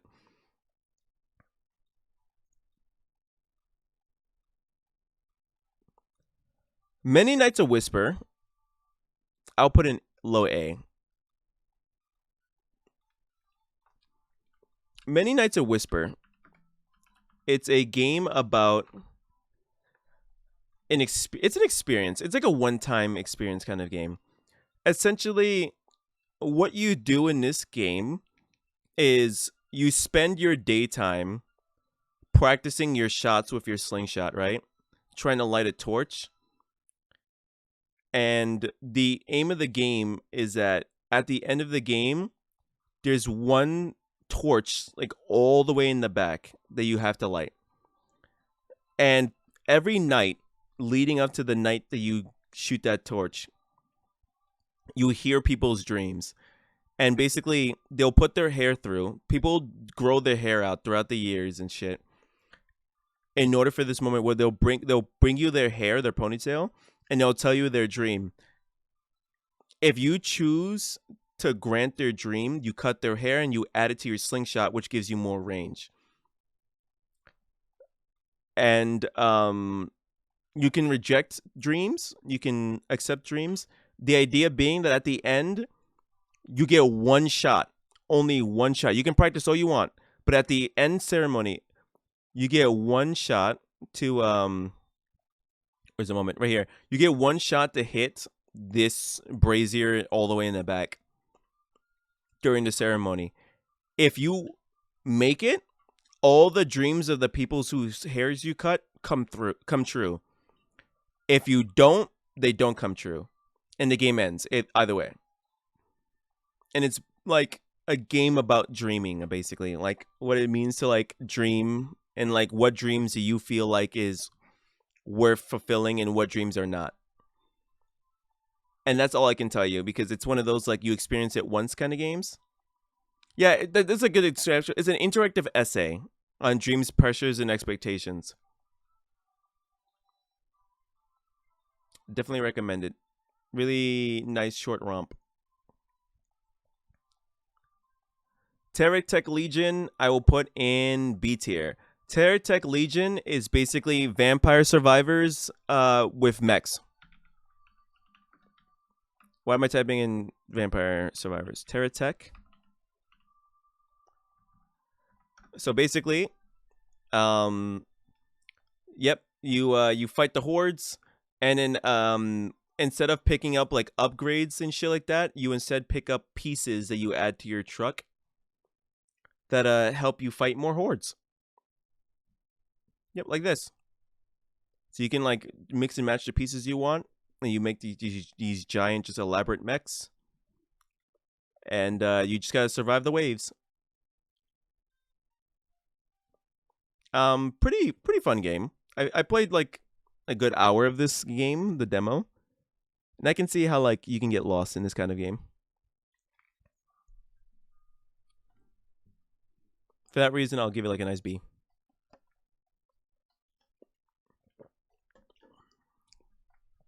In fact, I'll get a higher B than that. Probably give it like that much of a B. Yeah. Actually, maybe not. Yeah, that much of a B. Robbing Time. I'm putting it in A, and it's gonna be a high A because I like the concept of this game a lot. Maybe not that high. Matter of fact, I think right here is perfect. Yeah, like right here. Robbing Time is a game where you and your friends rob a bank, and you need to avoid the superhero that will come for your ass if you're caught. And it's a really fucking interesting idea that the superheroes are the villains or the antagonists of the game. and the takedowns are really fucking funny. Like this game, I feel like if it had more like a visual polish, would be a very very fun game to play. But that's the only really complaint I can say is that the game just needs more visual polish. But that's like not even that much of a problem because as a game itself, it's functional and it works and it's fun and definitely challenging. Dude, I'm craving fast food so fucking hard, man. Um, Abyssus.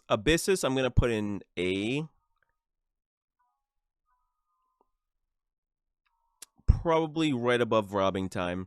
Abyssus, actually, I'll put Father above.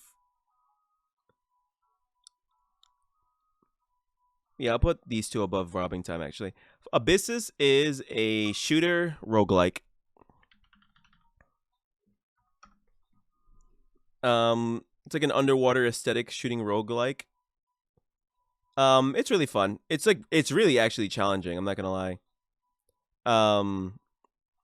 I like the different weapon types and like different things you can do, and there's like loot you can find. The different like styles of shooting is really fun, and I like that each weapon has like a like ability to their right click, and the bosses are actually pretty challenging. Like they're actual like mechanics you have to follow, and there's like different like aspects you can add to your weapons and like your character and shit. There's like tech trees and stuff. Very fun. If you like shooter roguelikes, I recommend it. This game, Brew, and another game we're going to talk about later, Dead Zone Rogue. They're all really fun. Unlike Brew, though, this game I will put in A tier. Be Honest, was fine. I mean, Be Honest was less of a game and more of like a creepy experience.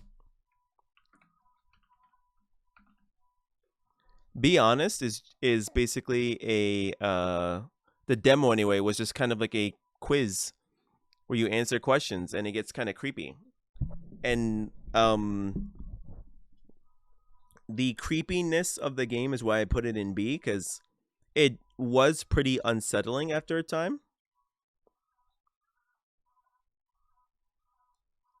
Yeah, you can see it. Like the game gets pretty unsettling as you go forward. The game has a really good game does a really good job of creating a unsettling atmosphere. So for that reason, I will put it in B. But it is at the end of the day kind of just like a quiz. At least a demo was just kind of like a quiz. So Pizza Delivery, I will also put in B. I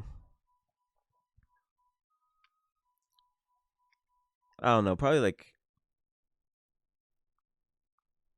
here, like right after Brew. Pizza Delivery was an interesting concept. You just work as a pizza delivery guy. And like everything outside is trying to kill you, so you have to like be careful about like getting to your block and shit.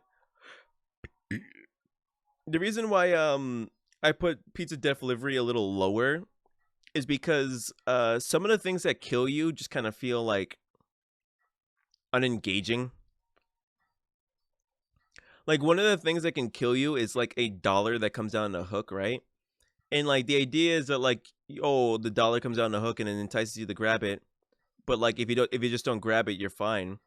But the problem is that like the game will purposely make the hook lower onto where you're standing. So like if you kind of sit anywhere really outside for a little bit and like it's just long enough that the hook lowers onto you, you just kind of instantly get grabbed and there's no way for you to break out of it. And it's just a little, I don't know, it's a little unengaging. It was for the demo though. I didn't really get to play the full version. Yeah, see, like that, like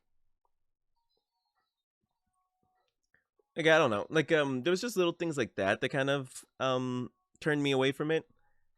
I think the concept is really fun, and I think it's like a nice, cool thing. Maybe the full version got a little better, but just I'm only talking strictly from the demo. The demo was a little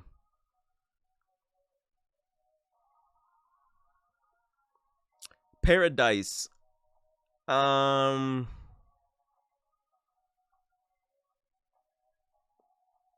I think, in all honesty, I'm gonna put Paradise on high C. Paradise is a crafting game where the materials you get, you roll a pair of dice to get, and it's like random. Like, so, like, one die tells you the quantity, and the other die is like what you drop, and so it's like a puzzle game. It's like online co-op where you have to kind of like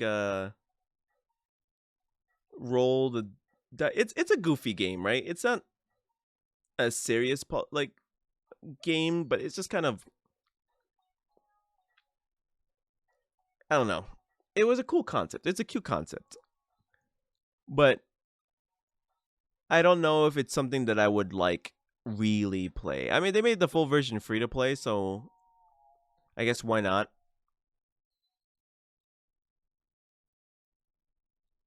Yeah, I don't know.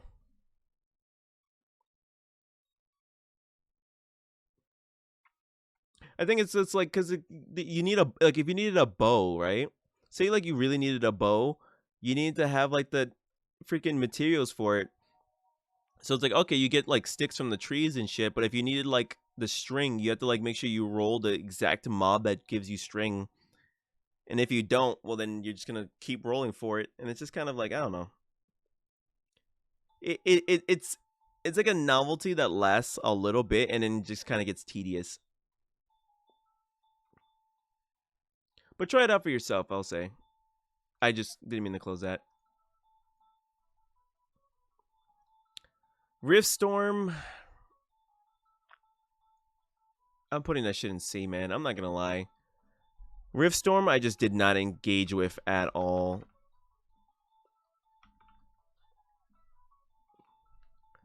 Riftstorm is like an isometric action roguelike, another one of these. Each character has like different ways they fight. It's not bad. It's just, I don't know.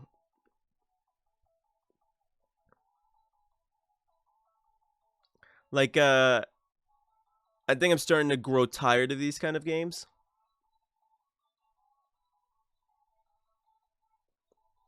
So the game isn't bad. I think it's a well um crafted version of it, because there's like a lot of customization for like the weapons that you can have and stuff. And it could get really like bullet hellish after some time. It's just like, I don't know. Maybe I'm just kind of tired of these roguelike shooters. So for that reason, I think I'm gonna keep it in C, but I'll put it in high C because it is a good game. It's just like, I don't know. Cult of the Child Eater, I'm gonna put that shit in low C, bro. Cult of the Child Eater, okay, it's not as bad as these games. Yeah, I'll put it like here. Cult of the Child Eater is like what Dream Eater was, but like bad. It was just kind of like, eh. Like, where Dream EXE was pretty coherent in the way that it was like formatted and stuff, this game wasn't. And like the fact that, and then this game has like a timer system where it's like if you don't solve the puzzles in a certain time frame, like a bunch of mobs will come and just jump your ass. And it's just kind of like, I don't know. It was just a lot. It was just a lot. It wasn't well managed, in my opinion. Like Dream Eater, because there was only one monster that you have to watch out for, it felt really well balanced. But Cult of the Child Eater, I feel like it was just throwing too much at you. On top of the fact that like it was easy to get lost, and like the puzzles like were hard to get to because there was like a mob in the room like every 2 fucking seconds. Memesis, good concept, bad execution. I think out of all the games that do the mimic thing, this game does it the best. But at least in the demo that we played, it just felt like I don't know, a little empty. The problem with these games is that like what the fuck?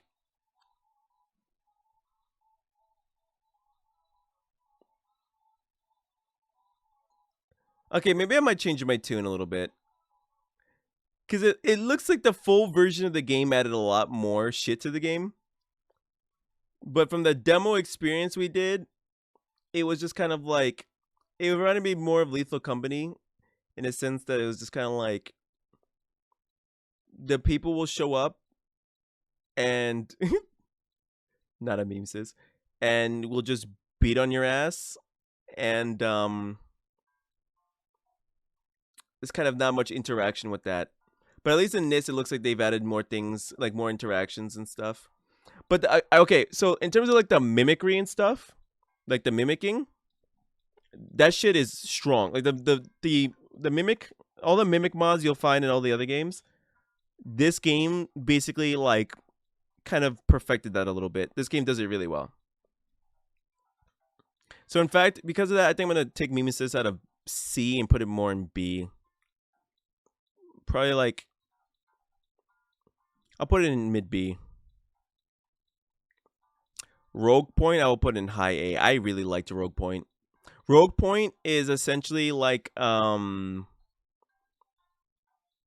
it felt like what's that game? Payday. Rogue Point felt like Payday. Yeah. Basically mission based co-op shooters, like tactical shooters where you have to like go in and like take out the targets and stuff. The gunplay in this game felt really good. The challenge of this game was really strong. That like mall level actually like took us a lot to get through. Like genuinely, it took us a lot of like, you can't just blindly walk through and gun everything down. They will take you the fuck out. And what the fuck? What was it, a random golfing section?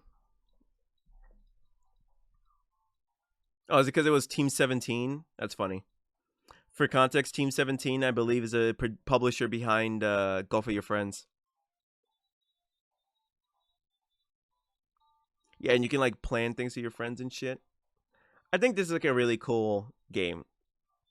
I think this game is very well stylized. I think this game is very Black Mesa. Oh, I think this game oh, I should have gotten from the Crowbar Collective. Yeah, I think this game is really fun. It felt really responsive to and fair, and like challenging in a way that made sense. So that's definitely an A tier for me. Play Friends, it's going straight to fucking C, man. Play Friends is basically Mario Party, but the idea is that people can play off their phone. But I don't know, man. Like, is that the mini games were bad? Is that the controls are not that great? There's definitely like a lag to it. But we played this online, right? Maybe this game feels more, it's like more of a couch co-op game. Yeah, like yeah, it's probably more of a couch co-op game. So try this game at a friend setting, right? And like see how you guys feel about it. But we played it completely online, and it wasn't really that, like, the host has best connection and everyone else kind of has the like a delay. Yeah, for that reason I put it in C, because like the idea is there but the execution was bad. Neon Abyss, I'll put a Neon Abyss, I swear to God I'm putting it right next to Blackout, because to me that and Blackout are interchangeable. I'll give Neon Abyss 2 the fact that the graphics of it I really like. It's more stylized than the other one is, but it's just like, you see it. Side-scrolling shooter, roguelike. Powerful weapons. Lots of cool weapons. If you like these kind of games, like these games are good. I'm not saying that they're bad. These games are good. Actually, you know what? I won't put Neon Abyss next to Blackout because Blackout fundamentally did not work with the multiplayer. Neon Abyss did. Neon Abyss worked fine. So I'll put Neon Abyss like right here. In B tier, actually. Home stretch, boys. We can make it. War Pigeons? War Pigeons is like low B. War Pigeons is a funny idea, but it's like one of those like gets old fast kind of games. It's basically like a shooter where it's like this, but like you have to like when you shoot it like propels you back. So you have to like shoot to propel yourself around, but then also like shoot to hit your friends. It's like an arena battler, I guess. It's nice, fun chaos. It's a simple chaos. If you like games like Duck Game and shit like these kind of like chaotic games, like 2D platform fighters, these kind of games are right up your alley. Plus, any game that's about pigeons is a good game for me. So, Bum Revenge, Bum Revenge is a high C. Bum Revenge was a interesting fucking game, man. Me and Panda played this, and it's a story game about being a bum, and it's more funny than anything else. But like as a game, it's kind of goofy. The combat system in this game is a little. I mean, it's just like it's a game about being a drunkard, so it's just about like punching them in the death. You know what I mean? It's not like robust or anything. The game is just more like wild and funny in terms of the weird shit you do than anything else. I completely understand the mixed reviews though, because it's like it is a little rough around the edges, as you can see. It's a strange game, and I do believe it's story based. Yeah, I'm putting Bum Revenge in high C. Macabre? Which one was Macabre?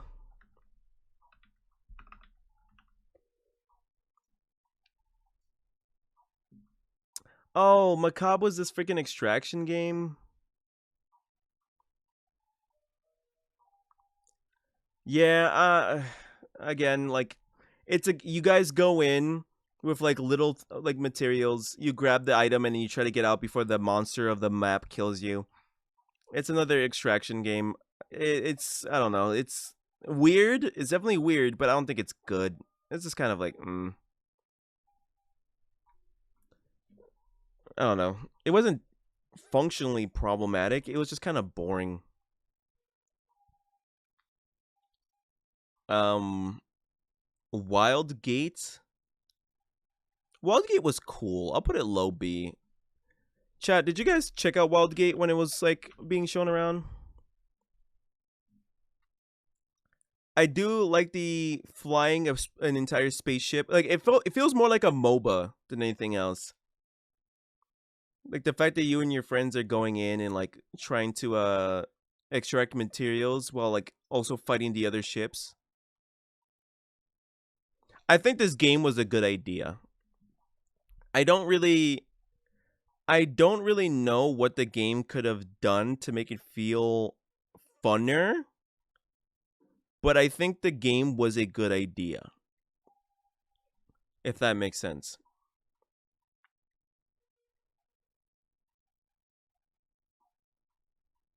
Yeah.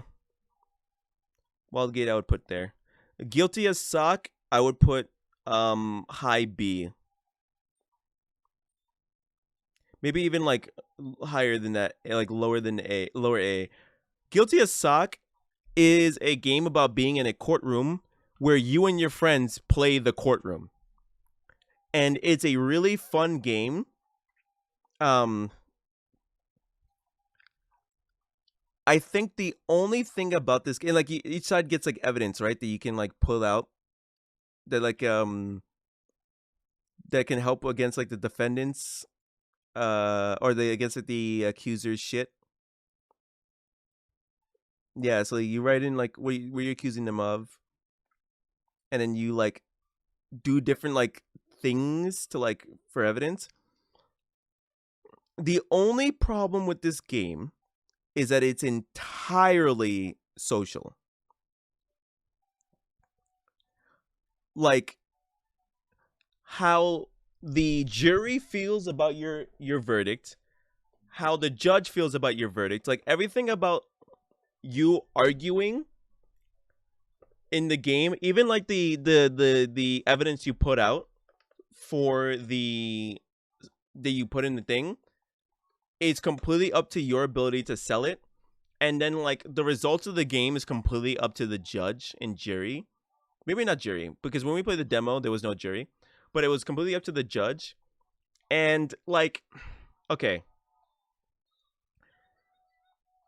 if you're the type of person who might get annoyed that you did a very good, compelling argument in the favor of your side, and then the judge just goes, no, that other guy was funnier, and then makes it so that you lose that round, and that bothers you, this is not the game for you.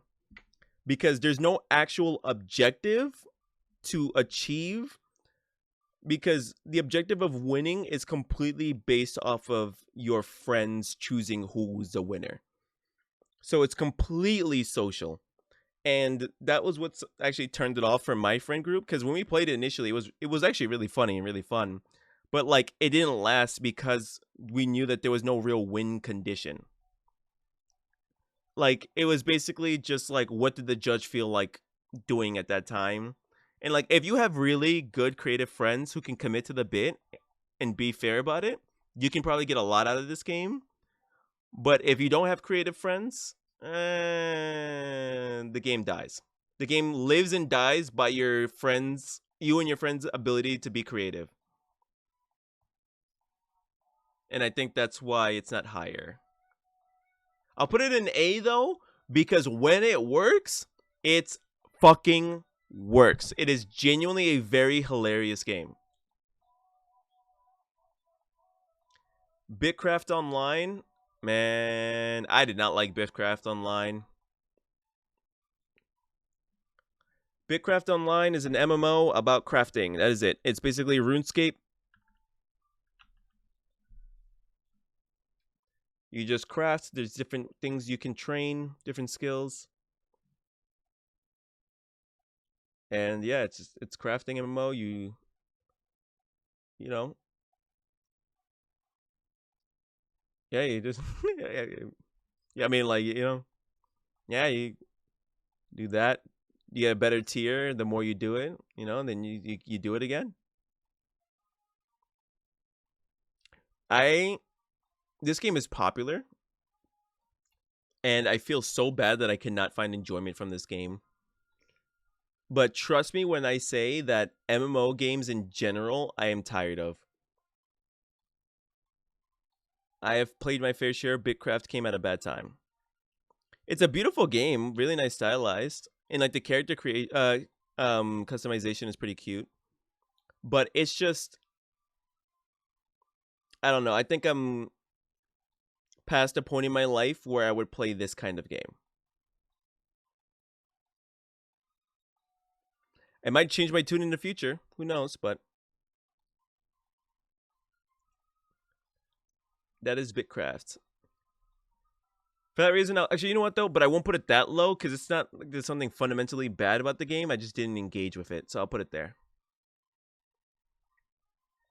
I want to keep low C for things that are fun. There's something like fundamentally bad about the game.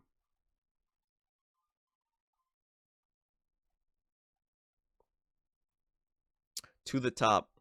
To the top is fucking fantastic. Unlike the other Rage games here, I will put to the top to like to the top. But no, I'll put like to the top like here. The difference between To the Top and other Rage games is that To the Top feels like it's meant to actually be a game. Actually, let me not say that. It's more like You see it, you know what I mean? Because it's like it's a rage game in the sense like it's like Jump King, where it's like a little bit hard, but like the controls for this game are not hard. It's just that the puzzles that they ask you to do with the jump puzzles is hard, and the fact that you have to work together makes it a little harder. But like once you get that harmony going and you understand what the movement of this game is like, this game is pretty fun. Honestly, actually, if anything, I gotta knock it down a couple of pegs. I'll do low A, because the one thing I really do not appreciate about this game is that it's online co-op only. And that's unfortunate. Like I've had so many times in my life where I would love to play this game with a friend, and we can't because we're in person. So it's not a couch co-op game. You have to play this online. But at least the game does a friends pass system, so if one person owns it, the other person can just play for free through the friends pass. W. Not a lot of games do that. W game. Yeah, well, let's not put it that low, but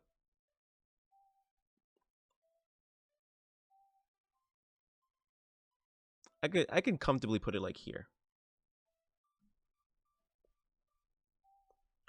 Wizzo Pop Out, I'll put it in C. Wizzo Pop Out is just like an arena battler. It's not a bad game. It's just kind of like boring.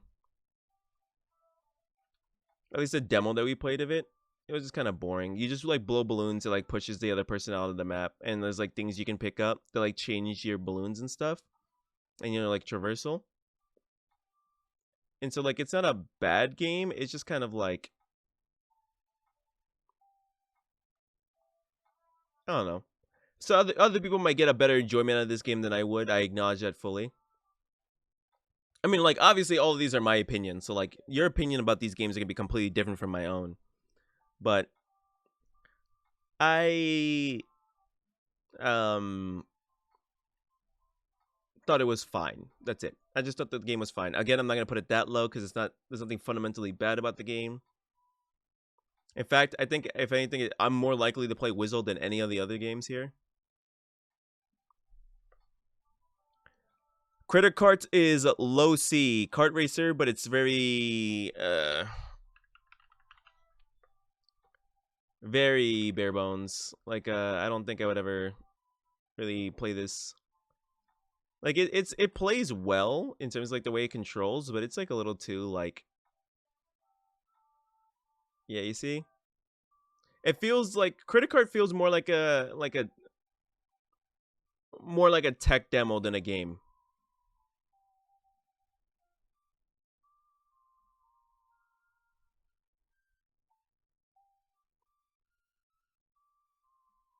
Yeah. It's not a bad kart racer, it's just saying you play it once and you played it. Okay. Why do I keep doing that? Again, don't put it low C because it's not that bad. Backrooms 9999999 was a walking simulator. It's not a bad, but unlike the other Backrooms games, I think there was actually puzzles in this one. In this game, so 9999999. Yeah, there was actually puzzles in this one, so I gotta give it that. And like parkouring and shit, and like the environments were pretty trippy. So I'll give it that. I'll give it like a low B. Turbo Squad. Turbo Squad is a fun one. I'll give this a decent A. So Turbo Squad is a racing game where you aren't racing. You're working for the AI that's racing. And the idea is that like all the bots like race and you work as a pit crew, and you have to basically put shit onto the map that are like traps against the other racers. Excuse me, or buff your racer and shit. And so like it's a really fun like subversion of a racing game, and I really like this idea. where it's like instead of like racing in the actual race, you have to like fuck up the other person's, like grief the other racers. I think that's a cute idea. So that's why I put it in A. Wizard Boy, I'll put in B. I think Wizard Boy goes in like here. Wizard Boy was a decent enough game. Like it was fun trying to learn the puzzle of like how to get to the thing that you're looking for in the game. This game is absolutely ridiculous, by the way. But yeah, there's like a lot of there's like a lot that you have to like figure out with this game. And so I appreciate the game for that reason. And it was a decent enough multiplayer game.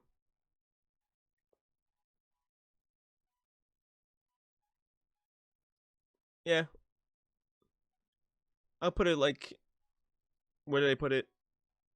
Mid B? Mid B is fine, yeah. Like higher mid B. What? Oh, I just had a freaking brain fog. All right, so I'm gonna scroll through this real quick, and I want to pick out all the things I'm gonna straight up say F, right? Evil Corporation is a straight up F. I'll tell you that right the fuck now. Evil Corporation is just a very lazy Lethal Company clone. Evil Corporation, like you can it doesn't take a fucking genius to tell that it's a Lethal Company clone, and a very lazy one at that. Yeah, you go in, and like that's the inside. It's just these like kind of like these landscapes look better, but for the demo, it was just this brick fucking hallways that were just in a grid formation, and it was so ugly. And the monsters in it were so ugly, and like you couldn't even do anything to answer them. Definitely deserves the mostly negative.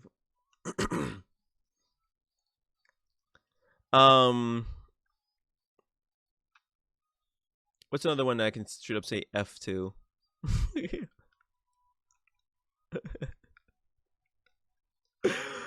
Iron Sand. Okay, Iron Sand. If Iron Sand is what I'm remembering. Where's Iron Sand? It is this one. Iron Sand is not F. Iron Sand is for sure C.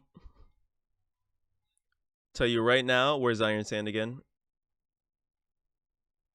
My brain, I cannot see. Iron Sand. Iron Sand is for sure C. That game needs a lot of polish. That game needs a lot of polish. I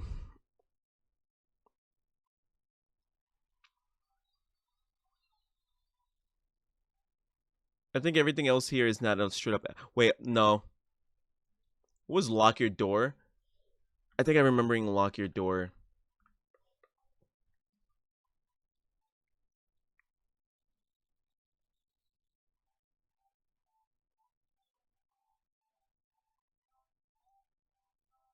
Yeah, I remember Lock Your Door. It's another one of these like ones that were like Dream Eater.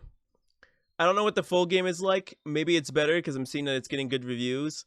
But I'll tell you one thing: the demo of that one was not good. I'm not gonna put it in F, but definitely low C. The Limb. Which one was The Limb? I don't remember this. Oh my god! Wait. I think I'm remembering it now.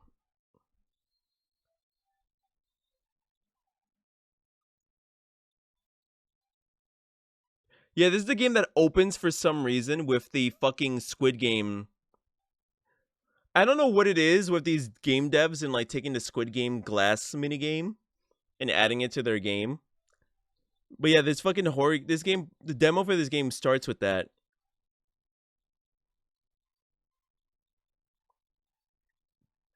Yep, and then the lasers.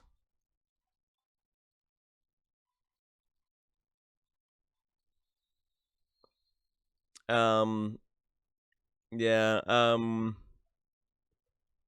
not gonna put the limb in F because it wasn't terrible, but it was definitely low C because it was just definitely needed polish.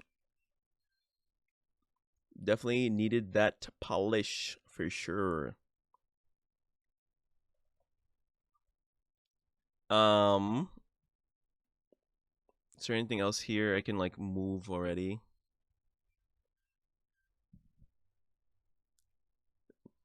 Nope, I think everything else here is normal. All right, I'm gonna take a quick pee break, chat. Just give me right back. We're gonna take a quick pee break. Alrighty, so malpractice.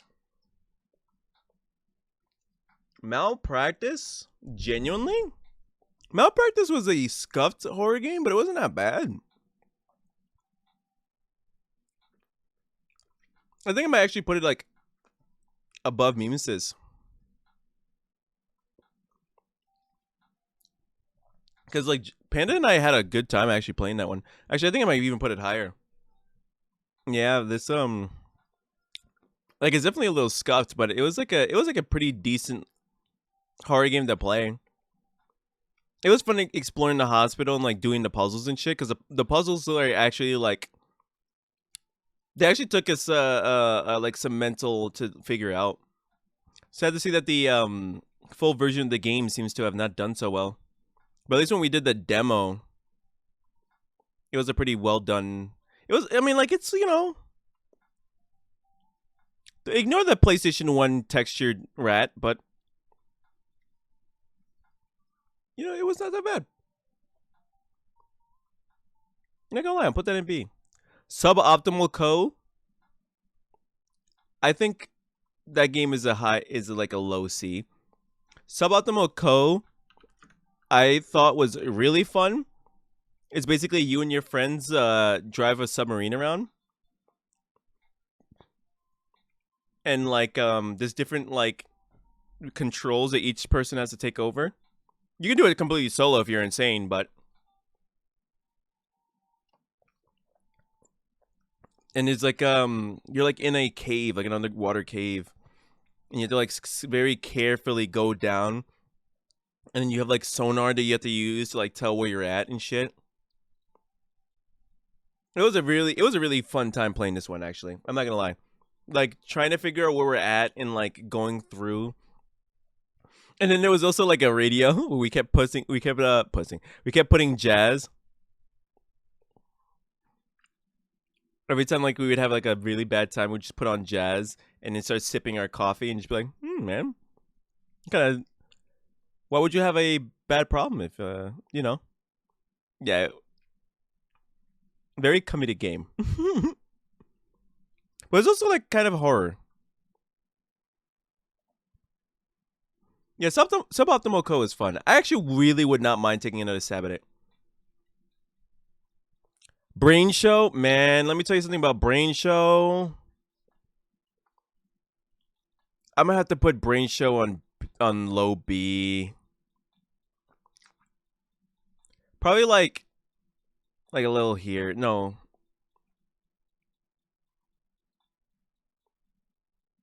Yeah. Here's my problem with Brain Show. As a multiplayer game show, it is genuinely fun until you get to the last round and realize that the last round of every game show gives enough points that someone who shat the bed the entire game show can just straight up win if they just out survive the other player. Because the problem with the fucking ending thing for Brain Show is that the last game show is basically like a survival of the fittest, and like your amount of points throughout the game show is basically like your health for like the last game show. But if you literally just like let the other players like hurt each other and like kill each other, and you don't even like touch anyone, and you can like obscure in the background a little bit, and you just get the questions right, you can just like straight up win after losing the entire game. And like that sucks because then it validates the entire reason to play all the other rounds. Because like, why would you? The only reason you would want to play, you want to do all the other rounds is so you have health for the last thing. But like, I don't know, man. Like that's not a good thing. Any game show that allows someone who is in complete last to just win miraculously on the very last thing is a flawed game show. I don't know if that's a hot take, but it's just flawed. Because then why even do the effort throughout the fucking show? Separated was a cool concept. I'll put it in B. I'll put it in middle of B. And chat, the questions in Brain Show were pretty good. Like they even like had like good pop culture questions. Like I think there was one questions about WoW that was just like, oh, like who was the Lich King or some shit like that. And it was just like, damn, like these the fact that they're asking these questions about pop culture stuff out of nowhere, it was like really cool. So it was such a shame that it sucked. The ending shit. Separated was a cool concept where you and your other player are on either sides of like the scary maze thingy. And then you have like context to your friend's puzzles and your friend has context to your puzzles. And so you have to work together to get out. And it's like a creature that basically only hears you but doesn't see you. So like whenever the creature's on your side, you have to be careful about communicating the puzzle to the other side. And then the other person like gets to just kind of like freely roam, and then when the creature's on your side, you have to like hide and make sure you don't get caught. So like whenever you're talking to your boy and they start getting silent, that just means that like the creature's on their side and shit. I thought it was a really cool idea. It was a really interesting idea. Polish for sure it's needed. Polish is for sure needed, which is why it's in B. But it's a good idea. Pan Galactic Postal Service, which was also known as what the fuck was it called? Intergalactic something something. It's like we played this game before, but anyways, Maelstrom. It was called Maelstrom before. Pan Galactic Postal Service, good concept. Definitely needed more polishing. It's basically like if you were Amazon or UPS on an alien planet. So you have to like figure out the address of the package you're delivering to while dodging the aliens that are trying to kill you. And so you have to like fight the aliens that are coming at you and shit while you're delivering the packages. Honestly, it's a cool concept. The problem I have is that the combat with the aliens just kind of boiled down to just like make sure you're full health and just keep wailing on them, and then like it's just kind of like a spam battle until one side dies. Like it's spamming a basic attack battle until one side dies. So that's kind of unfortunate. But like that's like something they can iron out just like throughout like polish and stuff like that. Like it's a cool concept. And devs, if you're watching this and if you didn't watch my original video, please stop making it so that the fucking ship taking off is the world's single most deafening noise you'll ever hear in your goddamn life. Every time we played that demo, every time we had to take off on the ship, whether it was going there or coming back, the ship would be so fucking loud that you genuinely can't hear your own thoughts, dude. It was so bad. You couldn't turn it down either. It was just so obnoxiously loud. I don't know why they did that. It was probably just bad audio balancing, but Christ, man. Okay. Slap 'em up. Slap 'em up is low A. Fun game, fun card game. Apparently, I don't know what it's like officially called, but in Spanish it's called burrito or burro. And it's basically, yeah, it's a card game. It's a card game. You want to put the number. You want to put like a higher number than what's shown, like a higher suit than what's shown. Um, but like you want to it's like about emptying your hand also, so you don't want to like just keep throwing out your nines. You want to like build up to it so you can like get your lower cards out. Or if you want to completely fuck over other people and you know they don't have anything higher than a 10, you can just straight up throw your 10 out. But yeah, really fun game. And then when you throw doubles or triples, the other players have to respond with doubles and triples. Really fun game, very flashy. I'm glad the full game came out and it's free to play. They probably getting their money through the costumes and stuff, which is fair, as it should. It's a fun game.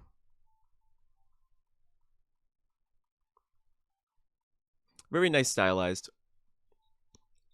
So yeah, Sum Up is a for sure an A. Bandit Trap. Bandit Trap is a low A. Bandit Trap was another game that's a really good idea. So the thing with Bandit Trap is that it is a game about one player is in the house and is laying down traps, and all the other players are trying to break into the house and take shit. The players have to steal all the valuables, and the house, the trap master has to deal a certain amount of damage to the players. At least from the way it felt like in the demo, it felt way easy to win as a trap master. But like, presumably that's just like our inexperience as like the robbers. But yeah, this game is like really cute and it's like really nice stylized. Like it's really fucking crazy, like the different traps you can do.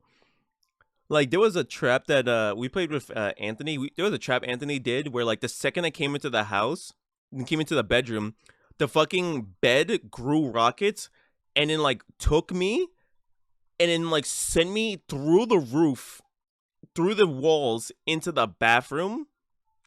And I was just like, bro, what the fuck just happened to me? Very chaotic, fun game.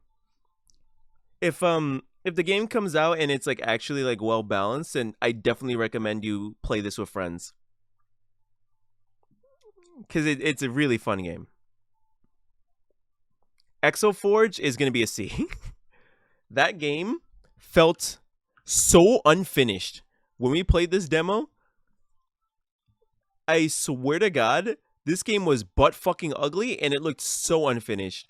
Like we looked at this picture and like some of like the footage, like this footage is more accurate to what the game feels like. And then also like for some reason your characters are like thick. And I can't tell if the game is like meant to be a slight gooner game. Cause you're like everything has like jiggle physics in this, like your butt, your titties, your fucking like insanely high jiggle physics. But like, yeah, that's this game. We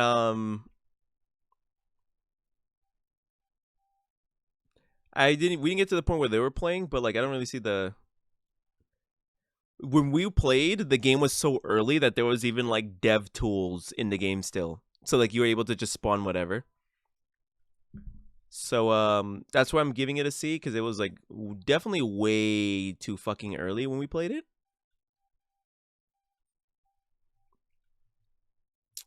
But it's a game.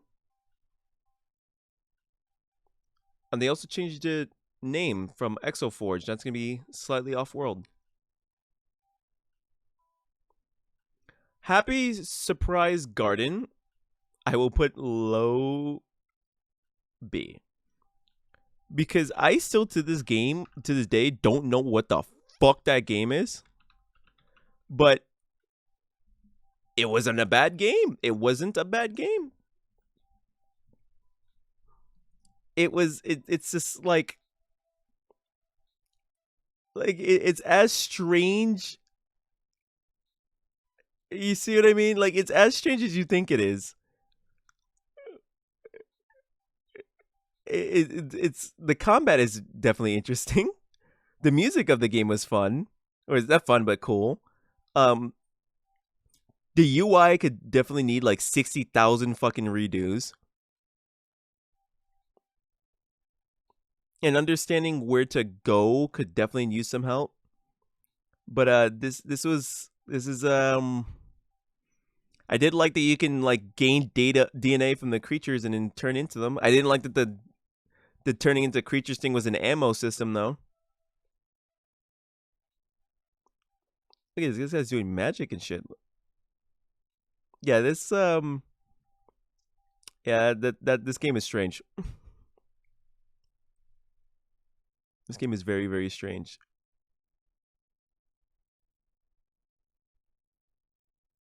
Did I enjoy my stay when I played it?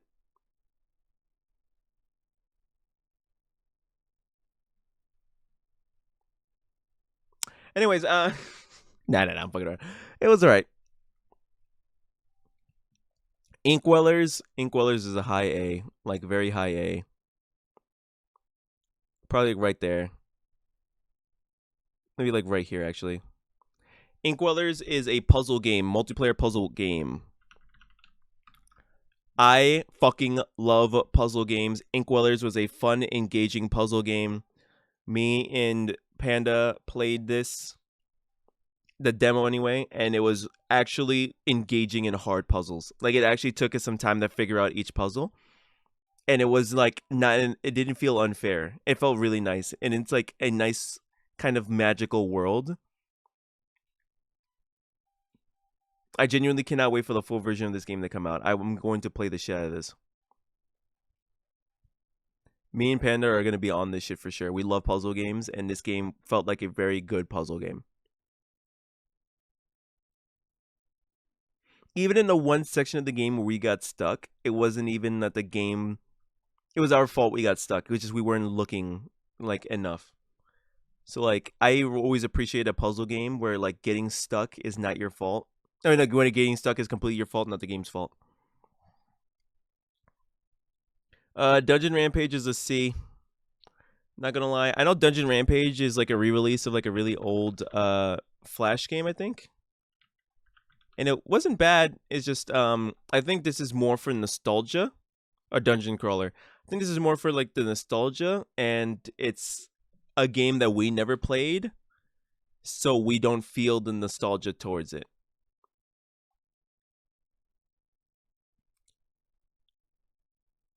But I can see why someone would. It's multiplayer too, so it's kind of fun. Kind of gives me a little bit of Castle Crasher vibes.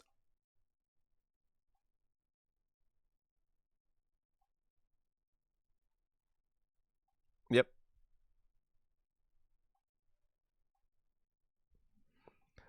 House of Mimics. Probably high C. The House of Mimics is a multiplayer horror game where you enter a room, get familiar with all the furniture, and then you enter the next room, and something about the room is off, and you have to guess what it is. If you guess correctly, you move on. If you don't, the mimic comes, and you have to survive against the mimic for a couple of seconds. Sometimes the mimic comes anyway. Um, but yeah, it's like and there's like horror things that happen to you as you're like trying to figure out which one's a mimic and stuff. Cool concept. The only reason I put it so low is because once you get into the flow of the game, at least this is how I feel about the demo. Once you get into the flow of the game, it gets kind of boring. Astrumus is a high C. Astrumus was a good game idea, but I don't think it was executed at its best. So the idea with Astrumus is that one player is in the map, the other player is viewing the cameras of the area that the player is in, and so you're like guiding them around while keeping track of the monster. So like, oh, the monster is like in an observation corridor. You tell your boy like, oh no, don't go in there, go somewhere else. And so like you have to like work together to like work on puzzles and like get your boy through the map by like manning the cameras and stuff and warning him about shit that's gonna come and like happen. Oh yeah, that's another thing. The player, I think the player on the ground can't see the monster, so like he's heavily reliant on the person on the camera that let him know where the monster's at. So yeah, it's a really fun idea. Me and Panda really liked it, but I think it was just not executed the best. I think it just needed more polish. Let me look at the reviews. Yeah, it's full of bugs. The alien is pretty dumb. Short and cringe. Love every second of it.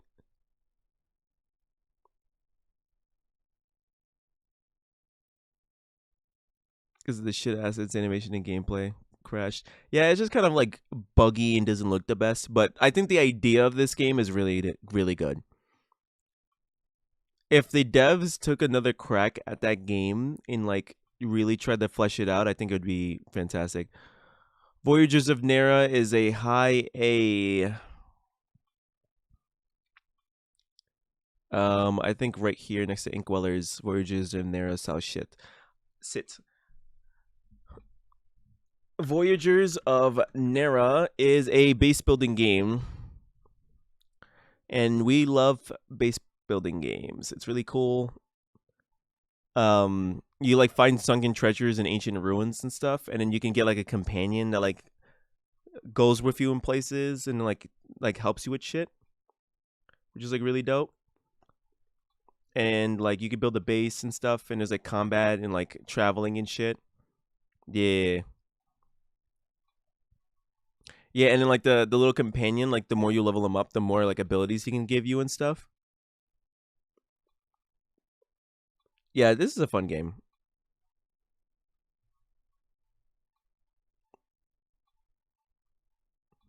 In fact, the game is fully out, by the way.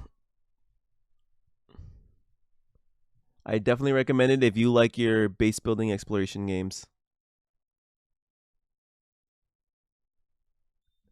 Alrighty. Um Avalon Crew. Avalon Crew low B. I don't think it was a bad game. It was just kind of like boring. Avalon Crew is a top-down horror game where you and your boys are trying to go through the facility and find your way out.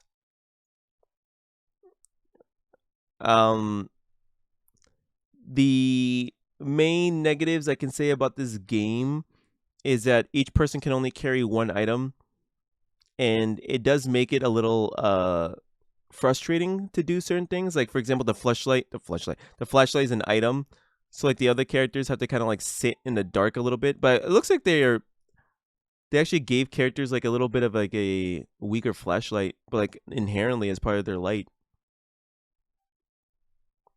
which is really good. But yeah, this game was fine. Like I think the full version of it will probably be more involved than the demo was, because the demo wasn't really that involved. But it has the capabilities of being a good game.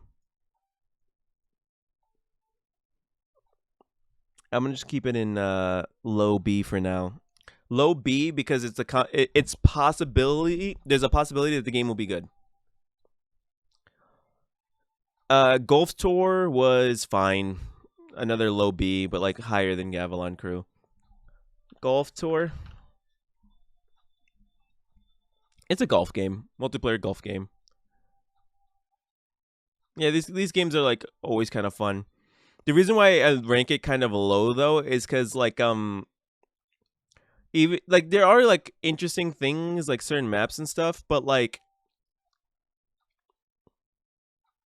the wacky maps are kind of where the coolness of this game go. Like I guess like that it could mean a lot for some people, but like in terms of the way the game fits and stuff, the way the game plays, I should say, I don't see a reason to play this specific golf game over like Golf in Tower Unite or like Golf with Your Friends or like Walkabout Mini Golf for VR. You know what I mean? Like, I already have a lot of options for golf games that are multiplayer, and they have something in them that I kind of prefer to play. It's not a bad golf game though. It's pretty fun, pretty cheap too. So if you like your golf games, drawing the ball, that's actually a feature that other games don't have.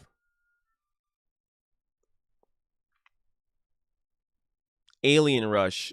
Alien Rush is a C. Rush was just, I don't think, it's not a bad game. It's just really not my kind of game. It's supposed to be like a party game where you like go around and like beat up things, but it's like way sluggish. Like it's just like a little slow and sluggish for me. Also, fun fact about this game, at least in the demo, they straight up used Nintendo Splatoon music in that game, so I wonder if they're gonna get sued by that. But yeah, everyone has like abilities and stuff that they can like do. I mean, again, like there's other games like this that aren't as slow feeling, and that's why I kind of have to knock this game because it's like I think this is more meant for like playing with friends who are less who have less game sense, if I can say that without sounding condescending. Well, actually, maybe not, because there's some bosses here that are looking pretty mean. I don't know. I'm not a fan of how slow it moves. I'm gonna be real with you. If they make it faster and like make the combat a little bit more involved, that's like outside the bosses, I think I'd feel better. But I think for that reason, I'll put it like here, because it's not terrible. It's just yeah, it's like not worse. It's not worse than these games for sure. Actually, Dungeon Rampage isn't even worse than these games either. Night Mariners. I'm not gonna lie, I'm putting it right the fuck here, cause Night Mariners. When we played the demo, it was a lot of like, what the hell were we doing? I'm not gonna lie, this game bored us when we played it. Like we got on the water and then it's just kind of like slowly waiting to get to the island. There's nothing really like to interact with on the way to the island. We just kind of like mindlessly sat and waited. And then we got to the island and explored it, and it was like nothing really there for us. And then we went to another island and it was like something there for us, but then like I think like there was someone that we talked to there that like insta killed us for like being there or something. I don't know. It was a little buggy, and also like the traveling was just like just completely not interesting at all. So like I'm actually gonna give that game a C, probably like a lower C, just because it was just not even a game really. Bark and Catch 'em and also throw in C. It's like a series of mini games with dogs. It's not a bad game. It's just really boring.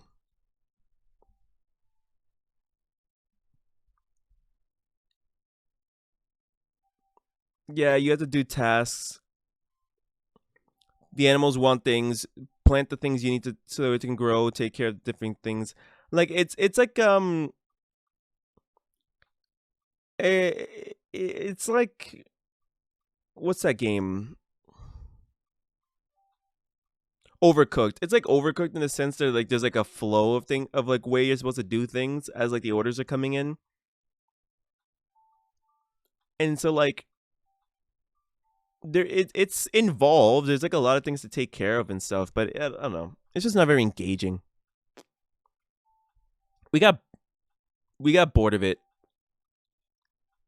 If I'm remembering how we felt about this game, I'm remembering that we got bored of it pretty easily. Yeah, low C. Super Penguin Ball and Chain, which by the way is not the name of this game anymore. But really I'm gonna put this with to the top.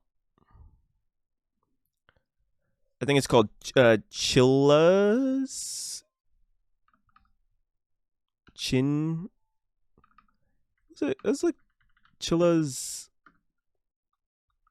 Chain Chillas? Yeah, Chain Chillas is what it's called now. Yeah, if you like Super Monkey Ball, this is Super Monkey Ball, but if you and your boys were chained together. Or if you're playing solo, if a giant wrecking ball was chained to you. This game was chaotic as shit to play, but it was definitely fun. I would play the shit out of this. Definitely multiplayer. I don't know if I would play this single player, but I would play the shit out of this multiplayer for sure. Yeah, if you like Monkey Ball, definitely check out this game because this game is fucking wacky as hell.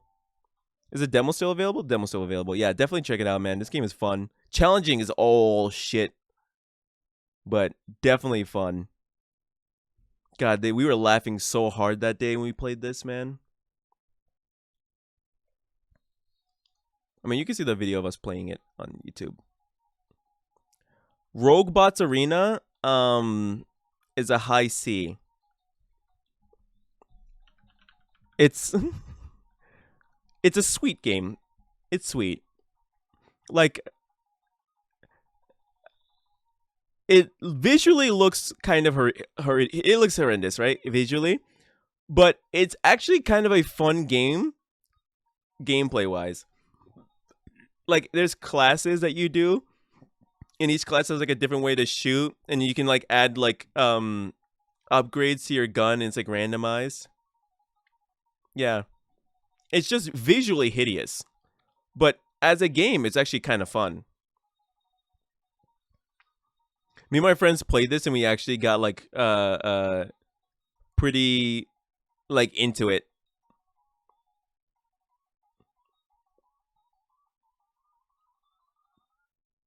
Yeah. They looks like they released it to be full to play, free to play. This is really nice.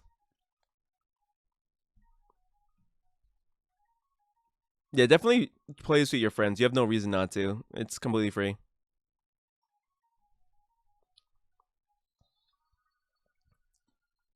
Um, yeah, I think actually I'm gonna put that in B instead of C because as a game, it feels good. It just visually looks like shit. And like that aesthetic isn't even bad. It's just like super hand drawn, which is like actually hand drawn is not the right word there. The UI could look better. Period. Rap House Simulator. I'm gonna put that one in B. Like other than the twerking, that game was just kind of like it was alright. You work at a rap house. If you want to make raps, you make raps. It it's a fun game. It's a cooking simulation game. It's easy to get into. The locales were nice. But it's like a simulation game, you know. There's nothing I can really like call home about this one. If you like rap houses, then you like this game. Period. So B tier. Bogos Binted. I'm giving Bogos Binted high B. And that's only because of the Italian brain rot. This game is I don't even think we really understood how to play this game. But all the cards are Italian brain rot. Wait, what? Are they not brain rot anymore? What?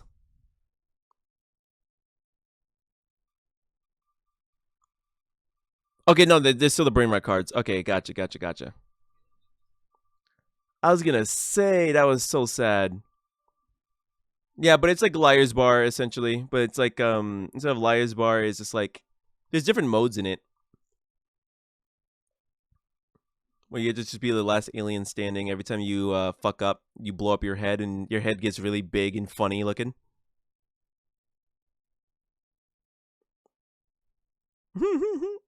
It's a really goofy game. Really comedic, goofy game.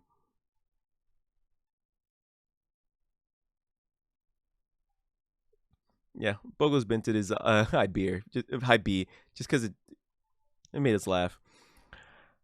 Paddle Paddle Paddle is a good rage game, I'm going to place it with the other rage games because I feel the same way about it. I will put it behind Stuck Together because Stuck Together I feel a little bit higher about it. Yeah, Paddle Paddle Paddle fully released. This game is tough as shit. If you want to play with your friends, go for it, but I swear to God, you're going to want to kill your friends. It is a game where you guys work a boat and you have to paddle, and like the mechanics change for like different sections. It's a really creative game. It's actually a really creative game. I gotta give it that. It's definitely creative as hell. Hard as shit. So if you like rage games, this is up your alley. Gentleman's Dispute is S tier, low S. Gentleman's Dispute is a fucking hilarious game and really fun game. And it's also 8-player. Basically, it's a simple game. An arena game where you and your friends decide to beat each other up. Think Gang Beasts, but with weapons. And like there's like different like things you can pick up, and you can combo them into like other abilities. And you can at the end of each round, you get to pick up like augments for yourself and shit. And it gets really fun. Yeah, like you can get like different augments that change the way you play and stuff. And yeah, these games are really fun. This game is really fucking comical and very chaotic, very fast. I highly recommend this if you like arena games where it's just like you beating up your friends and shit, because like you really could like combo a bunch of bullcrap. I think that's the most satisfying game about this game. Most satisfying. I think that's the most satisfying thing about this game is the mixture of all like the combos of everything. Look at that, like comboing all this shit together is just so satisfying. Yeah, I definitely recommend you guys play Gentleman's Dispute. High recommendation there. Spyfall is an A tier. Spyfall is for sure an A tier. I'll put Spyfall like right here, right behind Anna's Dream Barbecue. Spyfall is essentially like what's that fucking game where you're like prop hunt. It's like prop hunt where the villains are trying to do things around the town that like are like tasks to like mess with, while the detective is trying to figure out which one of the NPCs is actually a player. And this game is really fun. It's really nice to like dupe your friends and shit. And like there's like little potions that can spawn that either help the detective or help the bad guys.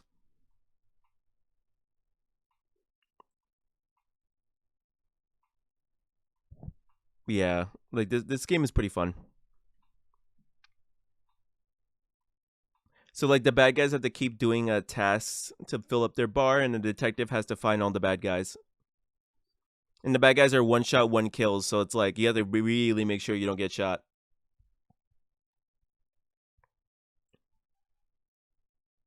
Definitely a fun one. I highly recommend. Toy Escape is only up but with toys. I will put it in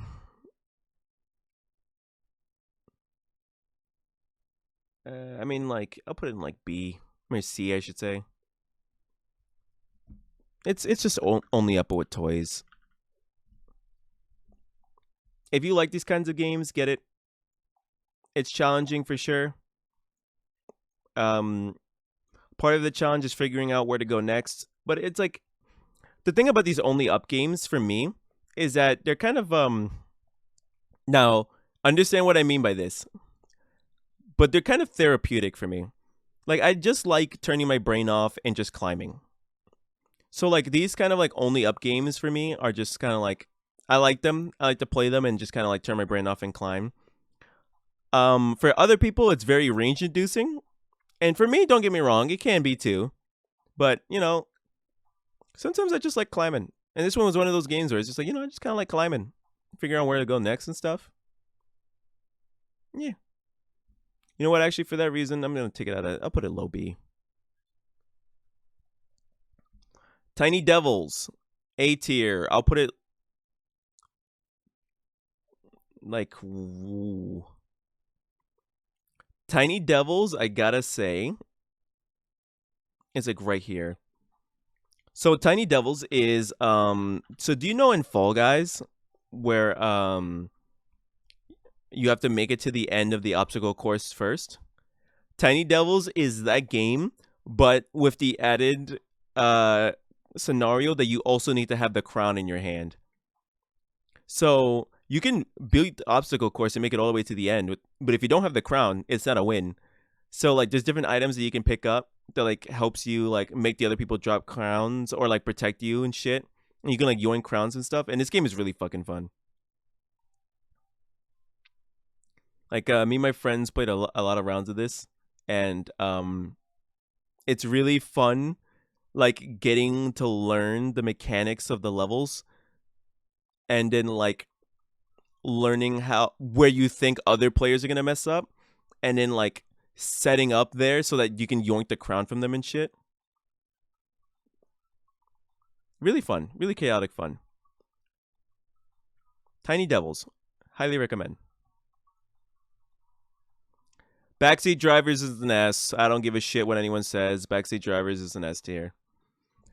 Backseat Drivers, out of all of the fucking demos we played, was easily the game that made me laugh probably the hardest. Simple concept. 4-player now actually. Granny in the front cannot see over the steering wheel. All the other players are passengers in the back who can see. Players in the back are directing Granny driving through the levels. And I'm going to be honest with you, not as easy as you think. Not easy as you think. When one of you guys can't see, when the driver can't see where they're going. But the thing that makes this game really funny is that every time you guys like crash into an obstacle or get hit by shit, like the car just becomes absolutely in disrepair. Like the fucking steering wheel can fly off, or like the freaking like like the radio can like fly into your mouth. Like the fucking car can catch on fire and shit. And it gets really wacky, this fucking game, man. Yeah, like this game is really, really funny. And it's another game that does a friends pass system. So one person can have the game per like free player. Yeah, dude, this game is fucking fun. I definitely recommend it. It's really funny. And they're soon working on a race mode where you can have two teams of people trying to like race through the obstacle. So definitely recommend. Yeah, this game is way up there, man. I fucking love this game. This game is really funny. This game is really funny. Like, in fact,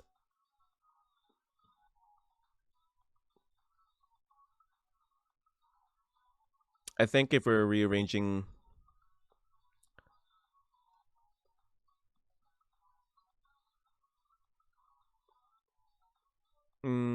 like there, me side, yep, that, yep, yep, okay.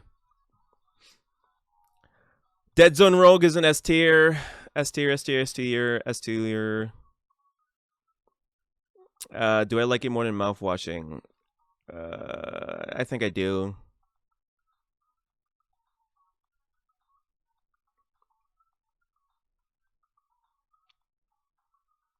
Actually, hold on. Let me reframe.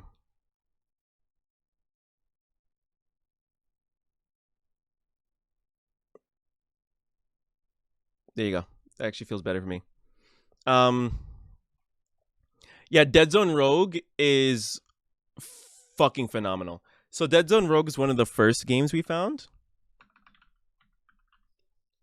And it is, if you like shooter roguelikes, so this game is the exact reason why I'm so harsh against other shooter roguelikes. Because this game, I swear to God, is like one of the only ones besides Abyssus that really got it right. like of like the 2025 shooter roguelikes. Like there's so much customization in your build and like different weapons you can find, and like each weapon has like elements that change the way like you interact with the enemies and shit. And this game is hard. This game is fucking hard, man. This game is so hard. It is actually a difficult game. Like this game and its challenges are genuinely really fun, really fucking hard for me. And the gunplay in this game is so satisfying. Like look at the movement, look at the gunplay. The enemies are satisfying to fight. Like everything about this game is what I would have wanted from a roguelike shooter, and it's multiplayer. Yeah, this game, I cannot sing the praises of this game enough. Like anytime someone asks me for a roguelike to play, I will always start with Dead Zone Rogue. Because this game is just genuinely fucking phenomenal. It's so special. I played this game on my own so many times. I think Panda and Anthony also both like fully beat their games. Even though Panda and Anthony, if you're still here, there's gonna be Zone 4 soon. So you're coming back. Yeah, man. This game, oh, this fucking game. I want this game to become bigger because this game genuinely deserves it. This game is so fun. I wouldn't even mind doing another stream of this game one day. For sure.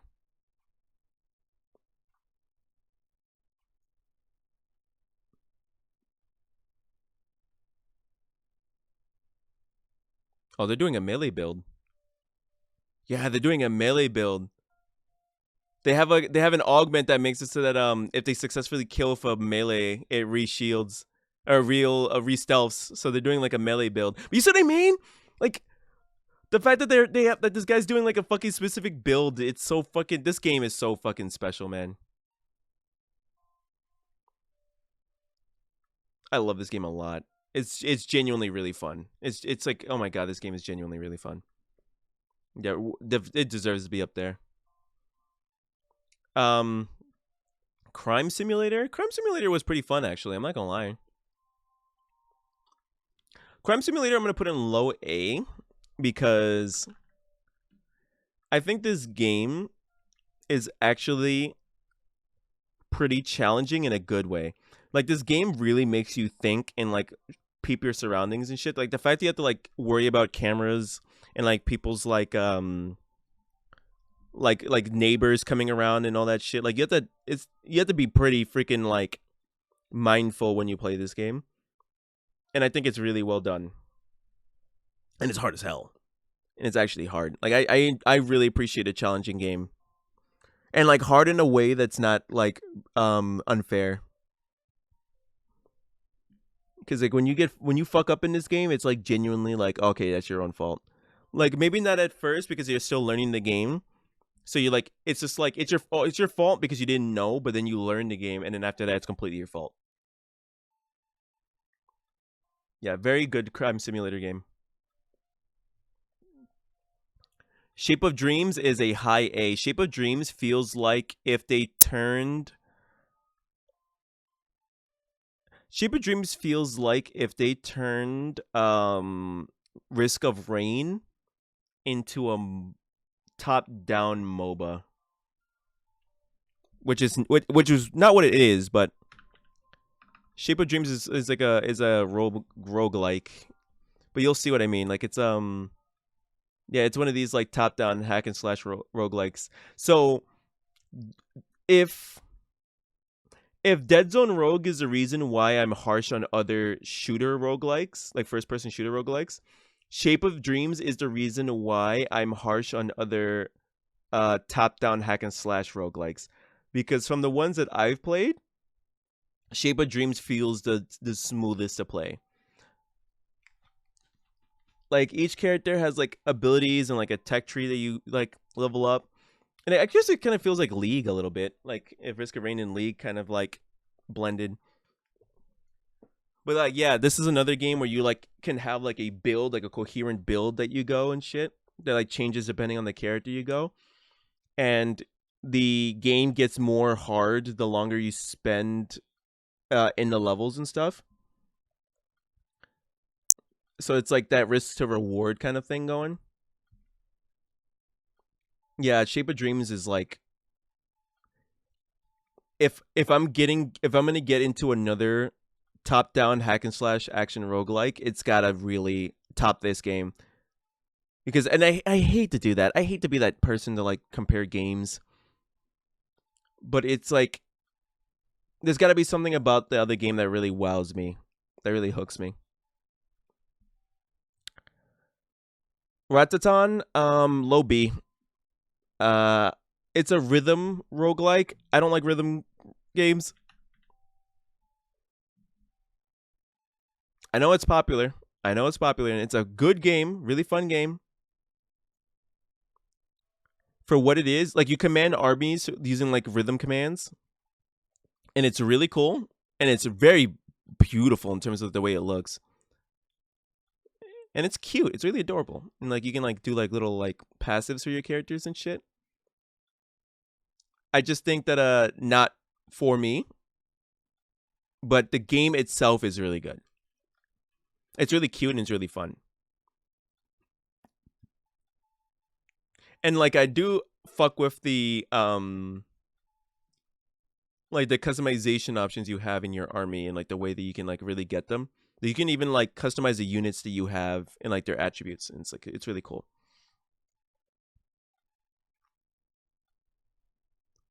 Okay, Starlight Revolver. Starlight Revolver, to me, it's another one of those with Ratatan, where I think the game is good, but it's just not for me.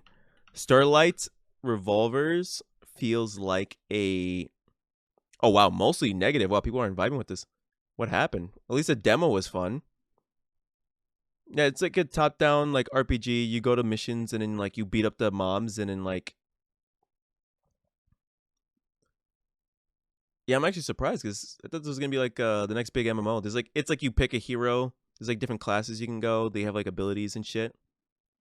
And you go down and you just kind of like beat them up and shit. And there's like other like casual things you can do. It's like mini games and stuff. Wait, so why is this game?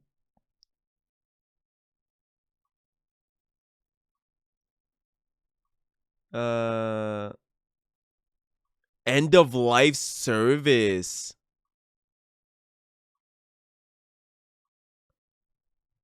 What? This came out in August. It's already getting sunsetted?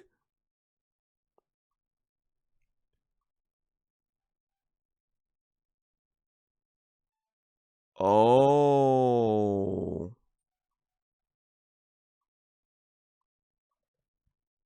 Oh, that explains it. That's unfortunate.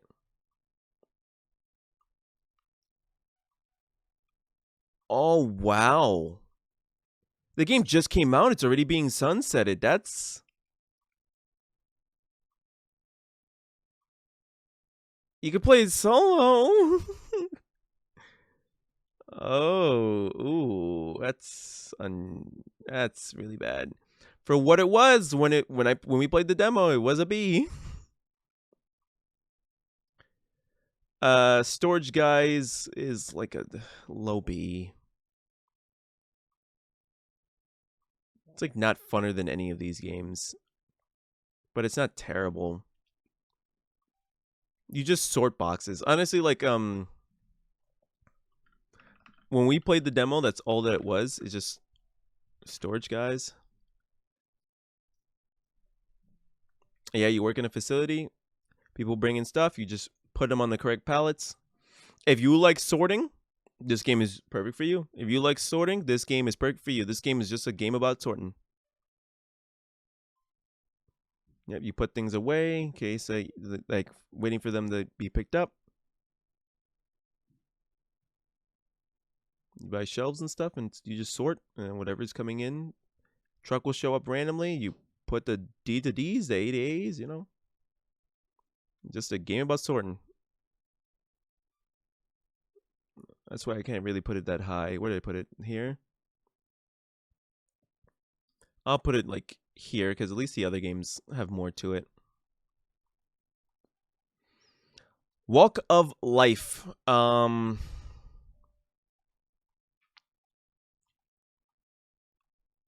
high C tier.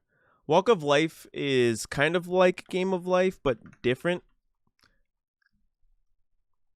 It's definitely like it's a board game esque game. It's well done.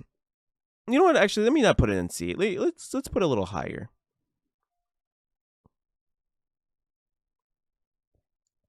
It's a pretty engaging game.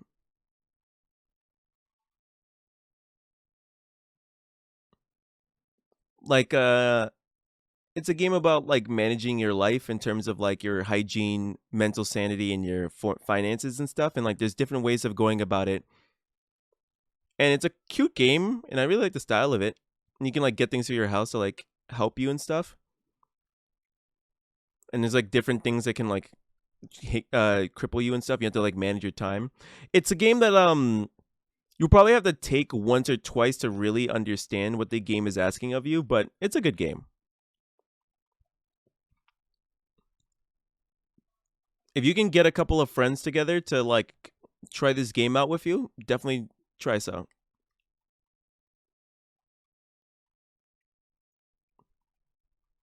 Mysopunk. Mysopunk is an S tier, baby. Mysopunk will be right. Mysopunk will be right here. Mysopunk is a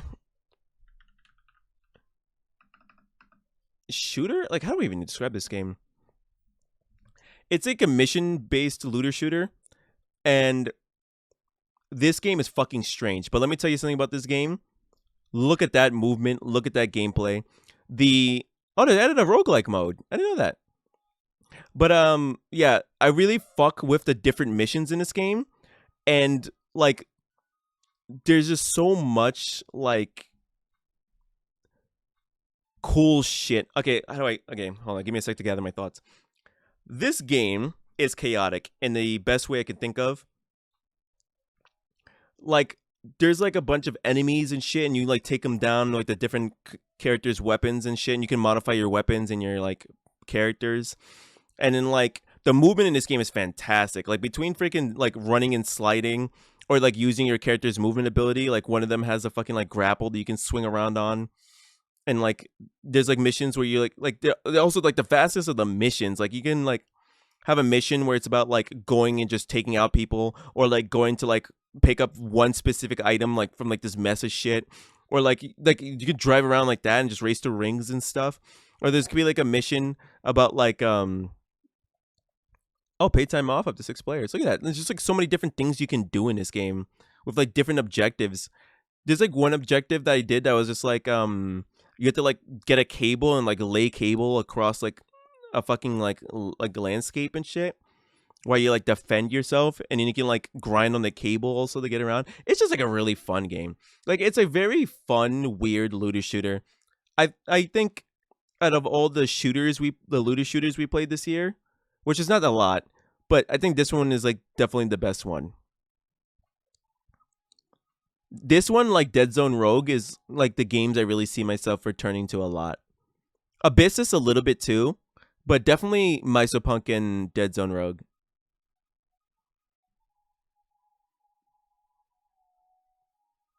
Yeah, definitely recommend this game. Last but not least, Tailside Cozy Cafe Sim. Actually, one of the first games we played. I think I'm gonna firmly place it in B. It was all right. It was just like a coffee like cafe game. Um, it was all right. Yeah, it's just like you manage a cafe. It's cute sprites and stuff. It's like you can like do the foam art. It was kind of cute. It's a cozy game.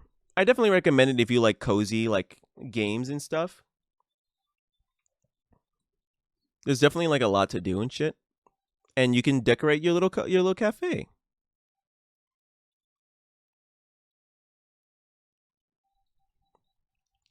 Alrighty, well, let's. This is my ranking. It only took 6 hours. Fuck me. Let me. Okay, S tier. Is there anything here I want to change? No. I think I'm fine with this. A tier. Anything here I want to move around?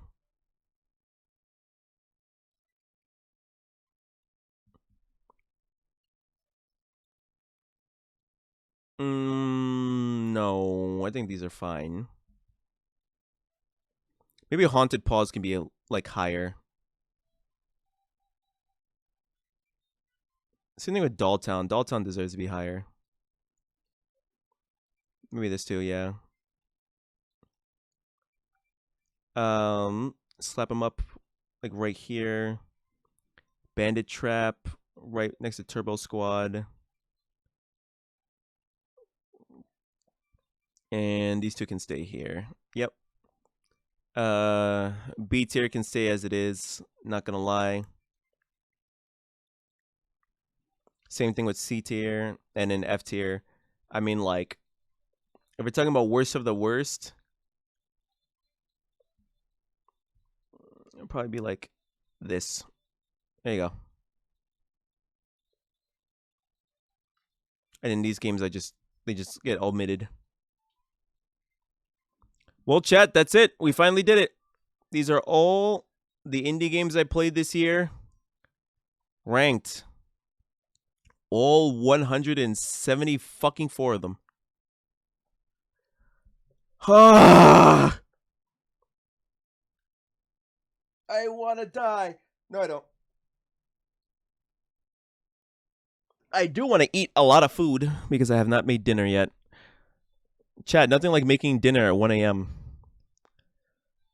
I didn't think it was going to take this long, but I like to yap, and there's a lot of games. The worst part is uploading this to YouTube. All right, chat. I want to say thank you so fucking much for popping in. For those of you that stayed the whole stream, you are the biggest of the biggest real ones, man. I appreciate y'all to hell. I really appreciate y'all for hanging with your boy. I am going to go eat. Don't worry about me. I am not going to starve. I will go eat. The full video of this will be on YouTube. I don't know if it'll be tomorrow. Is it going to be tomorrow? Do I think I can get this up by tomorrow? I could probably get this up by tomorrow. I'll get it up by tomorrow. Surely I'll get this up by tomorrow. All right, guys. Bye-bye. Love you so much. Love you a lot. Actually, hold on. We're going to raid another channel. Shirley J. Temple. Oh, Shirley. I get it. Let's see. Who's, well,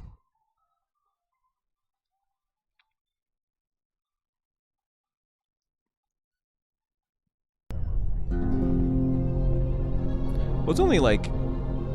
How many people are watching? Do I raid with one person? Alright, we only got one motherfucker. We're not gonna raid. It's gonna feel weird to raid with one person. I appreciate y'all, though. Y'all have a good night. Kiss your homies good night for me, as always. Bye-bye.